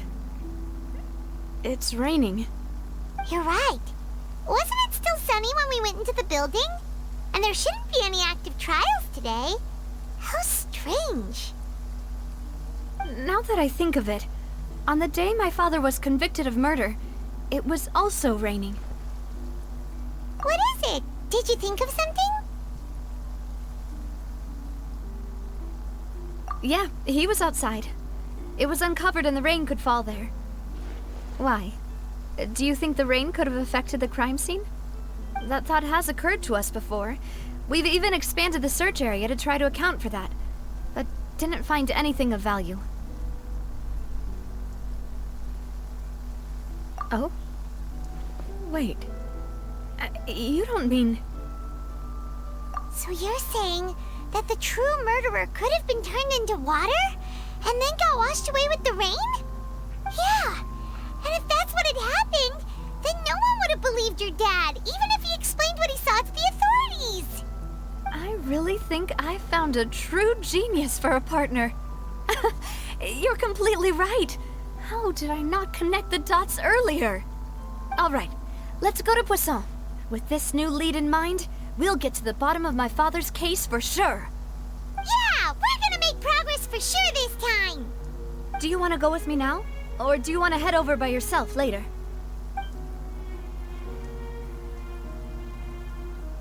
Great. Let's go then.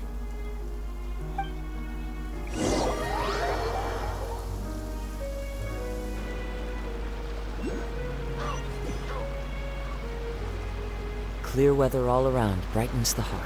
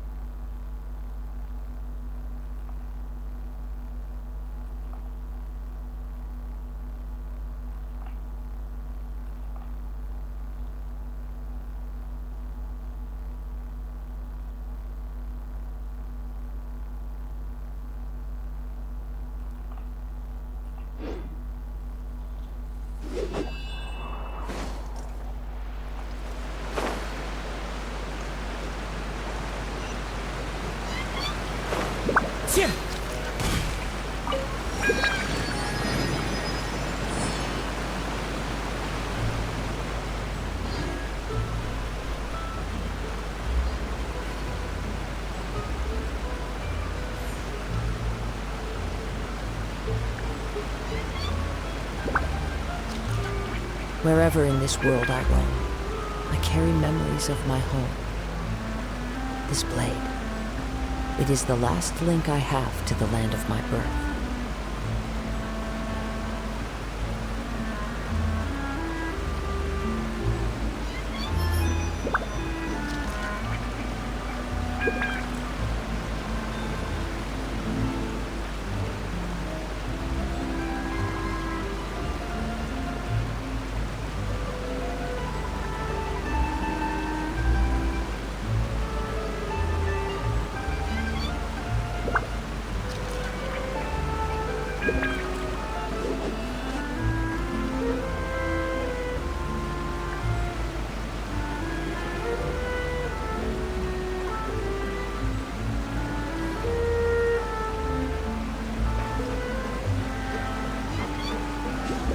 Follow the wind.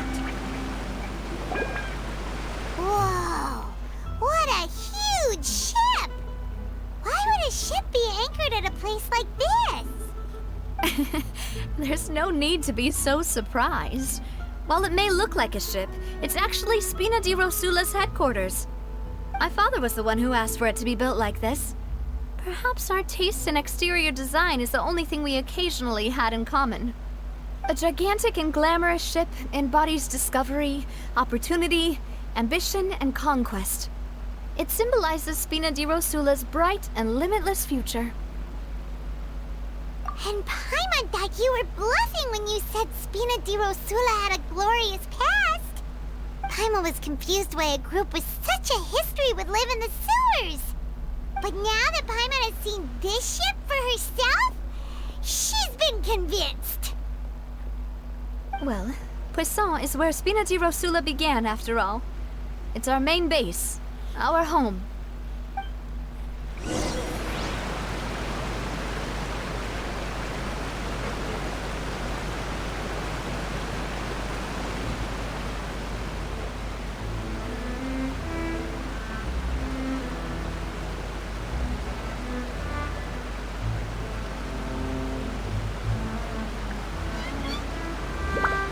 The scenery.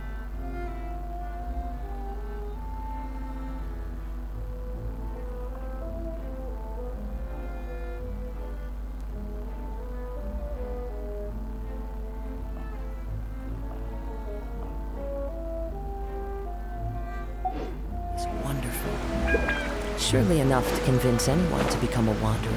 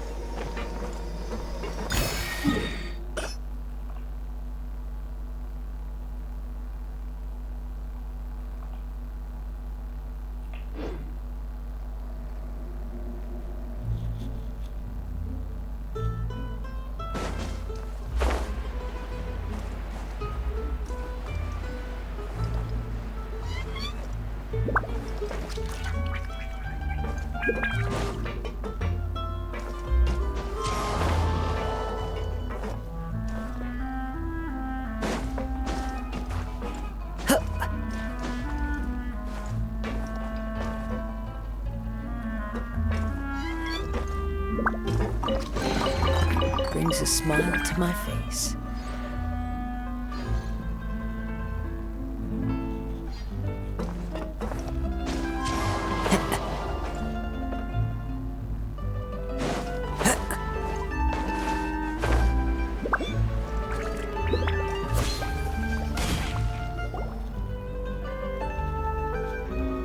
Maloose, we're back! Apologies for the wait, demoiselle, and our most important partners. You said before that you still had some business at the court. What brings you back to Poisson so quickly? About that. It's because my partner here reminded me of something really important. You see, what if my father's case had something to do with water from the primordial sea? You still remember, right, Maloose? On that night, it was raining? Yes, the case was quite similar to that of Mr. Linney's. Both were what you'd call impossible murders. Could you tell us a bit more about what happened before? Yeah, of course. Many years ago, something called synth began to gain popularity in Poisson. At a glance, it was a kind of drink that could excite your mood and produce many pleasant hallucinations. Wait! Didn't that guard guy who turned into water also mention that the primordial water could be used to produce some kind of potion? Yes, he did. Considering what we know now, it's almost certain that synth is created using water from the primordial sea. If you drink synth for an extended amount of time, you'll suffer many side effects, such as losing the ability to focus or control your emotions. And if you were to stop drinking it completely, you'll experience flashes of paranoia and anxiety while lacking energy to do anything. It's an extremely dangerous substance. As he oversaw Poisson, my father was compelled to put a stop to synth abuse and called for a complete ban of it. Boss's uncompromising attitude incurred the synth vendor's wrath, but no matter how much they threatened or bribed him, he refused to yield. Not only that, Boss became determined to find the mastermind behind the synth operation and put an end to the problem once and for all. Yes, but the enemy was very cunning. So he could never get anything out of the dealers, all of whom only sold the stuff and weren't privy to the rest of the operation. Recognizing that, my father decided to contact the dealers in secret and cultivate personal relationships with them. Finally, he was able to convince someone to become his informant. The man's name was Jacques. He felt greatly ashamed about his work after seeing many families destroyed by synth abuse. That night, my father hosted a banquet at his countryside estate. He planned to meet up and exchange information with Jacques over some food. But then, we heard 2 gunshots from the courtyard. We raced to the scene and found my father, still holding a gun, and Jacques, who was already dead on the ground. Huh? How did that happen? Aren't they on the same side? Sounds just like Lenny's case, doesn't it? In both cases, the culprit seemed obvious, but neither appeared to have any motive at all. Looking back on it, though, I now believe the most important clue was something we all overlooked at the time. There were pieces of clothing left at the scene. Precisely. It's all thanks to you that I made the connection now. Back then, we all just thought they were some costumes that Jacques used to disguise himself at the banquet. But, considering it now, it's almost certain that they belong to a third person at the scene. With one extra person, we'll also need to reconsider why the 2 shots were fired. You're right. We still don't know what happened. But my intuition tells me that we're on the right track to figuring it all out. I'm finally headed towards the truth. Jacques was an empathetic man who was infinitely remorseful for his past actions. It's unlikely that he turned on Boss with 0 warning. I think this third person is probably the key to the full truth. On that note, however, even though this will not please you, demoiselle, as your and your father's butler, I must still offer a word of warning. Our opponent is insidious and cruel. They They are extremely difficult to deal with, and Boss has already lost his life trying to bring them to justice.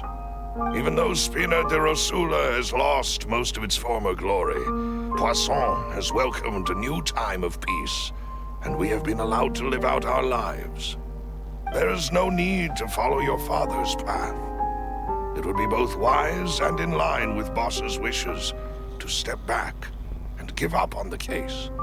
If that's indeed what he wished for, then he should have told me that himself. Was I not the closest person to him? And yet, I was the one most kept in the dark. What was the point of him dying without sharing any of the secrets he knew? Did he manage to protect anything in the end? Synth is still here. Callus the Unfaithful is still his epithet. And Spina di Rosula is barely getting by. Nothing has changed. Did he think I'd just accept his meaningless death and live out my life just as meaninglessly? I've never accepted that, ever. Not since that day, and certainly not now. I want to find out the real answer for everyone's sake. For the missing girls, for the victims, and for myself. Navia. This is indeed the best moment to act. Your partner appears to be quite reliable, and more importantly, Demoiselle, I think you're also ready to take this on. So you do know something else, Malus? Yes, I do. In fact, even before that banquet, Boss already knew of the connection between Synth and the serial disappearances case. But what drove all the tensions to the boiling point was the revelation that you, Demoiselle, had been selected as the next target to disappear. What? Boss also didn't tell you that he had been diagnosed with a rare illness. The doctors told him that he had no more than 5 years left to live. And the serial disappearances case caused him great anxiety. 5 years was nowhere near enough time to resolve this long-standing conflict, but once he passed away, all the danger would pass on to you. Knowing all of this, he decided to use one final intimidation tactic before his death.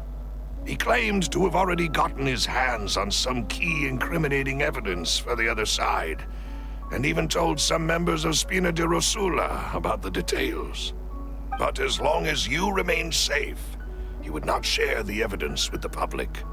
If something were to happen to you, then he and all those he told would immediately expose all they knew about Synth and the disappeared victims. Right, so nobody would be able to get off scot-free. As we've seen, Boss's tactic has worked. Even though Boss has been gone for a long time, the other side has not tried to take Demoiselle's life. No, I don't believe it.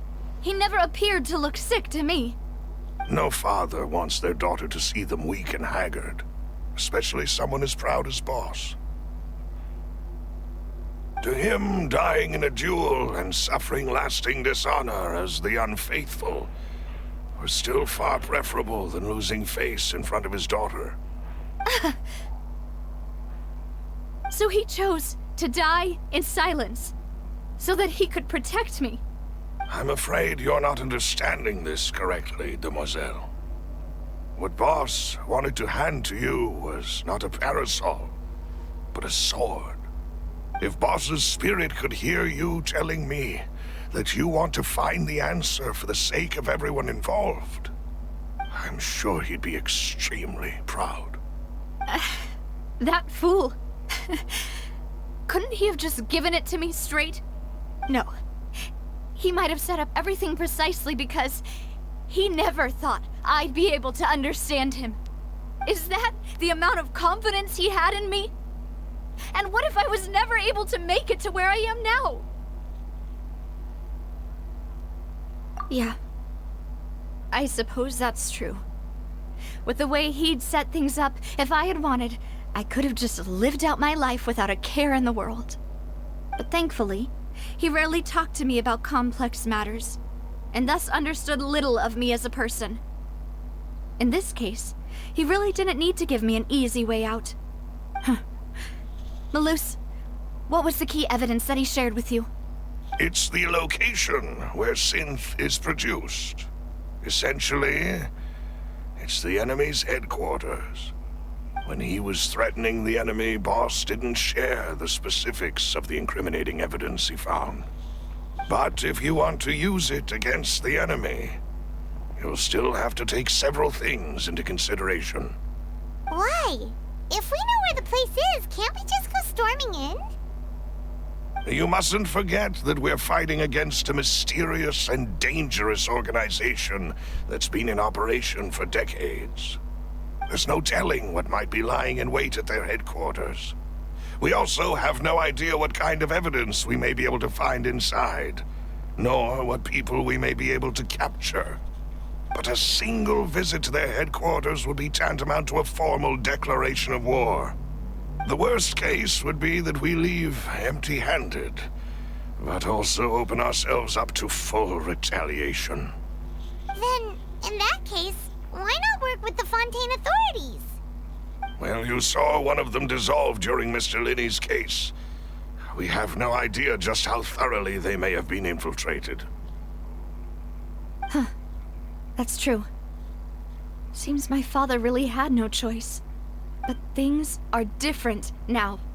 It should be a lot easier to prove the other side's guilt, now that we've connected Synth with the disappearances case. You sound like you've put a lot of thought into this, Malus. I am the butler, after all. I live but to serve the boss and Demoiselle's will. I've always been willing to take on any kind of risk for your sake.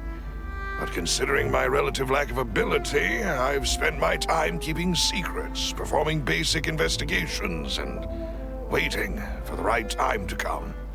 Thank you for all of that, Malus. Have you discovered anything new in the past few years? Let me think. One conclusion I came to was that the enemy must be quite familiar with Spina di Rosula, or at least have an informant planted here. When I announced orders to the organization's members on Demoiselle's behalf, I used to deliberately keep a few people in the dark and observe the reactions of the synth vendors. If the vendors didn't change their plans, then the individuals informed of our orders must be innocent. If the vendors packed up and fled, however, then someone must have given them the news. After several rounds of testing and investigative tracing, I've narrowed the suspect list down to 3 people. The first is Florent, Spina di Rosula's senior advisor. Huh? Florent? Yes, surprising, isn't it? He was one of the people Boss trusted the most, which also means that he was someone who understood Boss really well. Thanks to his position within Boss's innermost circle, he always knew our upcoming plans and could thus avoid capture this whole time. There's someone else like him too. Marcel, the head of Confrérie of Cabrières.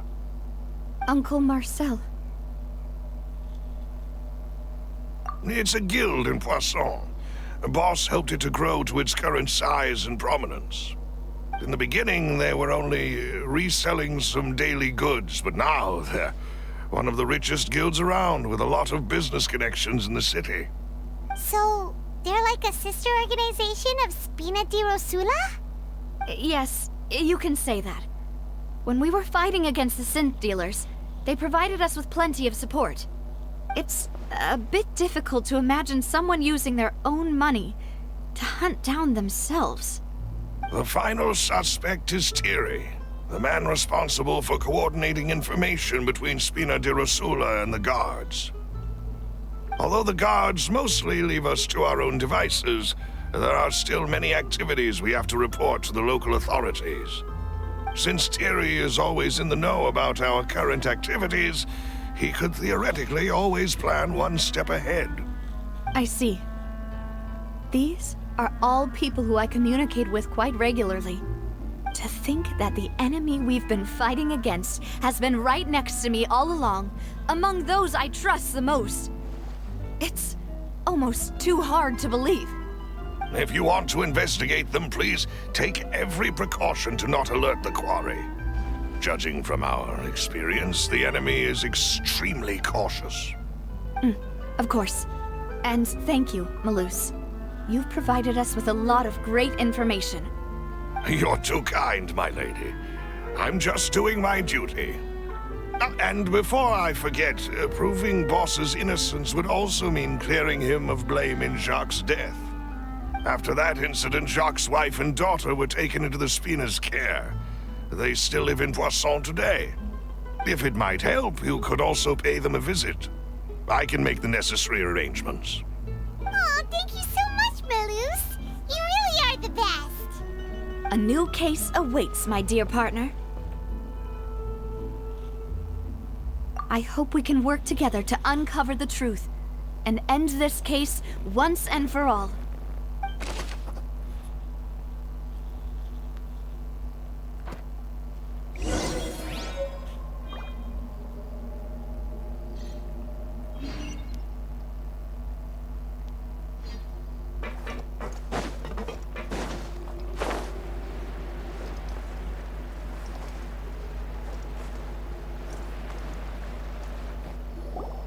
It is settled, then.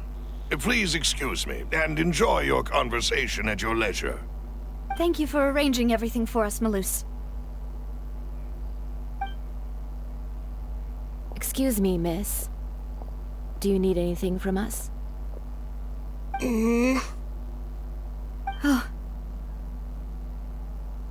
Hey, Navia's all quiet. This isn't like her at all. I'm sorry that I only came to visit after all this time. After what happened, I didn't know how I was supposed to face the two of you. Ah, if it's about that, there's no need to apologize. After my husband died, Spina di Rosula sent us a lot of mura and support.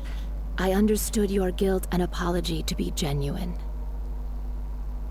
But aren't all of those things nothing compared to the loss of Jacques? I can understand the kind of pain that comes with losing a father so needlessly. You don't understand at all. I didn't know how to face you, because I didn't know what I could possibly bring as a consolation gift. I know only the full truth could bring closure to you, and to all of us. I'm sorry. I appreciate the sentiment, but you don't have to carry all that guilt. On the matter regarding my husband, my daughter and I have more or less found our answer already. Would you mind sharing it with me? I really can't believe that my father could ever bring himself to shoot Jacques. I always knew that my husband's money was earned through others' suffering. He told me countless times that if he could turn back the clock, he would never go into the synth business again. He had many regrets, and felt that he took the idea of providing for his family too literally. For the longest time, he thought Mora was everything. So when Mr. Callis came to him with a proposal, he accepted it almost immediately. He tried to be as careful as he could, but even so, he was still found out by the higher-ups. They found out about his betrayal? Papa didn't say that exactly, but Papa did tell me that I should never be ungrateful. Before he left that day, he told me that he had no choice. It was only later that I realized it was his final farewell to the two of us. I don't know that for sure, but you could say that's the conclusion I eventually came to. Which is why I'm the one who should feel guilty. Callis had always taken great care of us, both when he was still alive and after he passed away. Even if he fired the shot that killed my husband, it was likely in self-defense. It is impossible for me to hate him for what he had done. But Mama, why is Papa still the bad guy if he did the right thing? Papa always wanted to be a good man, so why did he have to do a bad thing in the end? Well, things aren't always as they seem. You still feel like your papa was a good man, right? Yeah. Papa was a really good man. The best in the whole world. Then you should hold on to that. If a good man had to do a bad thing, then he must have had his reasons. Regardless of whether he left you a parasol or a sword. He must have done so to give you a better life. Oh. Thank you for everything you've told me. I will definitely find the truth. The current state of things is not something I'm willing to just sit back and accept. Thank you. I'm very grateful to hear this from you. Even though your personality is quite different from your father's, your determination when you speak is really similar. You really think so? That's the first time anyone said that to me.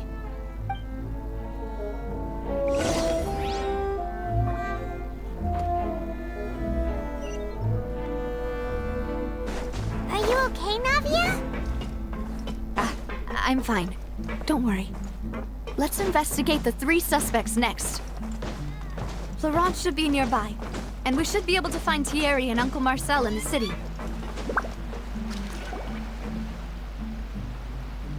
Greetings, boss.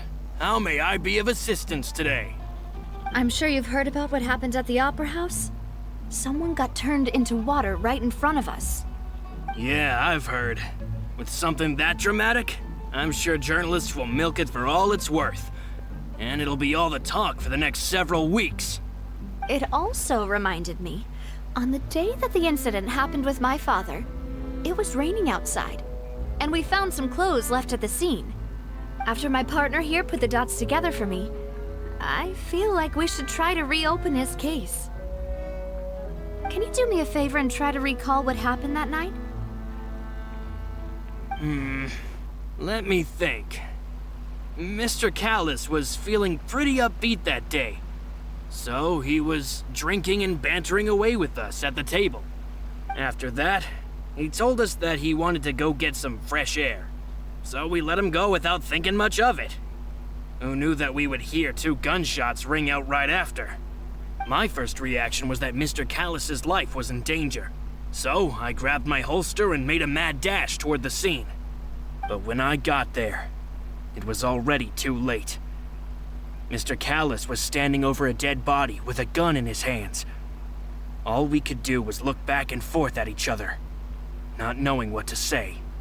So you also remember 2 gunshots then? Indeed. The guard said that the first shot didn't hit anyone, while the second killed Jacques. But I've never really bought that explanation. Reason being, Mr. Callis had left his gun on the table. I even made sure to confirm that before running to the scene. But according to the guards, that doesn't mean he couldn't have had other guns on his person. About the clothes left at the scene that you mentioned, do you think there was a 3rd person there who was turned into water? At least from our perspective, my father had no reason to kill, so he would also have no reason to bring an extra gun with him. The gun he was holding probably belonged to Jacques, or a 3rd person on the scene. Yeah, that makes a lot of sense. So you're saying Mr. Callis ended up with the gun because he seized it from one of the other guys? But hold on. If that's what had happened, then why didn't he share the truth with any of us? He didn't even want to face the Oratrice machine, and chose instead to prove his honor in a duel. Did he lose all faith in the courts after seeing someone dissolve right in front of his eyes? About that, Malus told me a thing or two, so I think I can understand why he committed to the duel. I'll tell you everything once the whole truth has been revealed. I understand. Then I'll leave Mr. Callis's honor in your hands, boss. And if I may just say one more thing, the whole Callis the Unfaithful epithet has been a thorn in my side since the day it was invented. Many people have laughed at me for still calling him Mr. Callis, even after so many years have passed. But it was Mr. Callis's trust that allowed me to rise through the ranks of Spina di Rosula. and live the life I lead today. No matter what others might say, he'll always be the man I respect the most. And he'll always be my boss. Don't worry. I will definitely find the truth. You and all our other comrades at the Spina deserve to know the truth as well.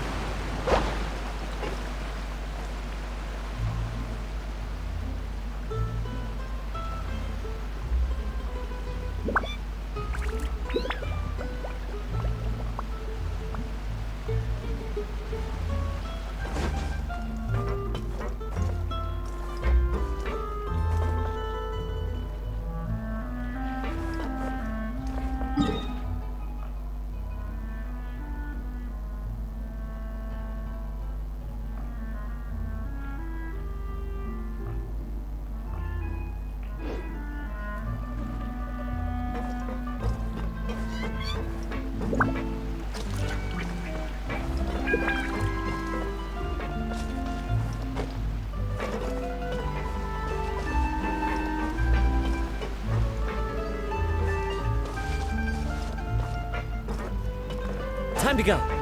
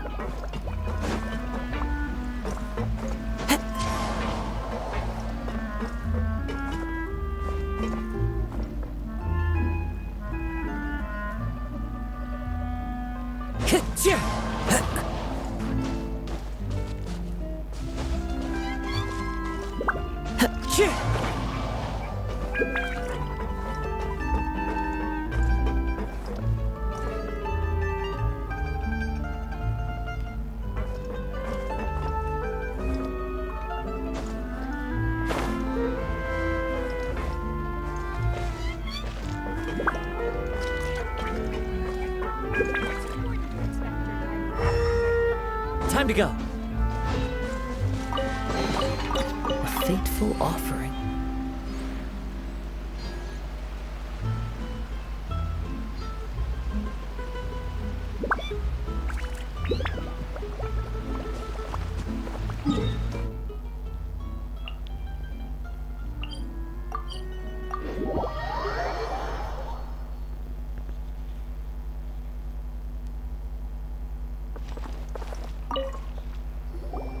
Hey, Thierry, it's me.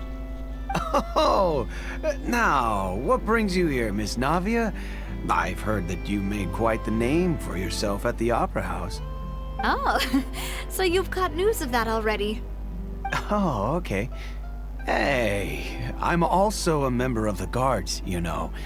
The way you make it sound, people would think I was sent off to Poisson because I had done something wrong. Are you sure there isn't a little bit of truth in that? Under normal circumstances, shouldn't you have been called back to the city already? I mean, where I work is really up to me. Let's just say I enjoy the ambiance of Poisson. Callus did a fantastic job running the town, building Spina di Rosula from the ground up and clearing many obstructions in my way. It would be next to impossible for me to find a similarly easy but high-paying job in the city. Anyway, enough chit-chat. Are these two friends of yours? You, here for some formal business? Yes. These two are my partners. What happened at the Opera House made us realize that Linny's case and my father's may be related. We're trying to reinvestigate the details of my father's old case. Ah, I get it. You think there might be more to the case now that we know people can be dissolved into water, right? I was also flabbergasted when I first heard of it. If you want to go through the original files from your father's case, I can help you look for them. That'd be much appreciated. Thank you. Actually, I have another question. Do you have the authority to dispatch Gardamex? Of course. Without them, I couldn't possibly handle Poisson on my own. Why do you ask? We definitely can't use them to forcefully get more evidence for your father's case. Well, you see, just recently, we were attacked by a horde of unnumbered Gardamex in the city. So, if you hypothetically wanted to do something against me, all you would need to do is get rid of the mecha serial numbers and send them after me. Then you think too highly of my abilities. Dispatching mecha is very different from controlling them.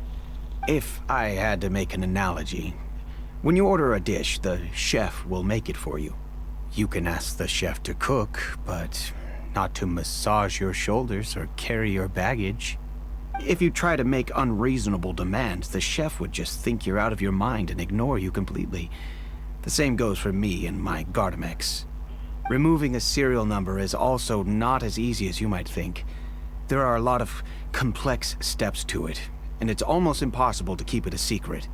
So I can promise you, those mecha were definitely private units. They're certainly not cheap. So, whoever their owner is must be super rich, powerful, or both. Now that you mention it, though... Oh, then you're officially in the clear, Thierry. Oh, well, thank you for the vote of confidence, Navia.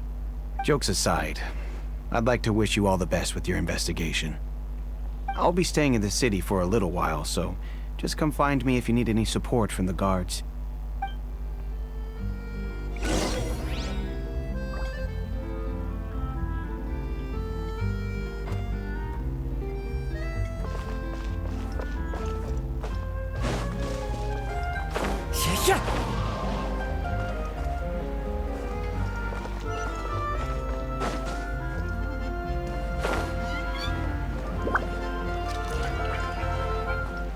Hello.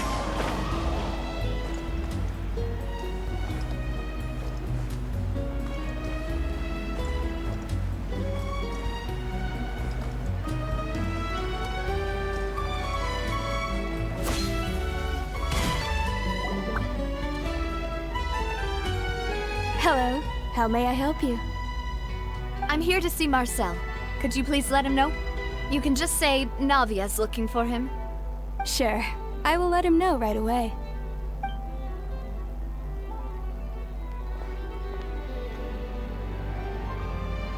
Navia, hello. Sorry to keep you waiting. I'm not as young as I used to be, so my legs are giving out a bit. Oh, it's all right, Uncle Marcel. There's no need to stress. I just wanted to talk to you briefly about what happened in the Opera House. I'm sure you saw everything too, right? Yes, I've never seen anything so strange. Oh, you were at the Opera House too? That's right. I went there with Navia to see the magic show. Who knew it would turn into a whole murder mystery? I also witnessed your marvelous sleuthing work. Quite impressive. To beat the Hydro Archon at her own game on her own turf, I can already imagine everyone in Fontaine discussing your exploits over a few glasses of wine. Oh, Paimon doesn't want to become the talk of drunkards. Apologies. It's just how Fontaine is as a nation. Everyone loves drama and theatrics. Uncle Marcel, you've also noticed that other thing, right? The fact that humans can dissolve in water? Yes, I was reminded of your father's case right away. Is that what you're investigating now? Exactly. I still don't have much solid proof, but I can sense that the other side has already begun to act. Oh, and what makes you say that? We were attacked on Araneus by some unnumbered Gardamex. And there was also an attempt to get me to drink water from the primordial sea. If not for the vigilance of my partner, I probably wouldn't even be here talking to you right now. Oh, you're giving us too much credit. Wasn't it you who protected us? Alas, it seems things are heating up again. The peace that Callus sought so dearly will soon become a thing of the past. But rest assured, Navia, Poisson will always remain a safe haven for you. If you're scared, you can always return there. If anyone dares to lay their hands on you there, the Confrérie of Cabrières will use its funds to the last Mora to bring them to justice. Thank you, Uncle Marcel. But I don't intend to go into hiding. I'm going to strike while the iron's hot. Do you have any new thoughts on my father's case? About that. Sorry, my age is catching up with me, so it'll take me a while to recall my memory.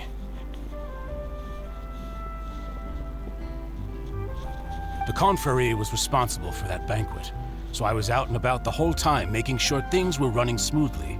I didn't even have the time to drink with the guests. Then I heard the sound of a gunshot, and the rest was history. Oh, it's okay. No need to push yourself. We'll ask around some more, see if there are any valuable clues elsewhere. Sounds good. Just let me know if you ever need Mora. All my wealth comes from Callus's patronage and support. I'll spend however much it takes to clear his name.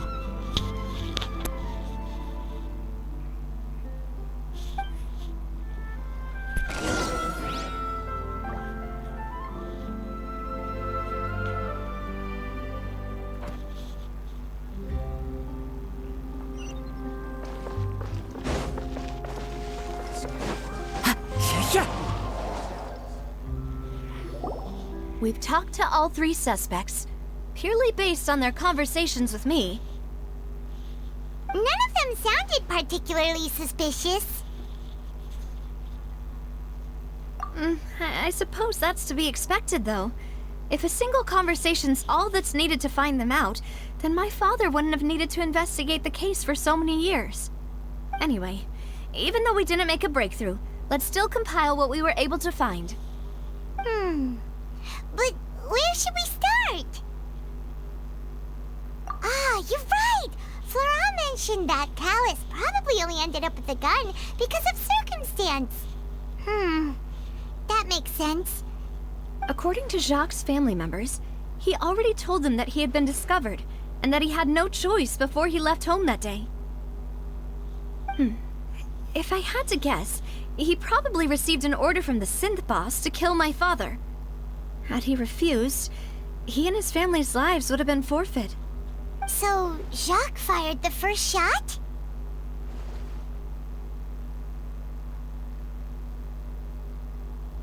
Oh? And why is that?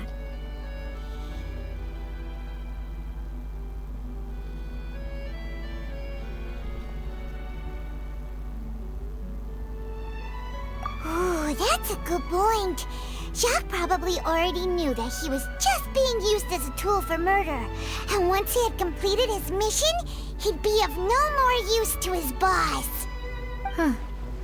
So, what would make more sense from his perspective would be to turn his back on the Order and seek protection from my father.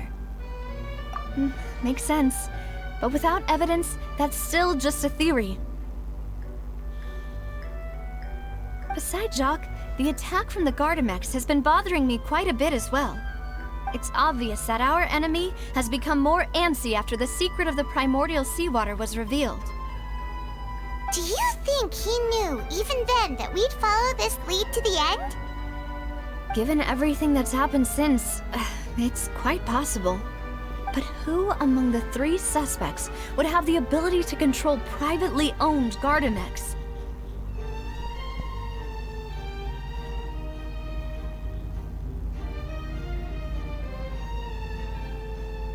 Thierry, you say? Huh. It is possible that he's figured out a way to convert the Gardamex for personal use. But I didn't feel like he was lying when he was talking to us about the mecha. I also don't think he'd be able to keep that kind of tampering under wraps. Yeah. Had he actually tampered with the mecha, we'd be able to prove it with a simple check of the guard's inventory. If the mecha were taken from the guards, it should be pretty easy to find out when and how that happened. Uncle Marcel?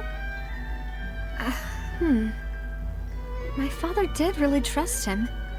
And they worked together on a large number of projects. Maybe that's how he got to know Jacques. And with funds from the Confrérie, he could also afford a large number of Gardamex. It's still really hard for me to imagine, though. After all, Uncle Marcel has been around since I was just a child. Also, wouldn't this mean he has been spending a whole lot of mora and energy to fight his own synth business? Florent? It is true that he was closest to my father, and thus had the best chance of learning about his dealings with Jacques. But as Spina di Rosula's advisor, his work mostly deals with personnel and security, so he shouldn't have much means when it comes to finances. So you're saying he's too broke to afford a mecha army? Exactly. He can't. And even if he could, I don't think he would be able to dispatch a whole group so quickly. Who could it be?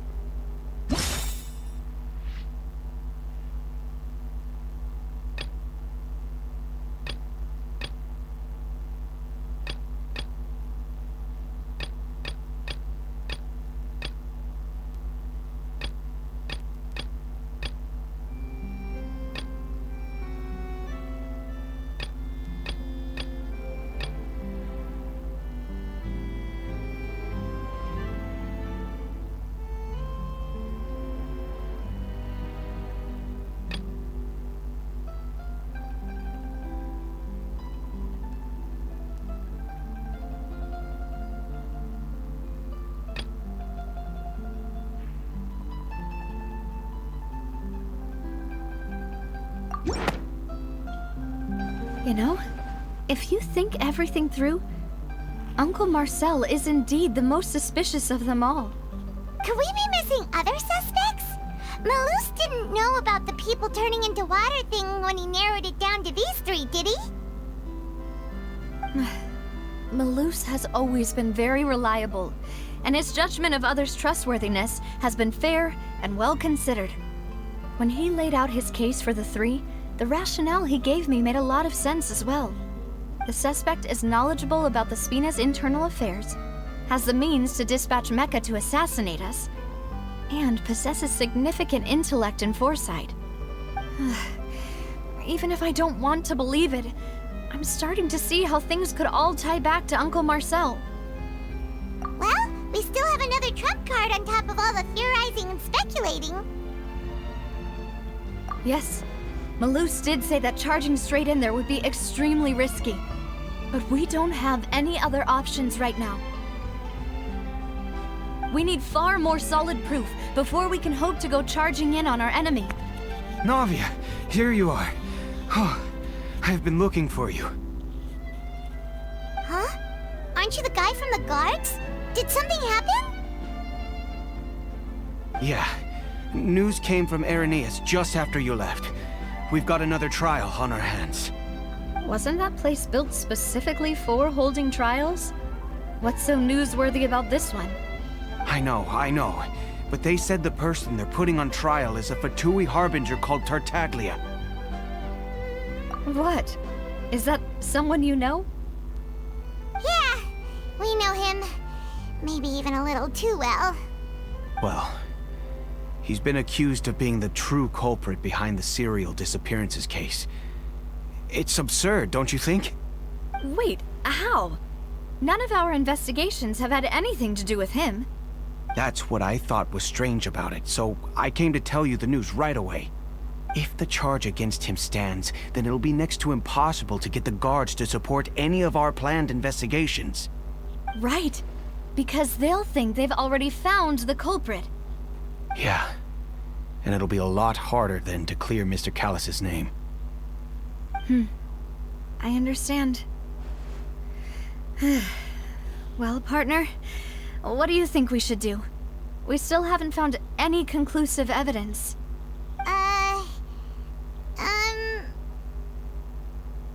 Huh? Split up?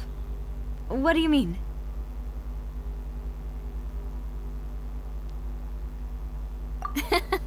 Just as expected of my partner. Since this is a trial about the serial disappearances case, the culprit's attention will be focused on Irenaeus, leaving his home base wide open. You're right. This is our best opportunity. All right then, let's do this. I'll stall them at the Opera House and charge Marcel as the true culprit. I won't have any chance of making that charge stick, though, unless we find more evidence. It'll be up to you to make it back in time and hand the decisive evidence to me. We'll help you, just like you helped us in Linny's trial. Demoiselle, please allow us to accompany you. I'm ready. Ah, Malus, Silver. When did you two get here? We heard that you'll be leaving Poisson and figured that you might require our assistance. It's our hope that your confidence will be bolstered with the two of us by your side. Thank you so much.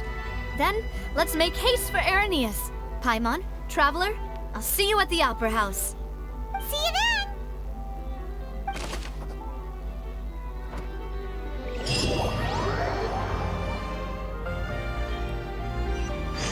Now that Navia has set out for Irenaeus, we should also get going. The location has already been marked on the map, so let's head over.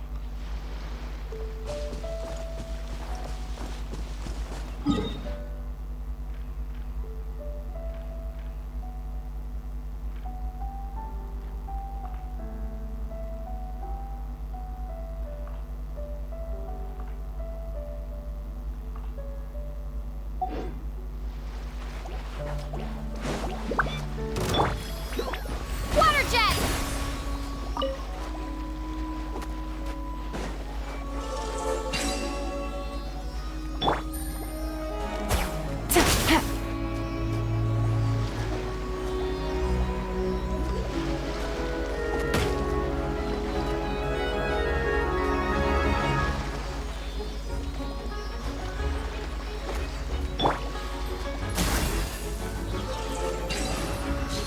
Next on the agenda...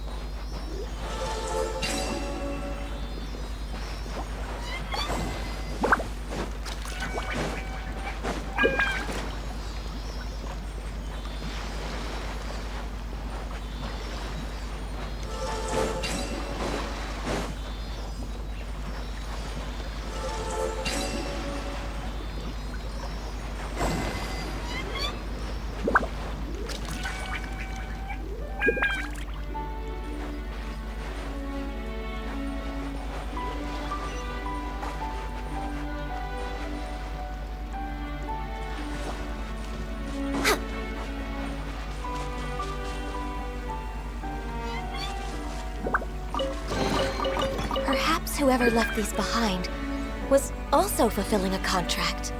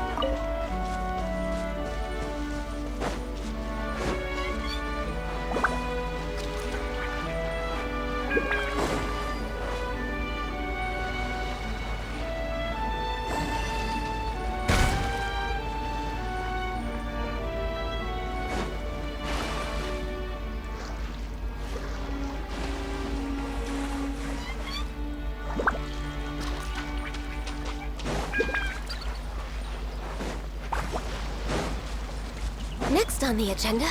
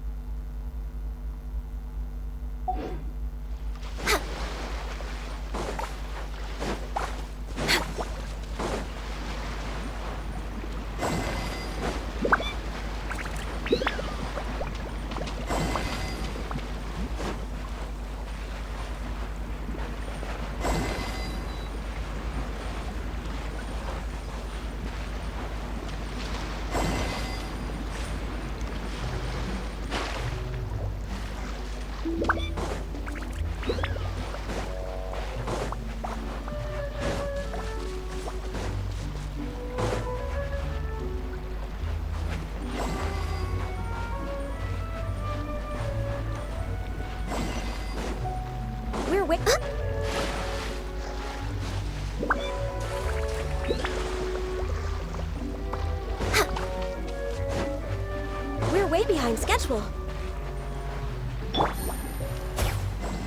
Take it easy.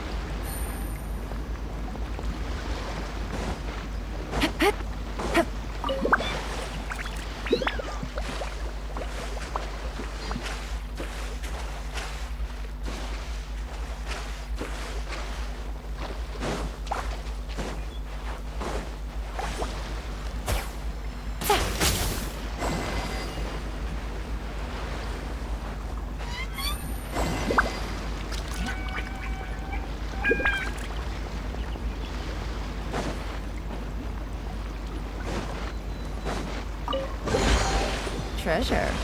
One way to draw your target out of hiding.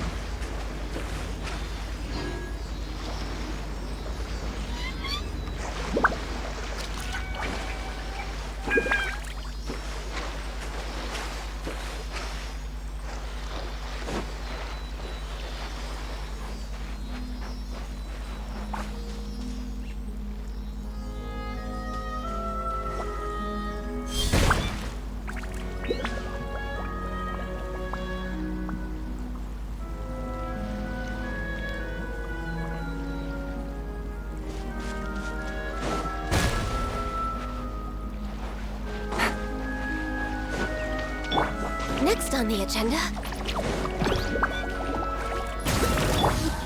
The wind knows me.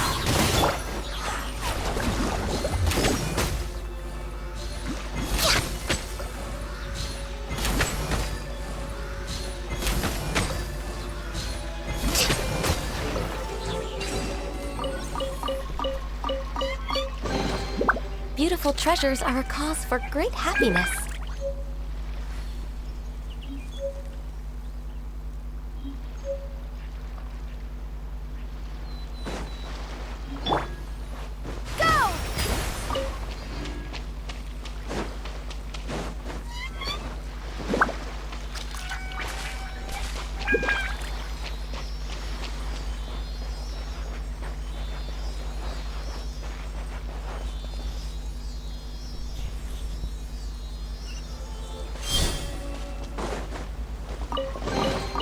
A reward on the road.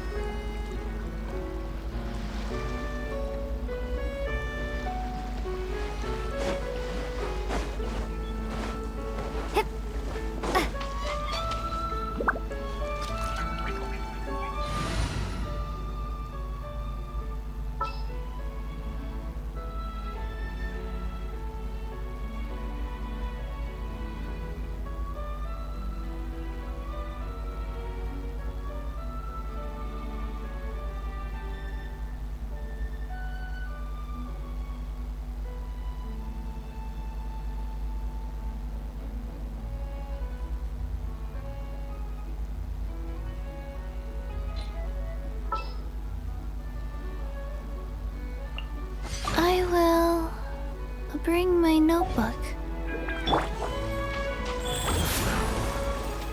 Huh. According to Malusa's info, the synth production base is underwater. Let's go and try to find the entrance.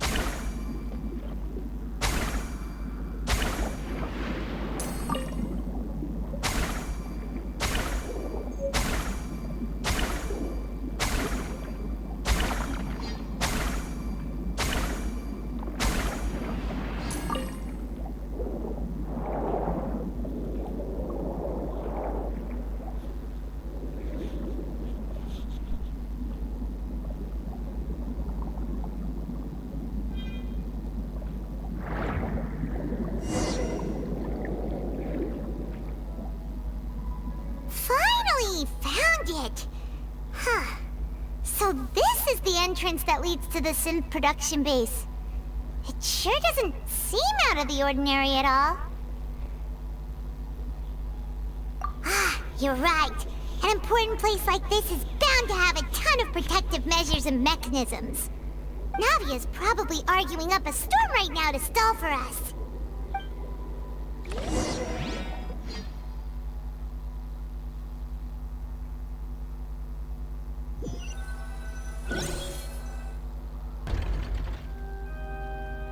It would appear that I must repeat my question again, Mr. Tartaglia. Do you accept the charge that you are the true culprit behind the serial disappearances case? To be perfectly honest, I don't understand your country's complicated court system, or the reason why I'm being charged with something I've never even heard of. However, I did hear that people who have been charged can choose to participate in a duel to clear their name. Is that right? In which case, as long as I accept the charge, I can have an all-out fight with that champion duelist Clorend, right? I've got to admit, that's one of the most enticing offers I've ever received. When I privately sparred with her last time, she was obviously holding back. Real disappointing. Hey! Don't you understand? You're currently the prime suspect for a major case. This isn't the place for you to be looking for fights. Oh? Sounds like the Hydro Archon wants to lecture me on the ways of the Opera House. Then why don't you duel me too? I'm the kind of student that learns best in the heat of battle. No. That's not what I meant. Alas, it would appear that communication with the defendant is going poorly, and we have made very little progress. In that case, let me explain everything from the very beginning again. The goal of this trial is to determine the culprit behind the serial disappearances case. That case had nothing to do with him. You've got the wrong man. Huh? What's going on? Why is she interjecting again? I told you it couldn't be one of the Fatui Harbingers. Miss Navia, this is the second time you've interrupted the court proceedings. I only tolerated your behavior last time because you were able to provide the court with a key eyewitness. But that was an exception rather than standard court protocol. I can very well charge you with contempt of court for your interjections. Oh, please. Did you ever think I had any respect for this place's pointless theatrics? We can put that discussion aside for now. I'm not here to argue with you. I'm here to charge the true culprit behind the serial disappearances case. And if my charges prove true, then Tartaglia here will be proven innocent by default, correct? Oh, a young lady has charged in and offered to clear my name. How fascinating. Well, I'd gotten half bored to death by all these rules and procedures anyway, so I'll take you up on that offer. So, Your Honor, is there nothing else for me to do now? You may take a seat for now in the audience, but that doesn't mean the suspicions against you have been lifted. Now then, Miss Navia, who is the person you would like to charge instead? That person is...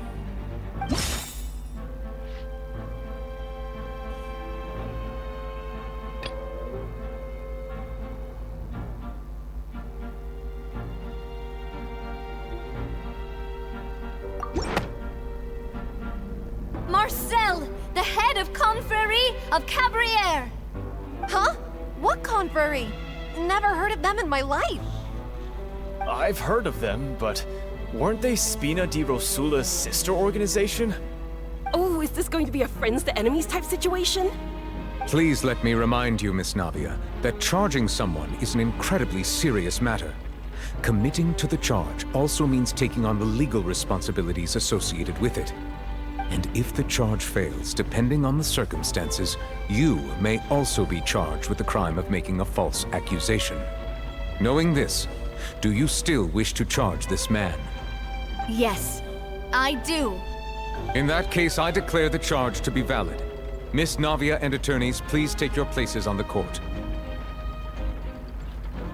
Members of the guards, please contact Mr. Marcel right away so that he may stand trial.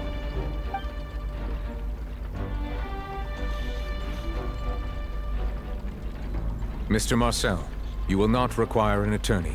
Is that correct? Apologies. It all just happened so quickly. I still haven't figured out what's going on. I think an attorney won't be necessary. This is probably just a misunderstanding between me and Navia. Very well. In that case, since both sides have now arrived, Miss Navia, please present your charges. I would like to take everyone back to 3 years ago, to the case of Callus the Unfaithful. Only through elucidating what really happened in that case can we connect all the dots for the serial disappearances case. Navia, do you really think that I was the one who killed your father? Come on, why would I do that? Callus was my benefactor, and remember both you and I only ran to the scene when we heard the sound of a gun. If that's enough to make me a suspect, wouldn't that make everyone at that banquet a suspect as well? I think there's no point in getting into the specifics right now. The audience doesn't even have the big picture yet. Even I'm struggling to remember some details of that case. Exactly correct, Your Honor. I must refresh everyone's memory about that case before I can explain my charge and reasoning. I see. In which case, I will recount the findings about that case as originally recorded by Maison Gardiennage.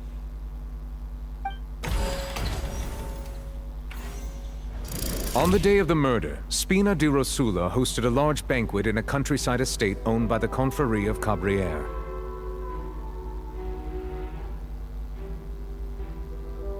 During the banquet, all attending guests heard 2 gunshots from the courtyard. When the guests arrived at the scene, they found the primary suspect, Callus, holding a gun, while his acquaintance, Jacques, lay dead from a gunshot wound. The guards' investigation did not recover any other firearms from the scene. As a result, they concluded that the suspect's first shot must have missed, while the second must have taken Jacques' life.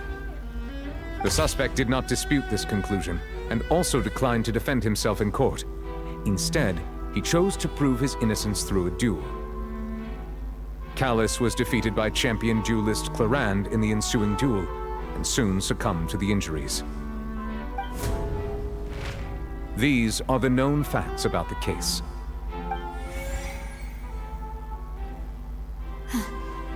The one with the motive to kill was Jacques, not my father. And even so, Jacques still had no reason to pull the trigger. In truth, the third person shot Jacques first, and was shot in turn by my father when my father seized the gun from him. After that, the true culprit turned the third person into water, erasing all traces of him from the scene. Thank you for the summary, Your Honor. Of course, the guard's conclusion appeared quite sensible to us at the time. However, we should revisit the case now that we've gained new information about the abilities of water from the primordial sea.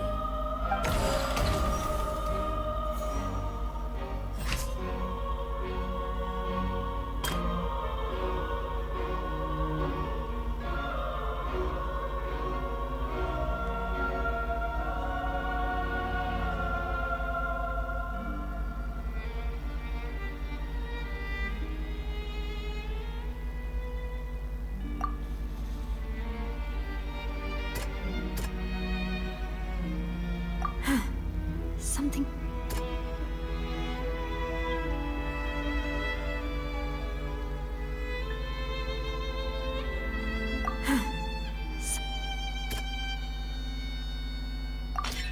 The testimony of the victim's family confirms that Jacques had thoughts of assassinating Callus when he set out for the banquet. However, in the end he reconsidered, and instead shared everything with Callus, hoping to seek the latter's protection. Unfortunately for Jacques, the true culprit had already considered this possibility, and had sent out another assassin.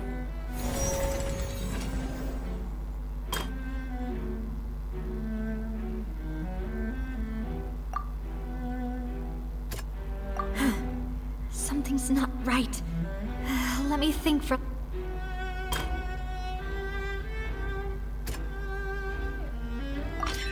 This assassin first shot Jacques, then turned to shoot Callus, only for Callus to wrestle the gun from him and kill him instead.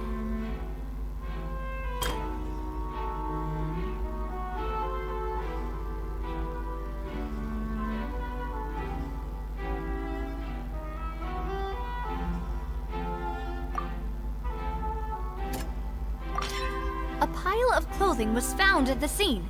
The guards once believed they were used by Jacques as a costume to disguise himself. But now, it is clear that the clothes were proof that there was a third person at the scene, and that they were turned into water after committing the murder. Since it was raining that day, the culprit was confident that they could use the rain to wash away all traces of their dissolved accomplice. Realizing this, the true culprit caused the hired assassin to dissolve into water, leading everyone to believe Callus was responsible for Jacques' murder. This is the true version of events.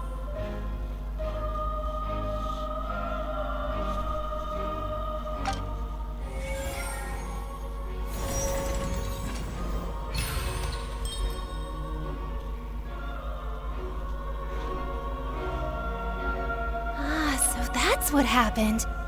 Wait, you're telling me something as dangerous as water from the primordial sea has been used for all these years?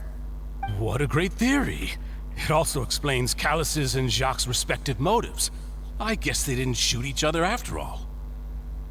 Mr. Marcel, you are the one being charged with the crime. You should provide a rebuttal if you wish to prove your innocence. Ah, but I think I agree with everything Navia just said. In fact, there was nothing in her speech that directly implicated me. Then, may I ask some questions? In my opinion, we primarily need to determine two things. One, do you have the evidence to back up your claims? I'm afraid not. At least not at this very moment. Boo! If you don't have any evidence, you should just go home! I may not have the evidence with me, but I know where I could go to collect it. If we look up the deserted clothes against a record of people who went missing around the same time, we should be able to find a match. Considering the serial disappearances case, the guards probably kept careful records of all missing persons from around that time, regardless of age or gender. That makes sense to me. Monsieur Neuvillette, I would consider this to be a reasonable investigative direction. Why do I feel like Farina's acting a little differently today? Maybe she's scared of embarrassing herself again? Alternatively, she's become more diligent after charging an innocent citizen in the last trial. My second question has to do with the ensuing duel. If the truth is indeed as you described, then why didn't Mr. Callus explain himself in court? If he had testified that a person had been dissolved, he could have at least mounted a defense.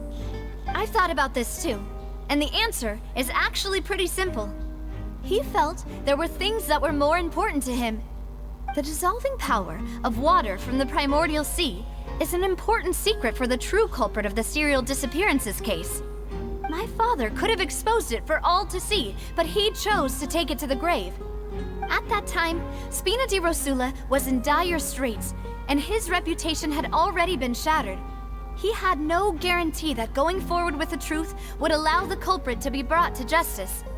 What was certain, however, was that it would paint a gigantic target on my back. Boss once told me that Demoiselle had already been selected as the next target of the serial disappearances case. What? If the secret had gotten out, the culprit would have fought an all-out war with Espina right there and then. I wouldn't have been the only one in danger. All of us would have stood to lose our lives. Of course, the guards might eventually figure out the truth of the matter and determine that we were in the right. But what good would that do? How can a hollow verdict protect anyone? Had this opera house ever given my father any kind of confidence in its brand of justice, Spina di Rosula would have had no reason to exist. But by staying silent, we retained the ability to deter our opponents and continue the stalemate. I was able to become Spina di Rosula's president, which made me harder to target, as well as giving me more time to grow and learn. And once I have figured out the truth and stepped up to the challenge, I will do what this opera house cannot, and restore my father's truth and honor back to him. So, you mean to say, your father intended to die in the duelist's ring? That's right. Do you have any proof? Of course. All you need is to ask his opponent, Clarand. I don't need your apology, your guilt, or your support from the shadows. You don't have to do anything for my sake. But since he entrusted his will to you, Clarand, you should tell us the truth about his sacrifice. So, during the duel, did you believe that Callus was intending to die? Yes, I did. As a champion duelist, I've fought many battles and taken a countless number of dishonored lives. In my line of work, I've seen all kinds of people give their all for the faintest hope to continue living. Some were determined, others passionate, and some even manic and twisted. Just one look and I can tell if a duelist is hoping to live, or if they're looking to die. I hereby swear on my name and honor as a champion duelist that Mr. Callus never intended to leave the ring alive. Since that's your testimony, I have no more questions. It appears there really are good grounds to reopen this case. I concur. However, Miss Navia, you still have not explained the link between your father's case and the serial disappearances case. Right? What she said was fascinating, but kind of beside the point. Wait, weren't they just talking about the serial disappearances case? Of course, Your Honor. The two cases are connected via a matter of timing. In my father's case, the culprit intended to kill both Jacques and Callus. As a result, they planned to act after hearing 2 gunshots. And at the end of Linny's trial, the culprit also only dissolved the victim in front of everyone because they realized they were at risk of being identified. The culprit could only time their actions so precisely if they were already at the scene. Coincidentally, Marcel attended both the banquet and the trial. So that's why you suspected me. Even after hearing your reasoning, I still can't help but find it a little preposterous. I'm used to it, though. You've always been an impulsive and sentimental child, Navia. It's one of your most endearing traits. No need to appeal to pathos. I won't try to refute your points one by one, but even if everything you just said was true, can you prove that I was the only person present at both events? On top of that, does a person have to be physically present to control the timing? Can't someone remotely monitor the place? I don't know what she can say to that. I know that even with that, you might still think you can reduce the list of suspects with some further investigations, until I'm the only one left on the list. Alas, who won't feel at least a little hurt by an accusation of murder from a girl you see as your own daughter? But if I were to dismiss this completely, you'd also think I'm not being considerate of your feelings.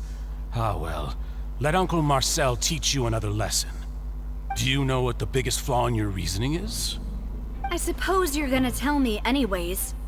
It's timing again. I'm a businessman by trade. From that standpoint, there's no reason for me to kidnap young women. It's a high-risk action with nothing to gain. In addition, I left my home in Snezhnaya when I was young to come to Poisson and work in some trade. My business only thrived when I received Callus's patronage. But the disappearances began before I ever stepped foot in Fontaine. I do apologize, Demoiselle. This was my mistake. No, it's not your fault. I'm sure he had come prepared. Is there anything else you'd like to say? Would you like to check the date of my first business license against the first known case of the serial disappearances? You can also take a look at my border entry records, or ask my friends and family when I left Snezhnaya for the first time. Could those records and testimonies do something to appease the unspeakable anguish in your heart? Seems like she got the wrong guy. At this rate, Navia will be convicted for falsely accusing him. I think you've done a superb job of dissecting your father's feelings as he neared the end of his life. But aren't you going against all of his wishes and expectations right now? He wished for you to become more rational, collected, and conscientious, instead of dwelling only on your own feelings. Once you've learned to be more considerate of others' feelings, and to stop rushing headlong into things, you'd have met most of his expectations. This isn't just about me, and it never has been. The biggest difference between me and the rest of the victims is that I still have the ability to search for the truth, while that same agency has long been taken from them. The people whose families were destroyed by synth abuse, the people who lost their loved ones to the serial disappearances, and the people who suffered tragic ends due to their sense of justice. Many people's images are flashing before my eyes. I'm sure some are coming to those of you in the audience as well. And whose image do you see, Marcel? Is it a man named Vacher? Huh. Oh, so you do know that name. I'm merely surprised you'd suddenly say the name of someone I've never even heard of. I was waiting for you to say that.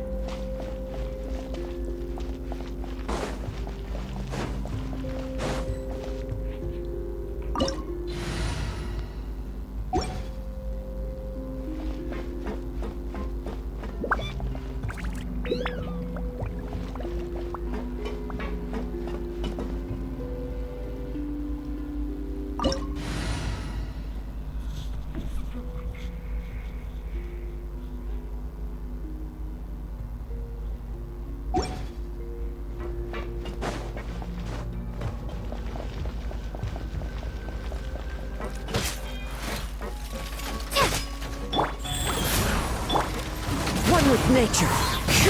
Gotcha. Things are about to get dicey.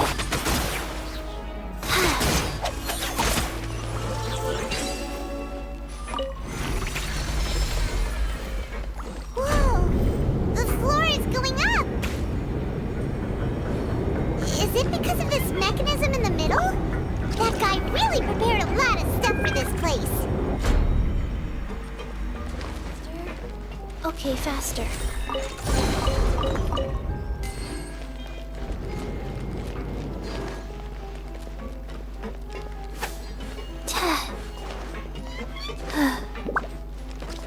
Paimon thinks we need to go up, but Paimon doesn't see a way. Let's take a look around. Maybe we'll find a hidden mechanism that'll show us the way up.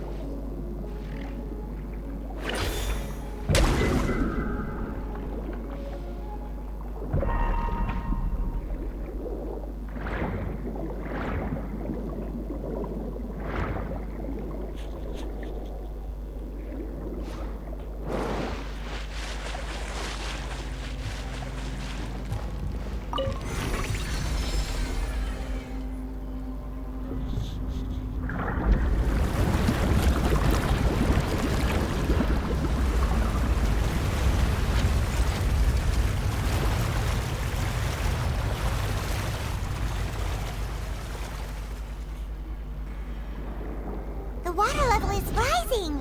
Now we can swim to the top. But this is still a ways away from where we need to go.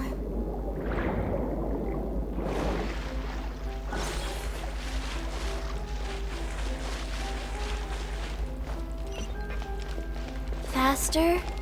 Okay, faster. Go.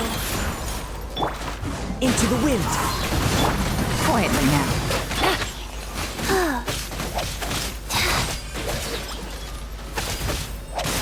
I didn't feel that. Bombs away! The wind knows me. Gotcha. As one with wind and cloud. Here comes the catch. Rise.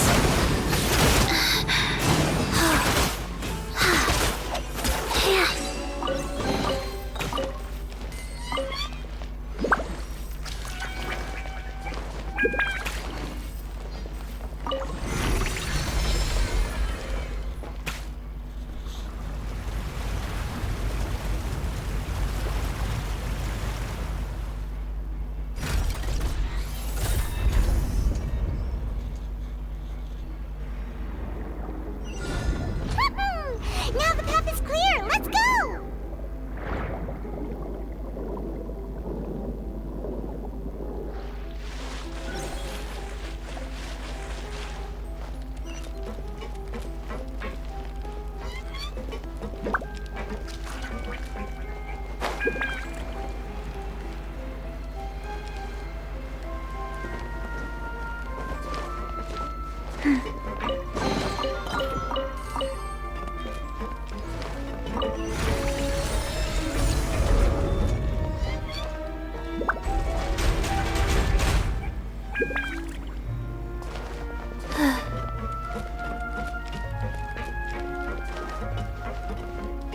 Faster? Okay, faster.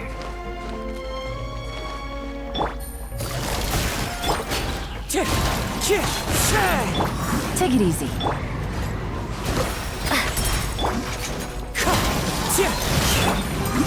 Quietly now. Game's up.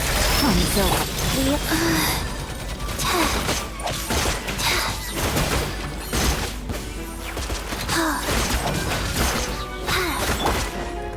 Into the wind.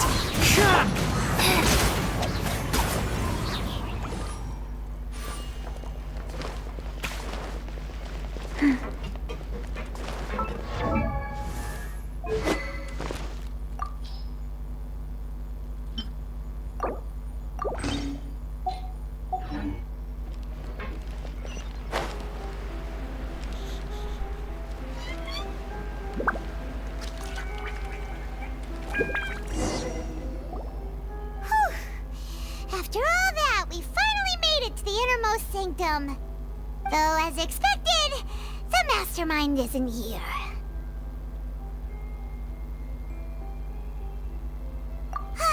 That's right. Then let's hurry up and find some evidence so we can get back to the Opera House and help Navia.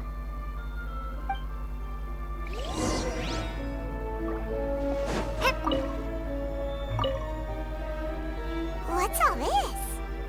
Aw, it's a bunch of really cute things. Pink accessories, a hair tie, a necklace, even a makeup box. Oh, Paimon sees it too, but why are all these cute things labeled with different girls' names? Huh? You mean the girls from the serial disappearances? They were brought here? And then they were turned into water. And all the boxes of things, these names. That means... Oh, this is terrible.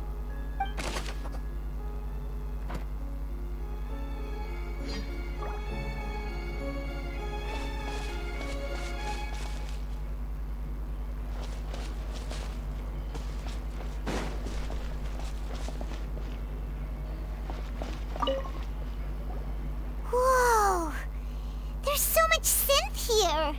And so many bottles of ingredients that probably just contain the waters of the primordial sea. Mixing in progress, ready to drink, stock sample? Huh. They've also got all the synth pretty clearly labeled. Whoa, there's even fruit-flavored synth? Yep, it's super obvious.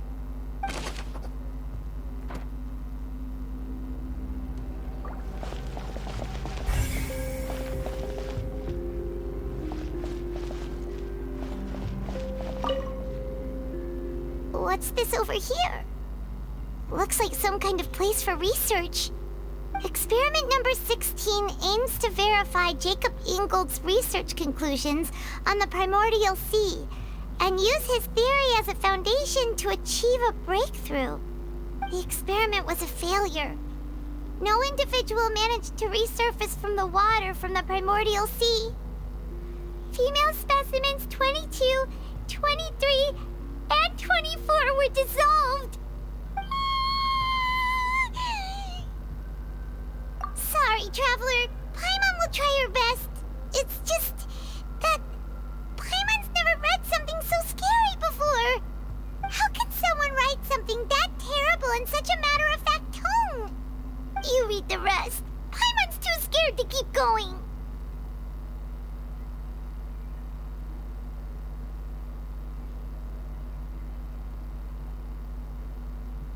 So that's why he did all of these experiments. Wait, did he really think he'd be able to find a way just by dissolving people over and over? That's just insane! Huh? Isn't that the name you heard by the fountain?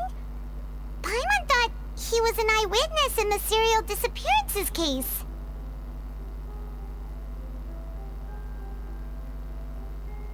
Ah, you mean Vache is the one who did all of these... experiments? So that's it! Vache was no victim, but personally took his lover and... No, that's not it either! If that's the case, why would he want people to resurface from the water? In any case, Paimon will write it all down.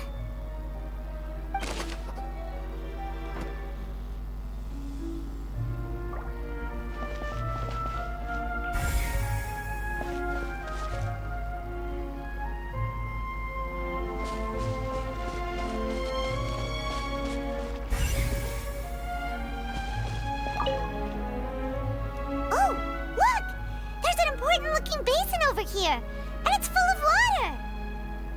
That means this is where they make all the synth, and that special water is the main ingredient.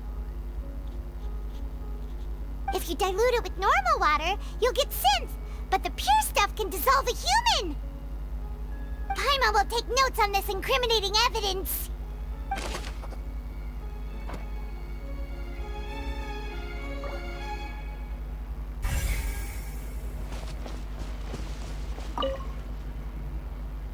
What's written here?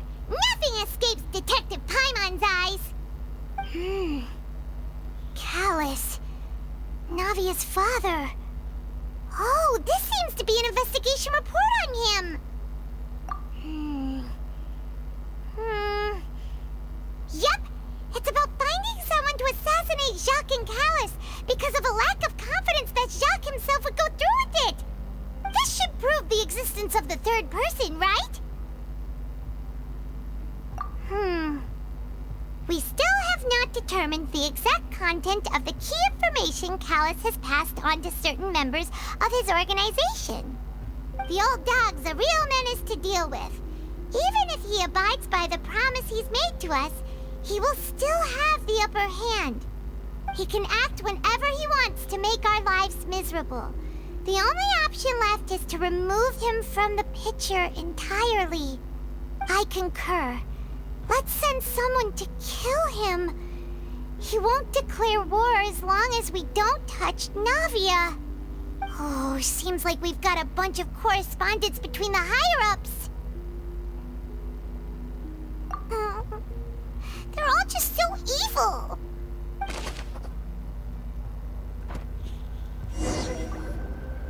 We've looked at almost everything here, and it seems like our theories were spot on. But... yeah, we haven't found anything that reveals his true identity. No wonder even Nervalette wasn't able to find anything.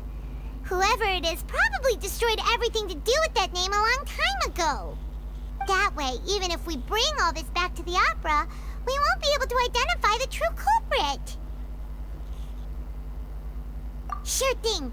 Paimon won't admit defeat to this guy either.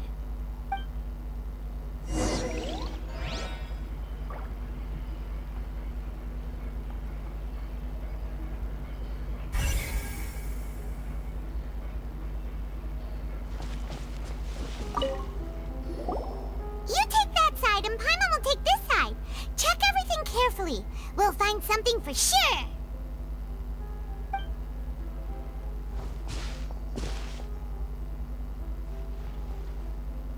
Ugh. Nothing at all. And Paimon can't even find snacks either. Whoa, really? Let Paimon see. Vinier. Isn't that Vache's lover's name? Then you found her diary. Let's see. Aw. It's just a normal diary chronicling their love story. She was so sweet, too. Oh, Paimon feels even worse for her now. So many! A whole page's worth! But they're all crossed out. Was she unhappy with all of them? The final name she decided on was... Marcel. Wait, but Marcel's pretty old. Has this case been going on for so long that he's Vache and Vinier's grown son? Hey! Paimon still hasn't figured it out yet.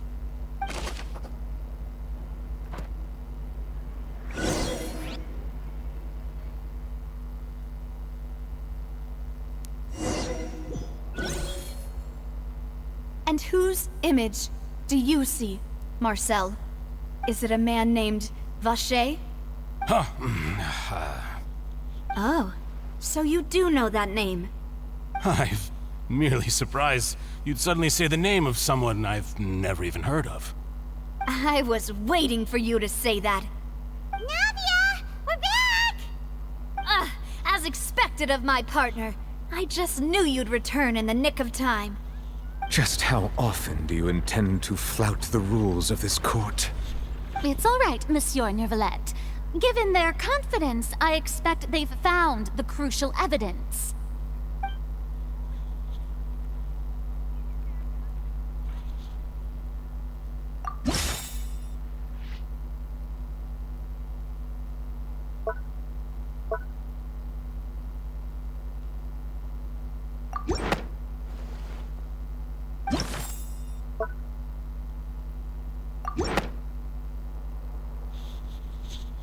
But the truth of it, Marcel, is that you've always been Vache. Huh?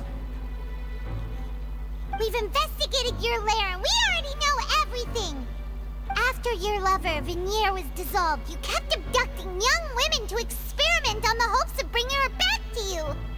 You even created Marcel as a new identity and destroyed all records of your past as Vache! So that's it. Even the villains in opera performances rarely go that far. And with that, Marcel's motive has now been established. This information regarding your past also dismantles your prior timing defense. Well, Marcel, do you know where you went wrong? You fixated your gaze on the lover that passed away, instead of paying attention to the living people around you. So, you never noticed how we changed, or how we grew as individuals. You also never understood Boss's real expectations for his daughter. Or our determination to see things through. Your determination. Mr. Marcel, please speak up now if you would like to defend yourself. Otherwise, the trial will move on to the next stage. Do you really think I wanted to do any of this? Pay attention to you? What for? Have you ever paid attention to me? Ever empathized with my pain? Ever known how it feels to watch the love of your life dissolve right in front of your eyes? No one helped me. No one even believed me. All those decades ago, even the officers from the Maison Gardiennage were laughing at me. They said there's no way a human being can turn into water. So I must have gone mad from grief. Vinier's death was brushed away by all of you as if it didn't matter at all. Well, now you know, don't you?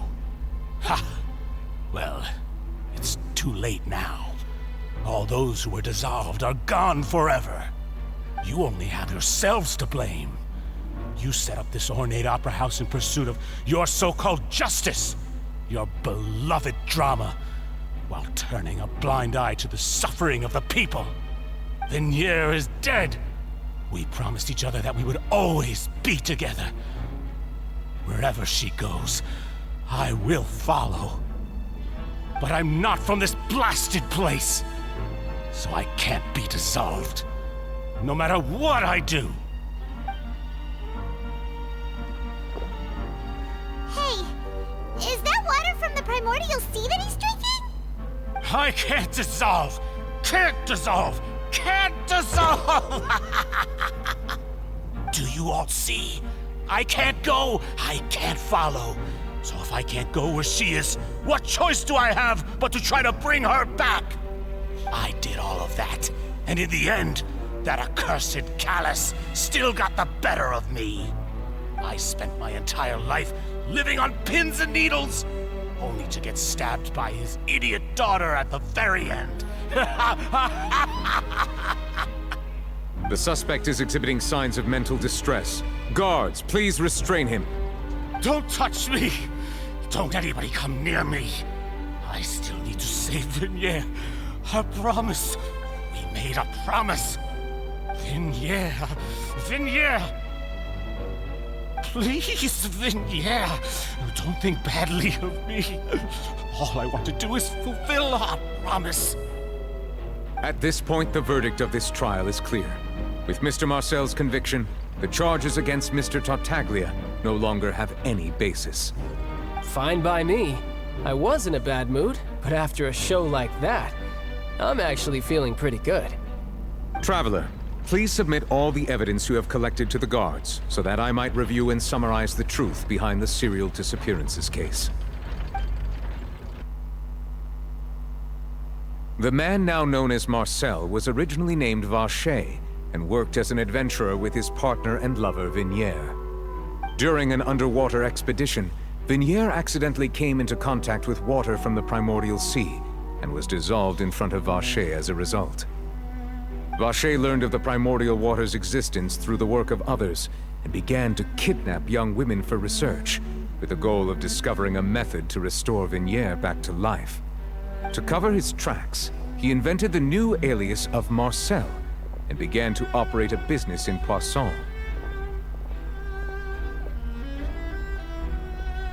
During the course of his research, Vacher discovered that a diluted concoction of water from the primordial sea can induce feelings of euphoria, and began to manufacture and market synth. However, as he accumulated wealth to fund his continued research and expanded the scope, he came into conflict with Spina di Rosula. After exchanging blows with Spina di Rosula for many years, Vacher decided to assassinate their president Callus at a banquet. Although the assassination did not go as Vacher expected, he was able to turn Callus into the murder suspect by dissolving the assassin he sent to the scene. And just recently, Vacher attempted to frame Linny as the culprit of the serial disappearances case, using a similar method. However, his attempt to frame Linny failed, and the power of water from the primordial sea became public knowledge. This case also exposed enough of Vacher's machinations that he was eventually successfully charged in court.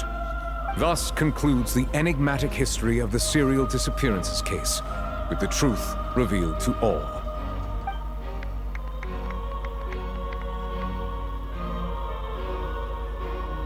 The Oratrice will now deliver the final verdict regarding the charges against Mr. Vacher.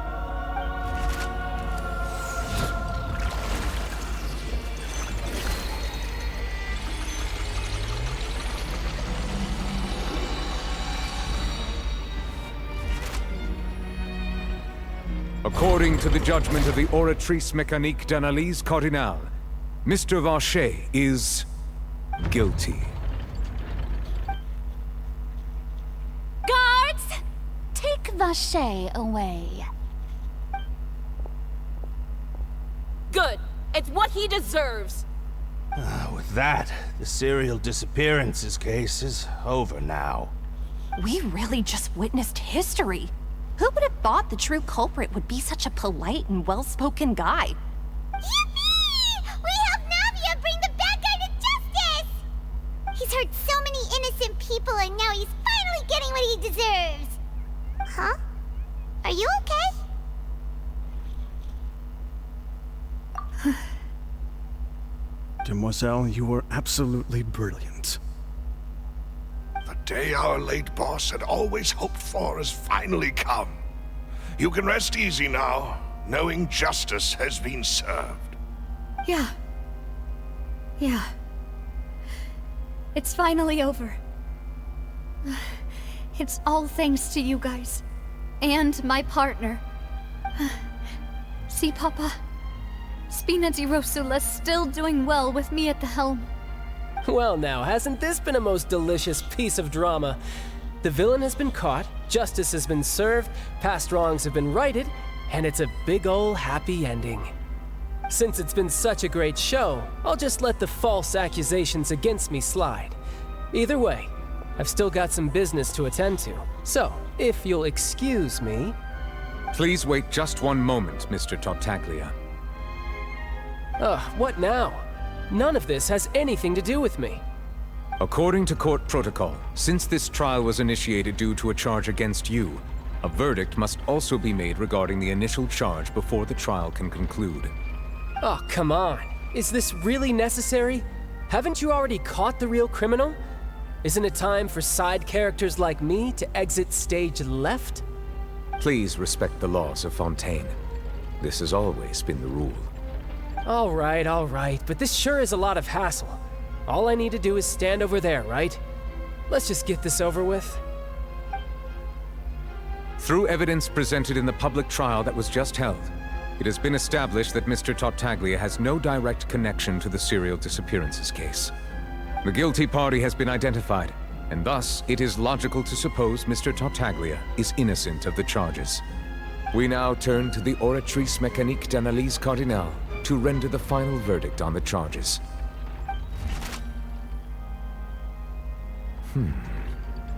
According to the judgment of the Oratrice Mécanique d'Analyse Cardinale, Mr. Tartaglia is guilty. What? Hey! That's not funny! Didn't you just say I'm supposed to be innocent? What's with this verdict? Is your justice machine malfunctioning? Huh? This has never happened before. The Oratrice actually returned a different verdict from the Chief Justice. I mean, have you ever heard of an innocent Fatui Harbinger? Do you think the Oratrice might have just convicted him on general principle? But weren't the charges about the serial disappearances case? No matter what else he's guilty of, it shouldn't affect the verdict in this. The judgment of the Oratrice Mécanique d'Analyse Cardinale is, by law, the final verdict of the court. We must accept the guilty verdict. Guards, please take the suspect into custody per court protocol.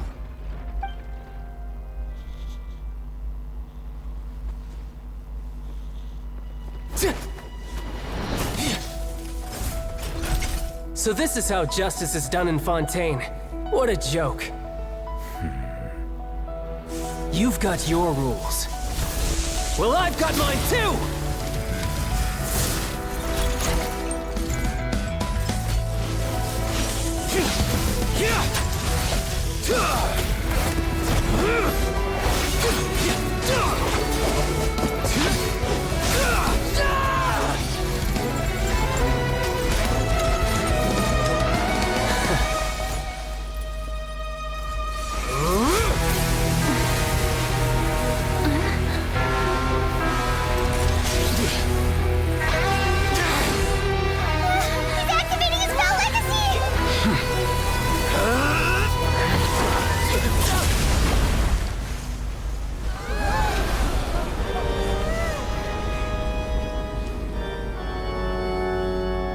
I am sorry.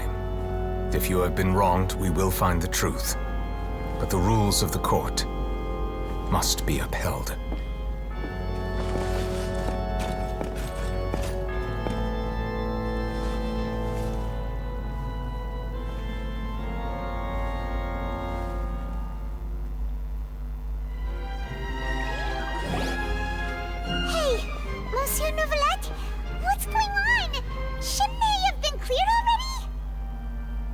apologies.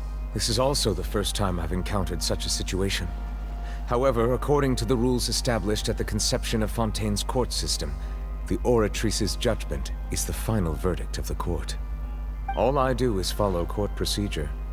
As for why the Oratrice arrived at the conclusion it did, you should probably ask someone more knowledgeable than me.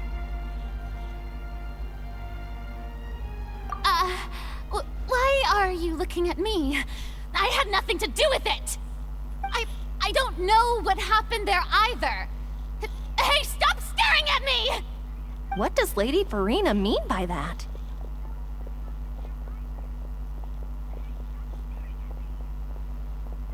She says she has no idea either? But that's impossible. Didn't she create the Oratrice herself? Yeah, so are the verdicts reliable or not? Can results like this really be called justice?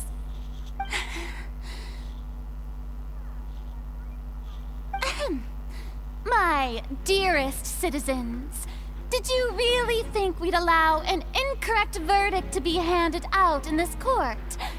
Did you really believe that the judgment could be mistaken or be the result of some sort of random mishap? Don't tell me you thought even I had been blindsided by the Oratrice's result. But the way she looked just now, it was pretty obvious she had no idea what was going on. However, given the state of things, I shall give you an explanation. Everything that just took place, including my supposed shock and bafflement, was a part of an elaborate performance, with every action meant to stir up drama and excitement. And, of course, for every performance there is a script. Everything has unfolded exactly as I expected from the very beginning. As the embodiment of the very concept of justice, the Oratrice shall never render an arbitrary judgment! If you thought Child had nothing to do with the serial disappearances case, it is only because you've been blinded by the superficial appearance of innocence. Everything he's done, not to mention the danger he poses, are beyond ordinary comprehension and completely unforgivable! All shall be revealed in time. You will come to understand my noble intentions, as well as the absolute correctness of the Oratrice's verdict.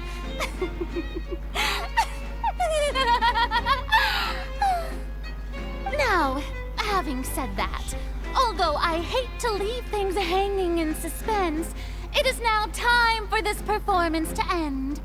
As the lead actress, I shall be the first to take my leave. Toodaloo!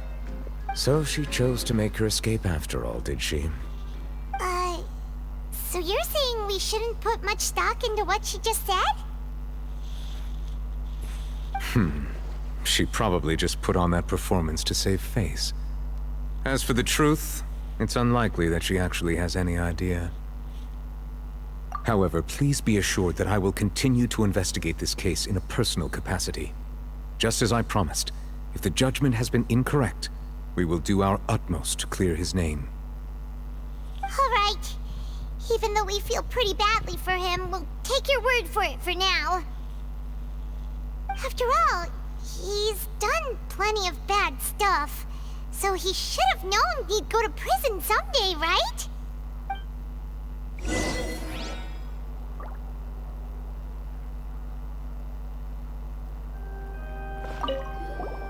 Oh, Monsieur Neuvillette! That power you showed when you took him down. Who are you really? I'm the Chief Justice of Fontaine, of course. If officers of the law lack the strength and capability to enforce it, then it makes a mockery of justice.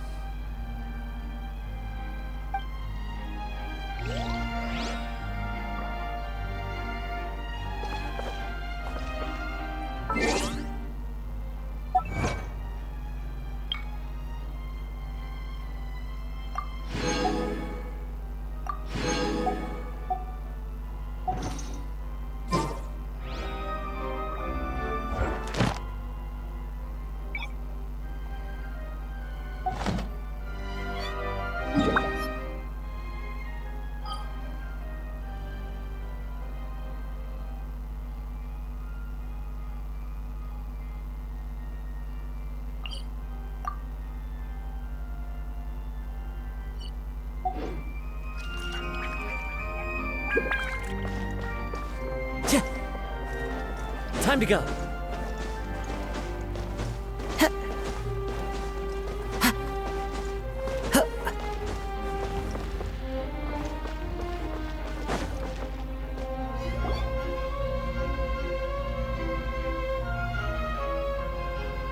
Hey, what are you doing? Quick, stop him! Traveler! Hey! Traveler! Marcel! What are you doing over here? Stop resisting arrest! Cease, or we'll add another charge to the list! No, wait! I just want to ask the Traveler something. I'm not looking to run away. Please, just let me ask this one small thing. Go on. Thank you. I was being led away when I finally realized something. Where did you first hear the name Vacher? I erased all records of that name. So, unless... Are you still trying to prove your innocence? Give it up. You've already been convicted. Really? You did? You're sure? You met her? But how could that be? How did you manage to do it? The Fountain of Lucine? Then she's been so close to me all along. And I just never... Please give me a chance to talk to her again. Just let the Traveler take me to the fountain to see her one last time. This is the last request I'll ever make in my life. You can do whatever you want to me afterwards. I don't care. What? Give an inch and you want to take a mile? Do you think serial killers get to make requests like that? Paimon agrees. Why should we give him what he wants when he's only done a ton of super terrible things? This request, is it worth as much to you as your life? Of course! Wait, no. It's worth even more than my life. Humans. Will they betray the instinct to live just to satisfy spiritual needs? Very well. I will grant your request. Your Honor, I fear that... I will go with him. You do not need to worry about any escape. In that case, I shall leave him in your most capable hands, Chief Justice. Thank you, Your Honor.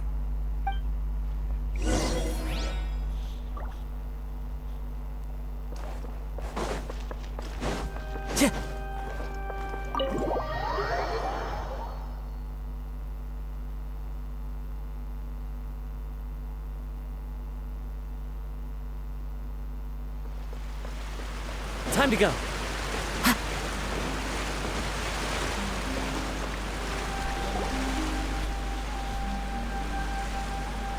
Is this the place?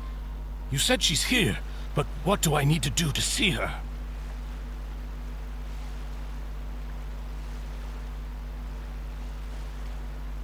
Yeah, and even Paimon could hear her after drinking that thing. Didn't you just drink a lot of it on the stage as well? Oh, in that case... Vacher! Ah! Yes, that's it! So you heard it too! Vignier, it's me! It's me, Vacher! Vacher? Vacher! I'm here! Where are you, Vignier? I'm coming for you.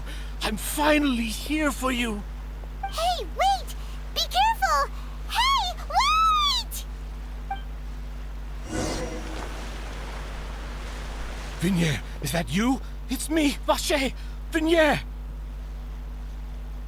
Vacher? Why did you come? Didn't I say? You don't need to look for me. You look a lot older than I remember. How long has it been? It's been more than 20 years. I've suffered for over 20 years since the day you left. All this time, only the thought of bringing you back has kept me alive. Nothing else mattered to me. I must be dreaming. Who would have thought I'd get the chance to tell you all of my feelings like this? Vignier, you are my everything. I really don't know how I could live without you. But Vacher, if you ask me, this world would be better off without you. What are you saying? If not for you, I would have finished my law degree and probably become a top-tier attorney one day. If not for you, I would have continued to pursue my love of the arts, and my works would have been displayed in the Palais Mermonia itself. If not for you, I would at least have been able to take care of my mother. And she would not have grown old and died alone, with nothing but the tears on her cheeks. It's all because of your selfishness, Vacher. It's all because of you. You... Wait, you are not Vignier. Who are you? You're right. I am not Vignier. I am the sacrifices. Every woman who died by your hand, as our bodies dissolved, our consciousnesses flowed back to the primordial sea. Our thoughts circulated endlessly within the primordial sea, and we were no longer individuals, but we became one, just as streams of water come together in the sea. I'm Cressy. I'm Lemony. I'm Azine. The only one I am not is Vignier. Why? But then, where is Vignier? She doesn't want to see you anymore. Every tendril of her consciousness is avoiding you. This is what you get for your selfishness. Your selfishness robbed us of our lives and our futures. You said time and time again that you'd do any and everything for her. But did you ever consider whether she'd want to see you do the things that you did? If she would despise you for what you became?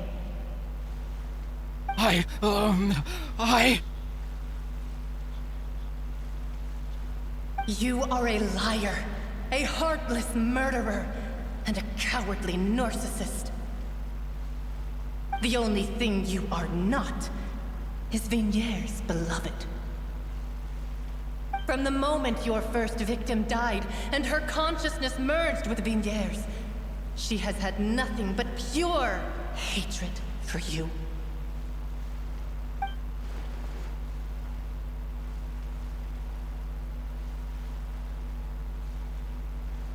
No! Vignier! She can't hate me. Let me see her, please. Have mercy. You still don't understand. When I said don't look for me, that came from the real Vignier. She really doesn't want to see you anymore. But on top of that, she also said that because it's her final drop of pity for you. She said that because she knew that if you did come here, we will show no mercy to you. Vacher. Vacher? Vacher. Vacher. Vacher. Vacher. Drown.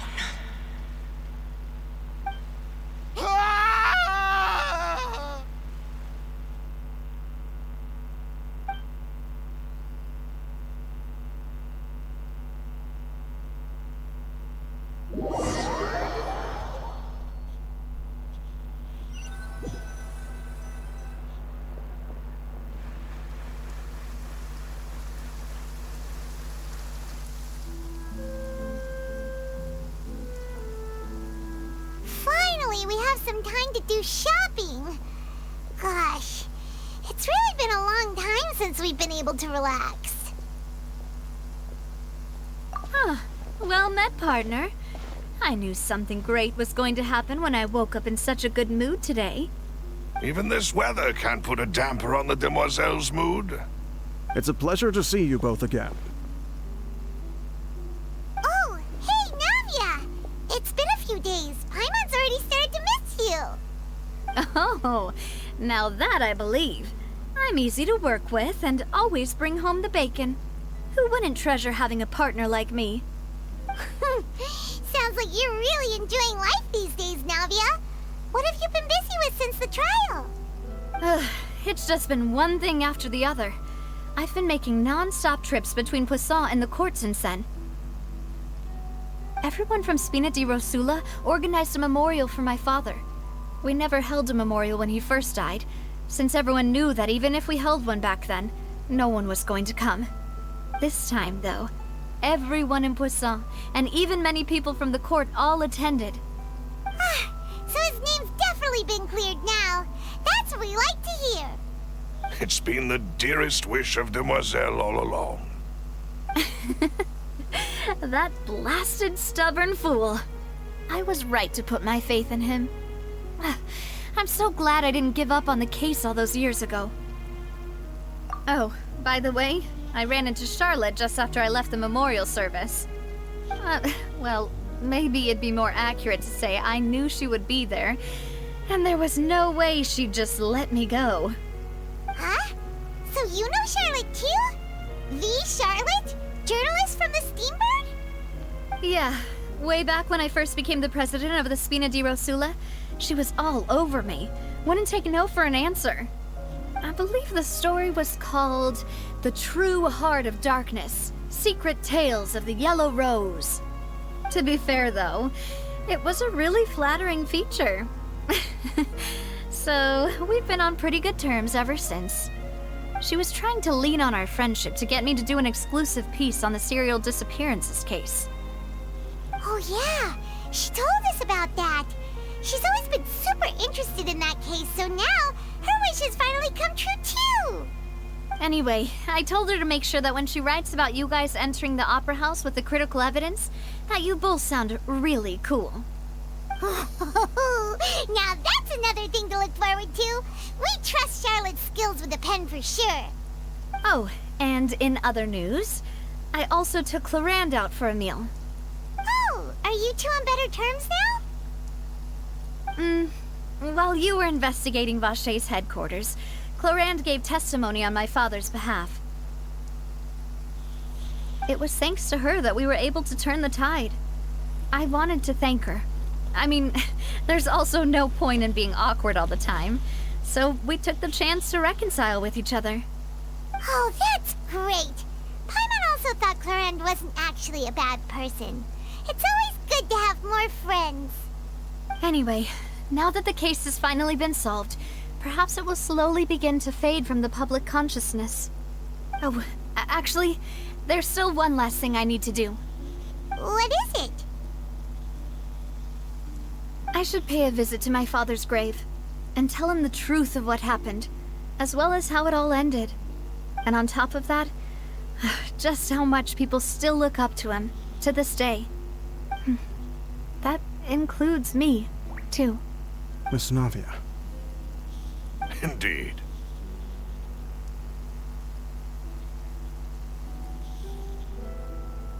We want to go too! We also think Callus is a really admirable person. Sure thing. I'd like you two to share the moment with me. After all, without you, there might not have been such a positive ending. And in that case, everyone, let's be off. Considering the recent weather, we'll be lucky if we can reach Poisson before dark. Yeah, you're right. It's been raining non-stop for a few days now.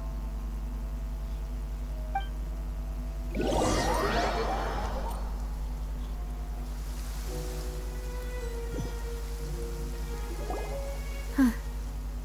This is where my father's grave is.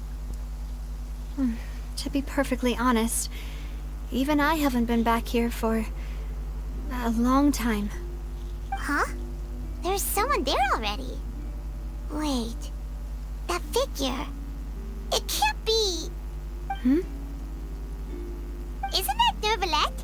Why would the Chief Justice be here? Huh? Navia?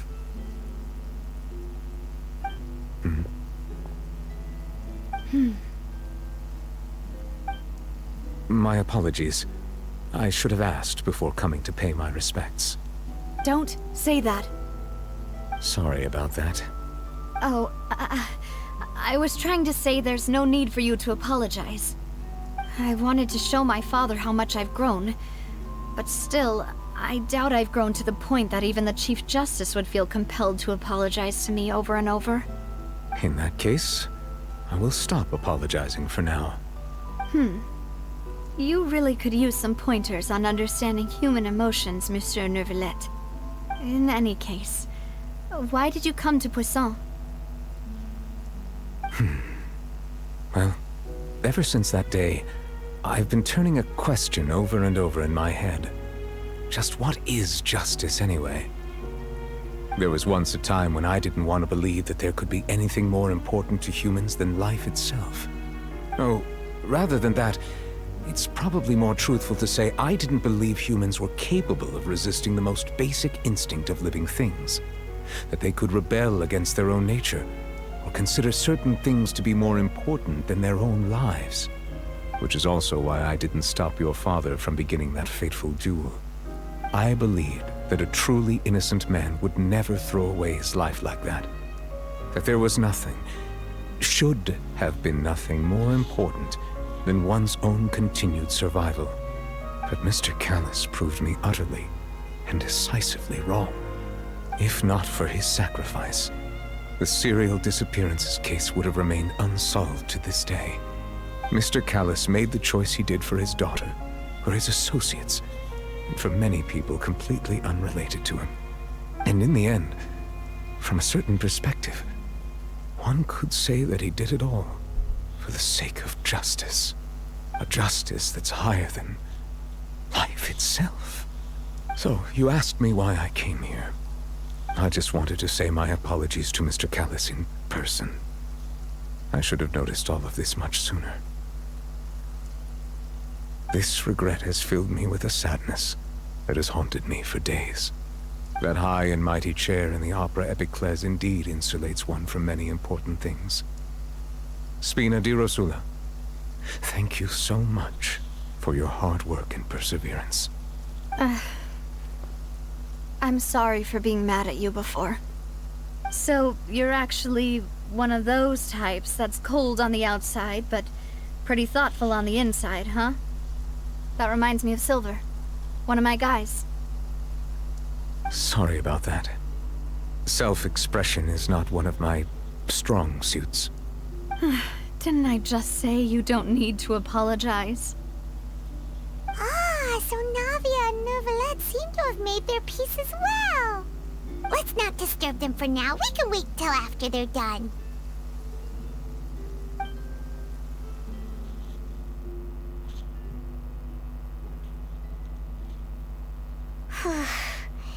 Paimon's never paid respects at someone's grave before. Did Paimon do anything rude there? Huh? Oh, Paimon didn't know that was a thing. But Paimon doesn't know what she would do if she can't fly. Oh no. Paimon hopes Miss Navia won't be too mad. Anyway, Neuvillette is still standing around there. It's not often that we can catch him alone like this, so why don't we go talk to him for a bit? If we can't talk to Lady Farina, we can at least talk to him, right?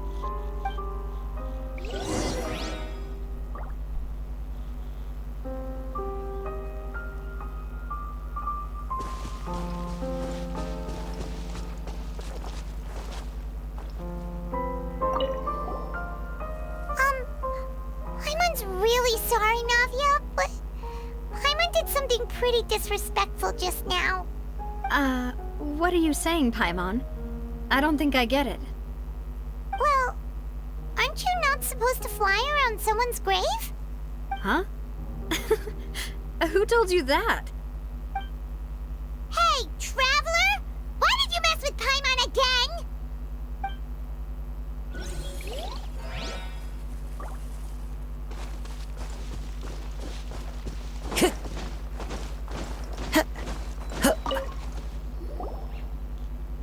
Oh, it's you two.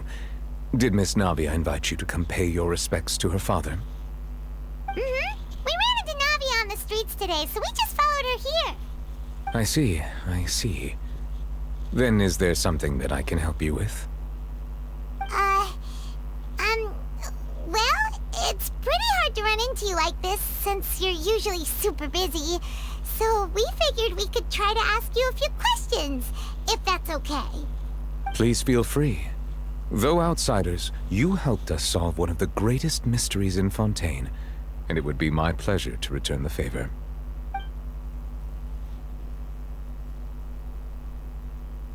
So, at court, the bad guys referred to that special water as water from the primordial sea, but what is it really?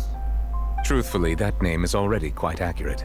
I can only surmise that Vacher and his ilk only learned of its nature and existence after extensive research. There used to be a special sea on the surface of this planet. The nature of its seawater was rather different from that of the sea we know today. Most of Tevat's life forms were first born in that special sea. You could say it nurtured much of the life on this planet. Huh. So it really was where everything began. It makes sense to call it primordial then. But today, the primordial sea no longer exists on the planet's surface. What Vacher discovered must have been some kind of special case, or a remnant from a truly ancient age. Huh. So that's how it is. Oh, you really know everything, Monsieur Neuvillette. But if that's the case, then why would people, at least people from Fontaine, dissolve in that kind of water? Indeed. Why would the primordial sea, which was known to engender and nurture life, suddenly reverse itself and devour life instead? To be frank, that also doesn't match my understanding of this world and its laws. There must still be some unknown secrets around the people of this land. Is there anything else you'd like to ask me about?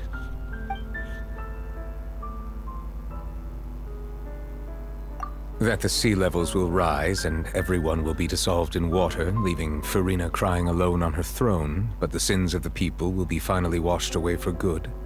Does that appropriately summarize the version you've heard? That's right!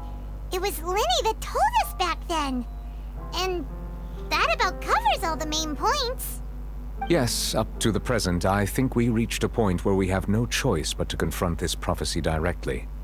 Rumors have it that this prophecy is rooted in the last words the former Hydro Archon left to the world before she passed away. A prophecy? Of the former Hydro Archon? Wow. This is the first time that we've ever heard of it. Two parts of the prophecy have already proven correct. The rising sea levels, and the ability of the people of Fontaine to be dissolved. We should be more vigilant, and stay on the watch for further signs. Speaking of the prophecy, Farina has also always taken it quite seriously. Indeed, she has been collecting information and intelligence from across Tevat for this purpose. If the rumors were true, then perhaps this prophecy is the conundrum left to Farina by her predecessor. But with Farina being the way she is, can we really trust her to solve it? Is there anything else you'd like to ask me about? My apologies. My investigation has still not reached its conclusion. However, I still believe the judgment of the Oratrice was not rendered arbitrarily. But you also said you thought he was innocent. For many years, I have been quite aware that the Oratrice does not simply mechanically repeat the verdict that I give on each case. As a divinely created mechanism, the people's unified faith in the concept of justice is integrated into it. Not only can it produce the incredible power of indemnitium, but it likely also possesses other traits, such as self-awareness. Which is all to say, I have been prepared for a situation like this for a long time. So when Lenny told us that he heard a human voice from the room where the Oratrice's core is stored... I was not aware such a thing had occurred. Perhaps that could serve to prove my conjecture. I will add that to the list of items to investigate. In any case, I am inclined to believe that the Oratrice does have a methodology all its own. We just do not have enough information. Based on Farina's reaction, I doubt even she had any idea what was going on. She managed to bluff her way through it, though. The time-tested twin tricks of bravado and drama. While we do intend to get to the bottom of this, for now, we regret to say that the Fatui Harbinger will just have to bide his time in the fortress of Meripede. If we did incorrectly convict him of crimes he did not commit, we will most certainly compensate him to the fullest extent allowed by the law. If you ask Paimon, the only compensation he'll want is a no-holds-barred fight with you. Is there anything else you'd like to ask me about? Your sibling, another blonde-haired traveler. I'm sorry, but I've never seen anyone who matches that description. If he ever stepped foot in Fontaine, I'm sure he followed our laws to the letter, and had no reason to appear on the stage of the Opera Epiclese. Is there anything else you'd like to ask me about? Very well. It was my honor to provide you with what answers I could. I very much enjoyed conversing with you. It will soon be time for me to leave this blissful tranquility behind and return to Palais Memoria. You really are super busy, Monsieur Neuvillette. Paimon thought you only came here to pay your respects today because you had the day off. Crime and villainy do not have the day off, and so justice must work around the clock as well. This is merely the nature of a justice's work. All right. You've got a point. Huh? Paimon just noticed that the rain has stopped.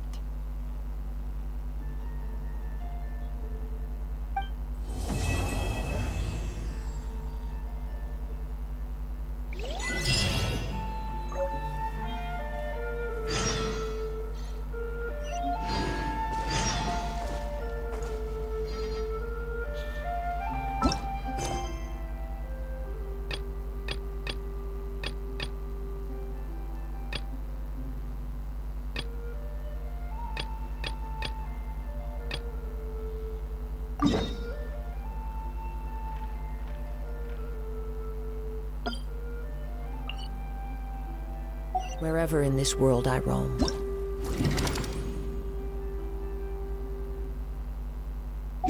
Carry memories of my home. This blade. Life goes on.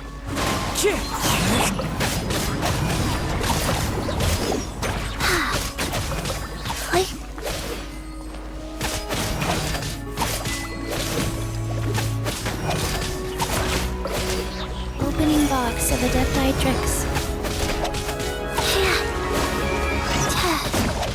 Wow.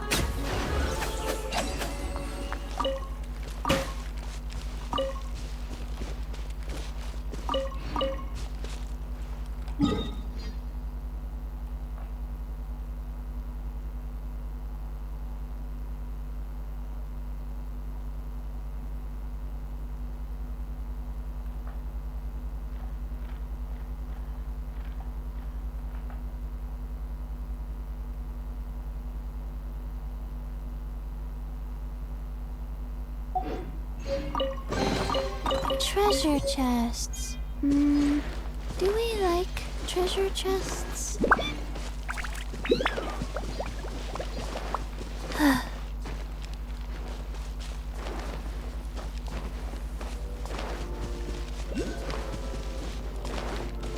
Faster? Okay, faster.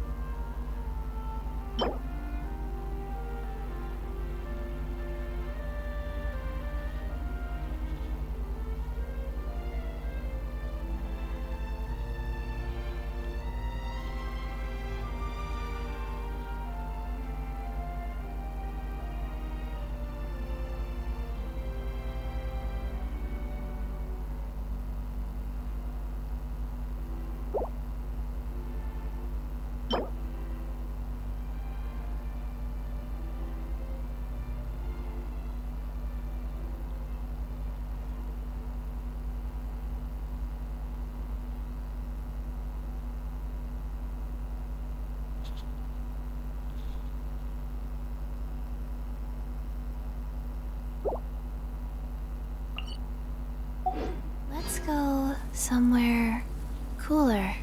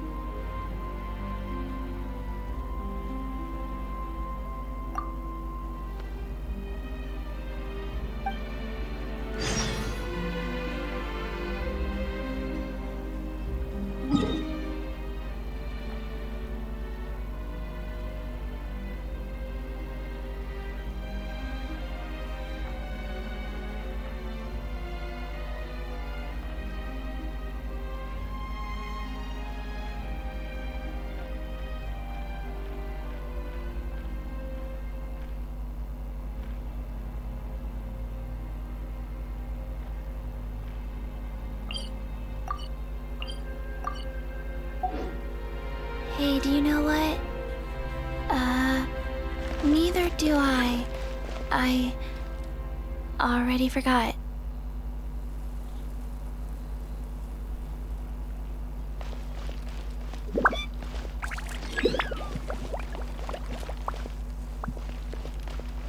Faster?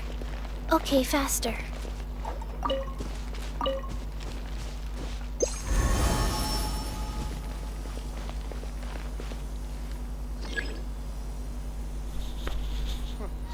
It needs a more romantic touch. Hyper-emotional element to it is just I can't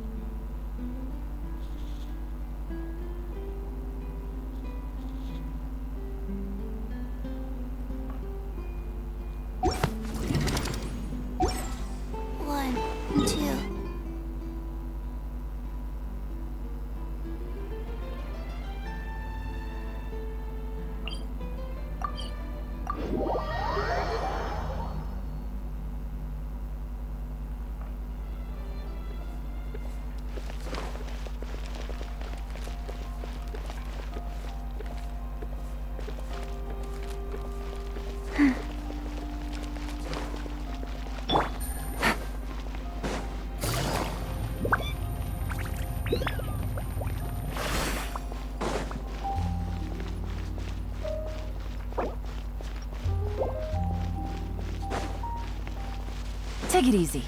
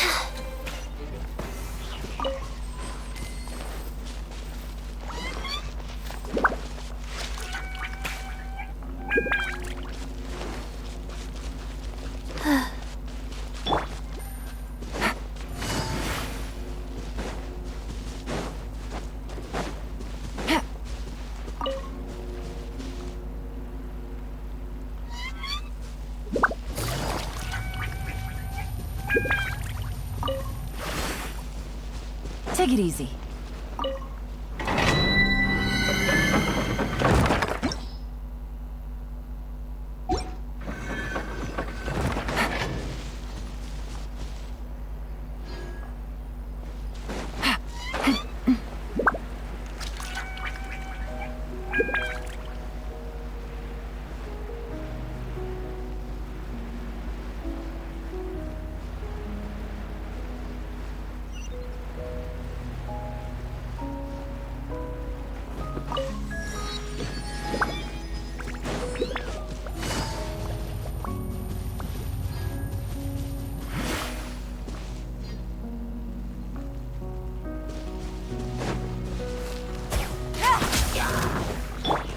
One with nature.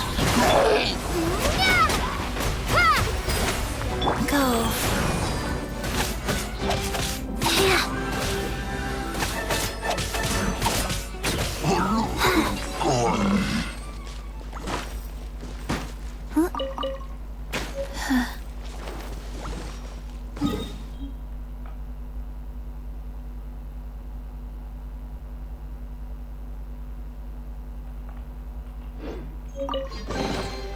Wasn't there something in here a second ago?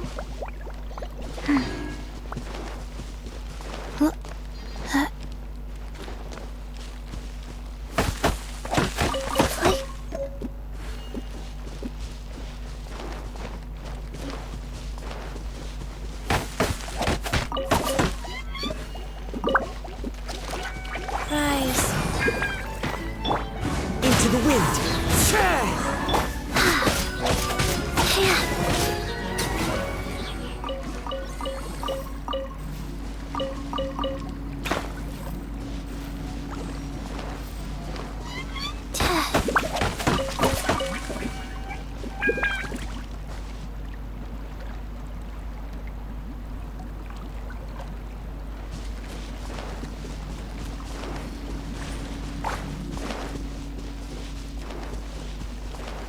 Life goes on.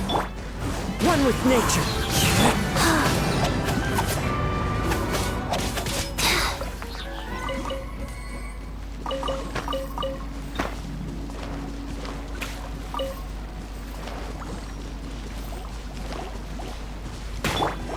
The wind knows me. Sacred name, fortune preserver.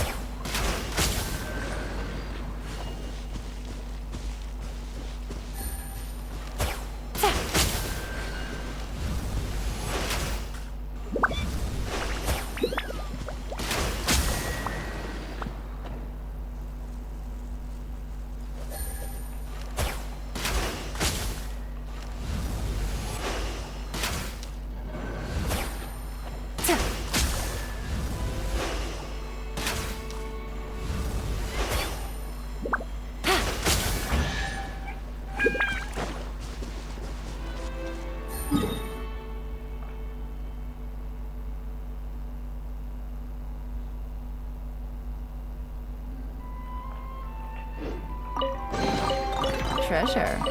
One way to draw your target out of hiding.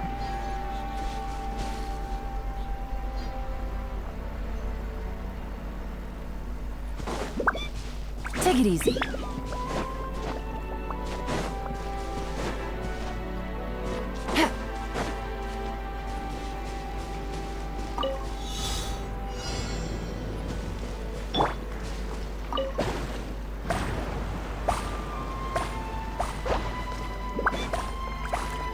Time to go.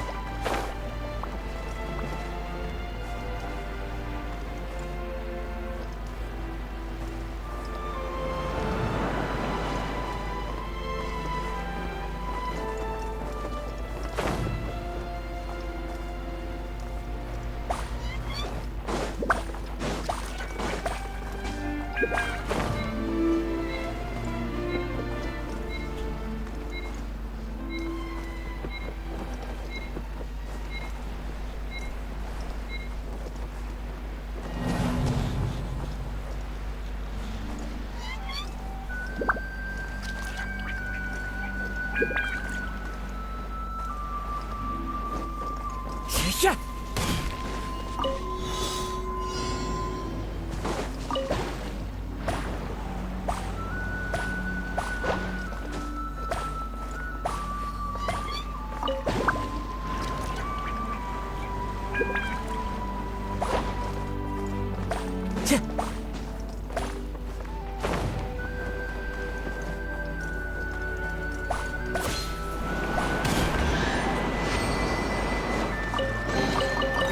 Fateful offering.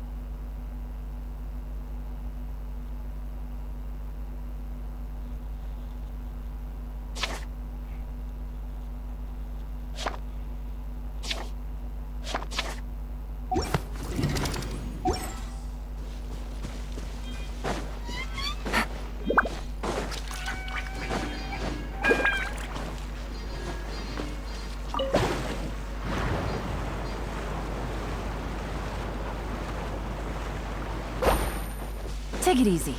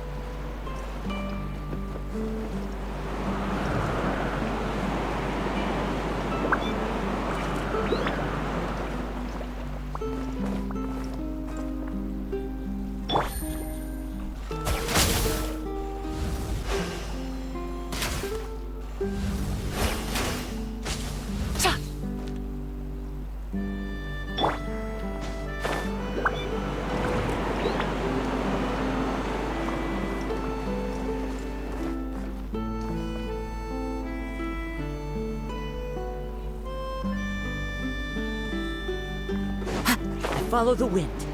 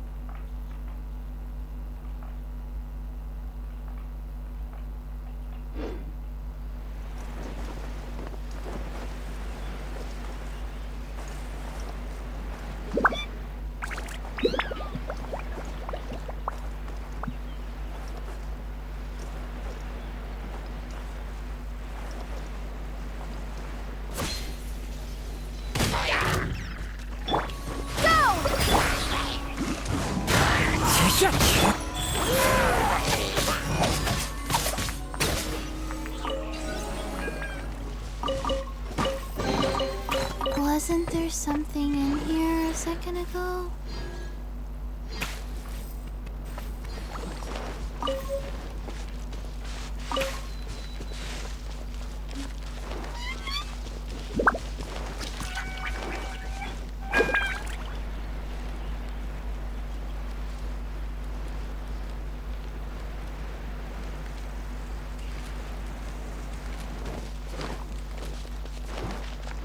Rise. One with nature.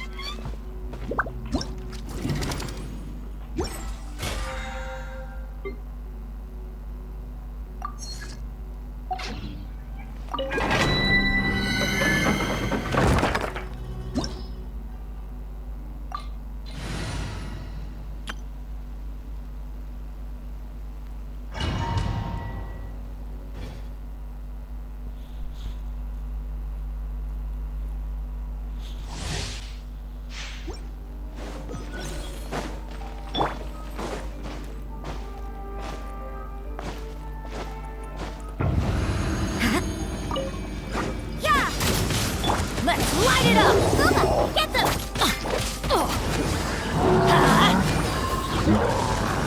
Everybody stand! Shiver!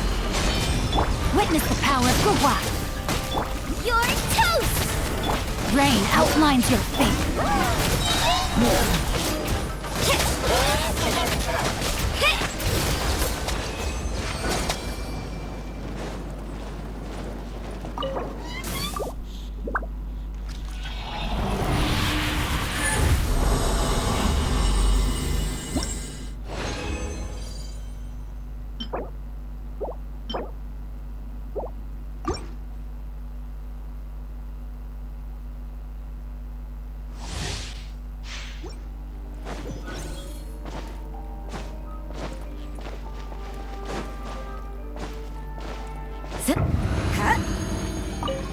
Judgment! Going in! Lights out! Out of the frying pan, into the fire! Let me leave you a verse. Know my sword! You can't run!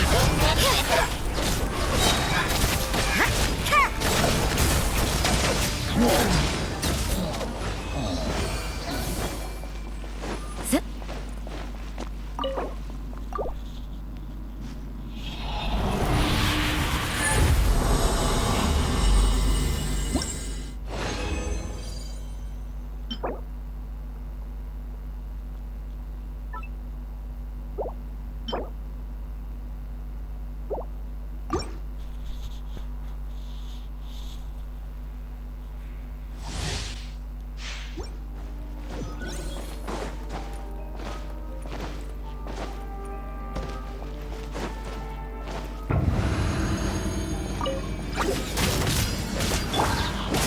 Teamwork is true! Guba, get Punishment! Ring cutter! Rain outlines your fate!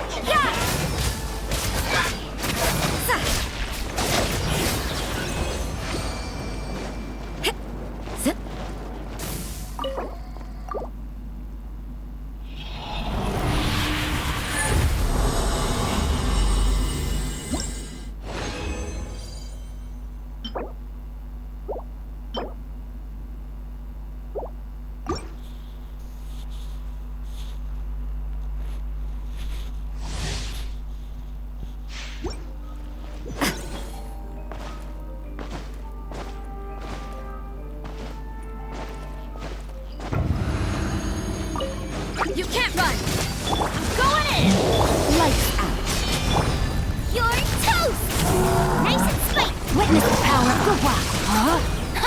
Rain outlines your...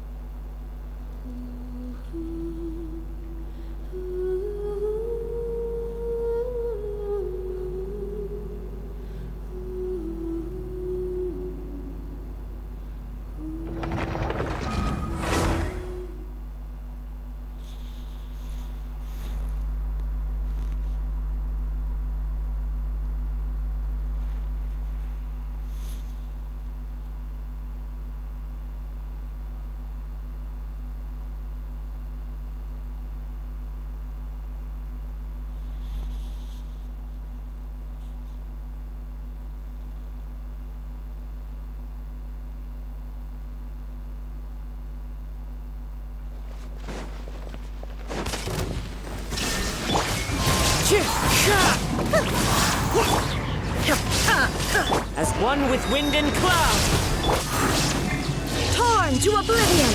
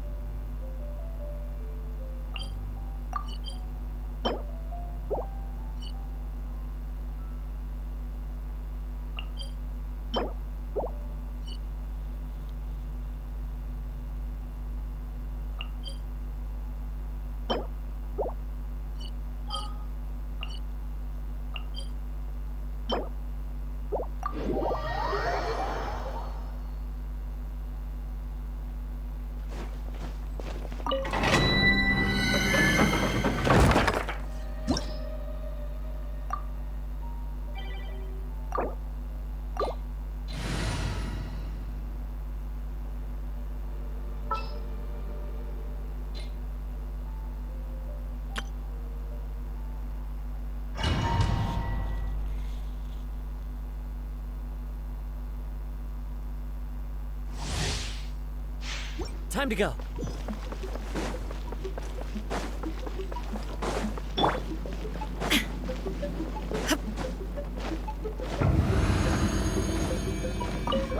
Shine down! Going in! Don't blink! Cut to the chase!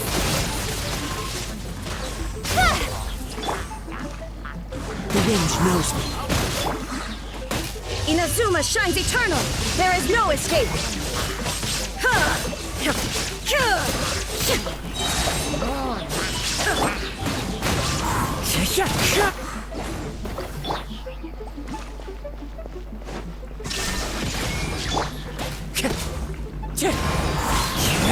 Incoming! Nowhere to hide! Torn to oblivion! Illusion shattered!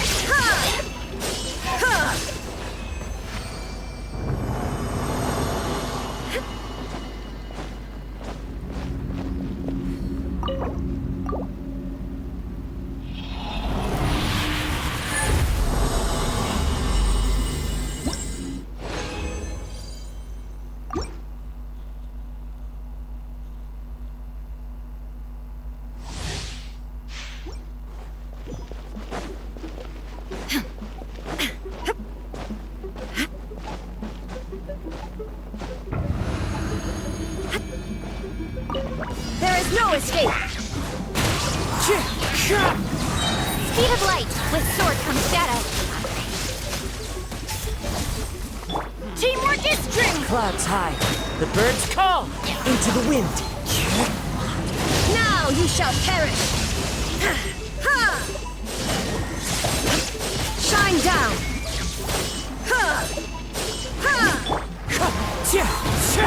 Incoming!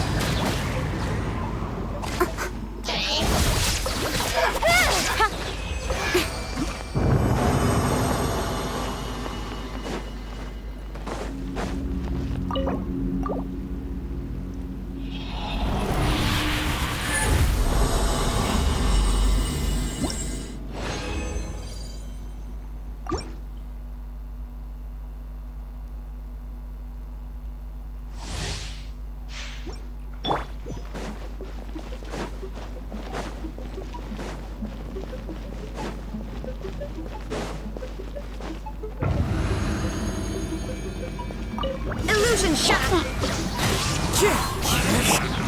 Everybody stand! As one with wind and cloud! Cut to the chase! Torn to oblivion!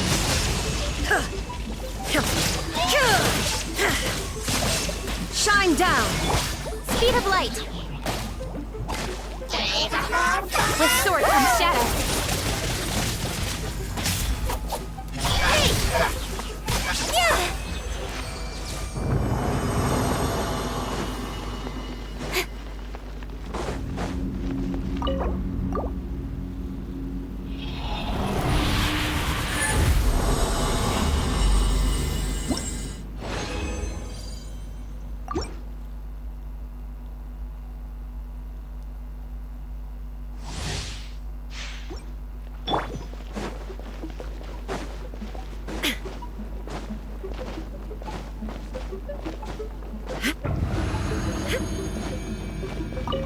There is no escape!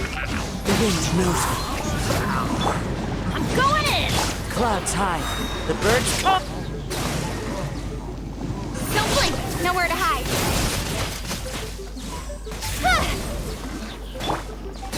One with nature. Shine down! Inazuma shines eternal! Speed of light! With sword comes shadow. Hey!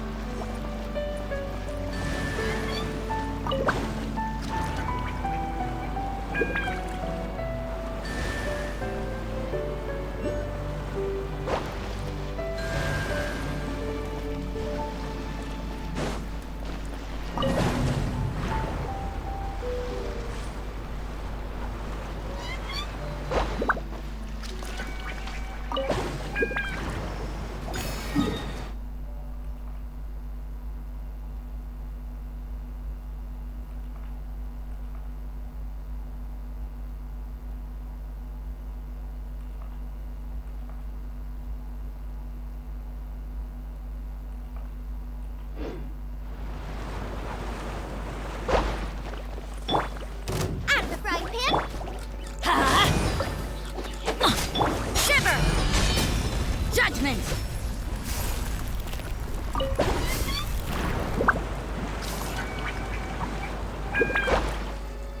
Teamwork is dream. Eat this! Gooba, get the... Huh?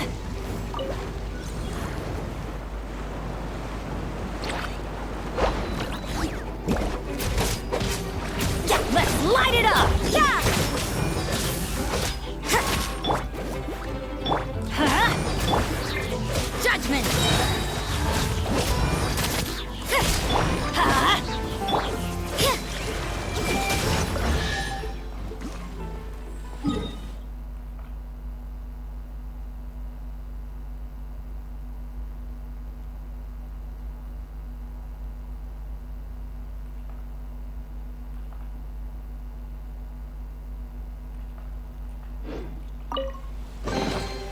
That felt pretty good.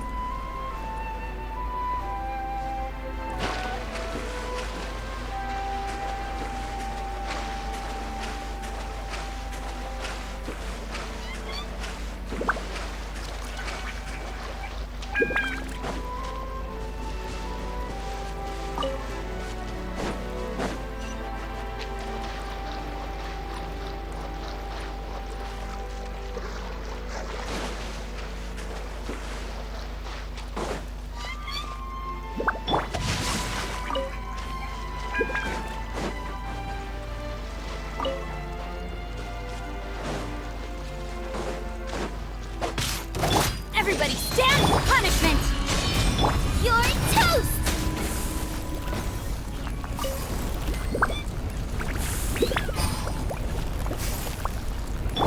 No, my sword!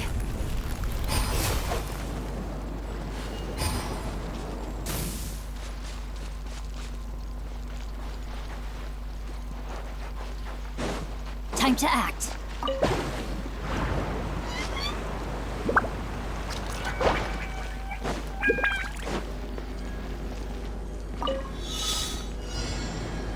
Body and mind.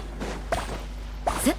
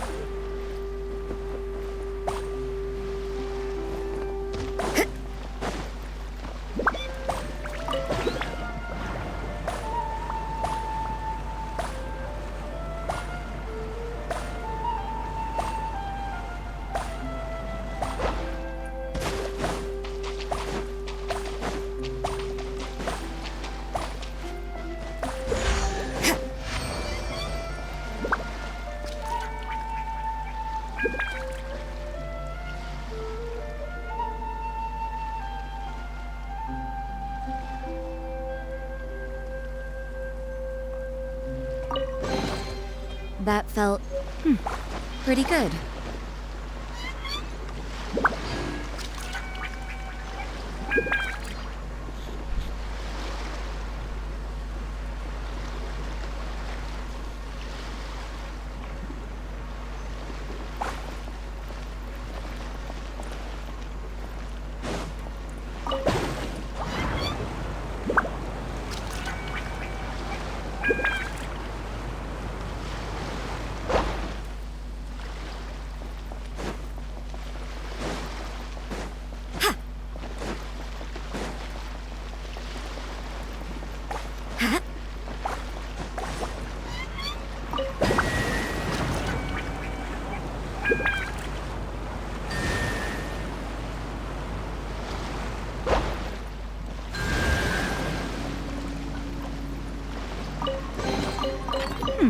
There are a few interesting trinkets here.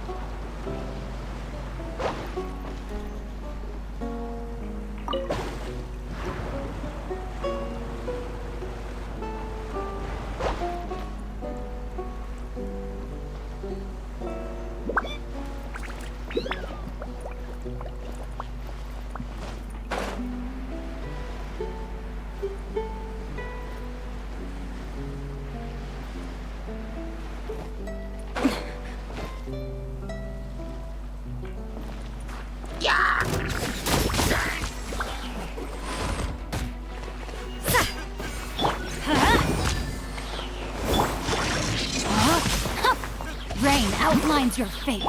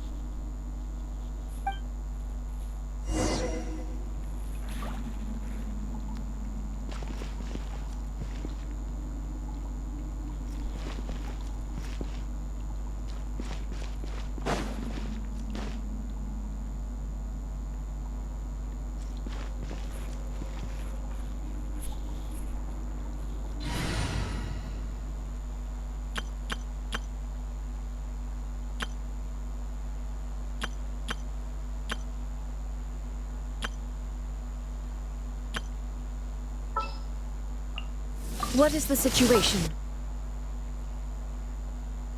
Can I go catch up on my sleep?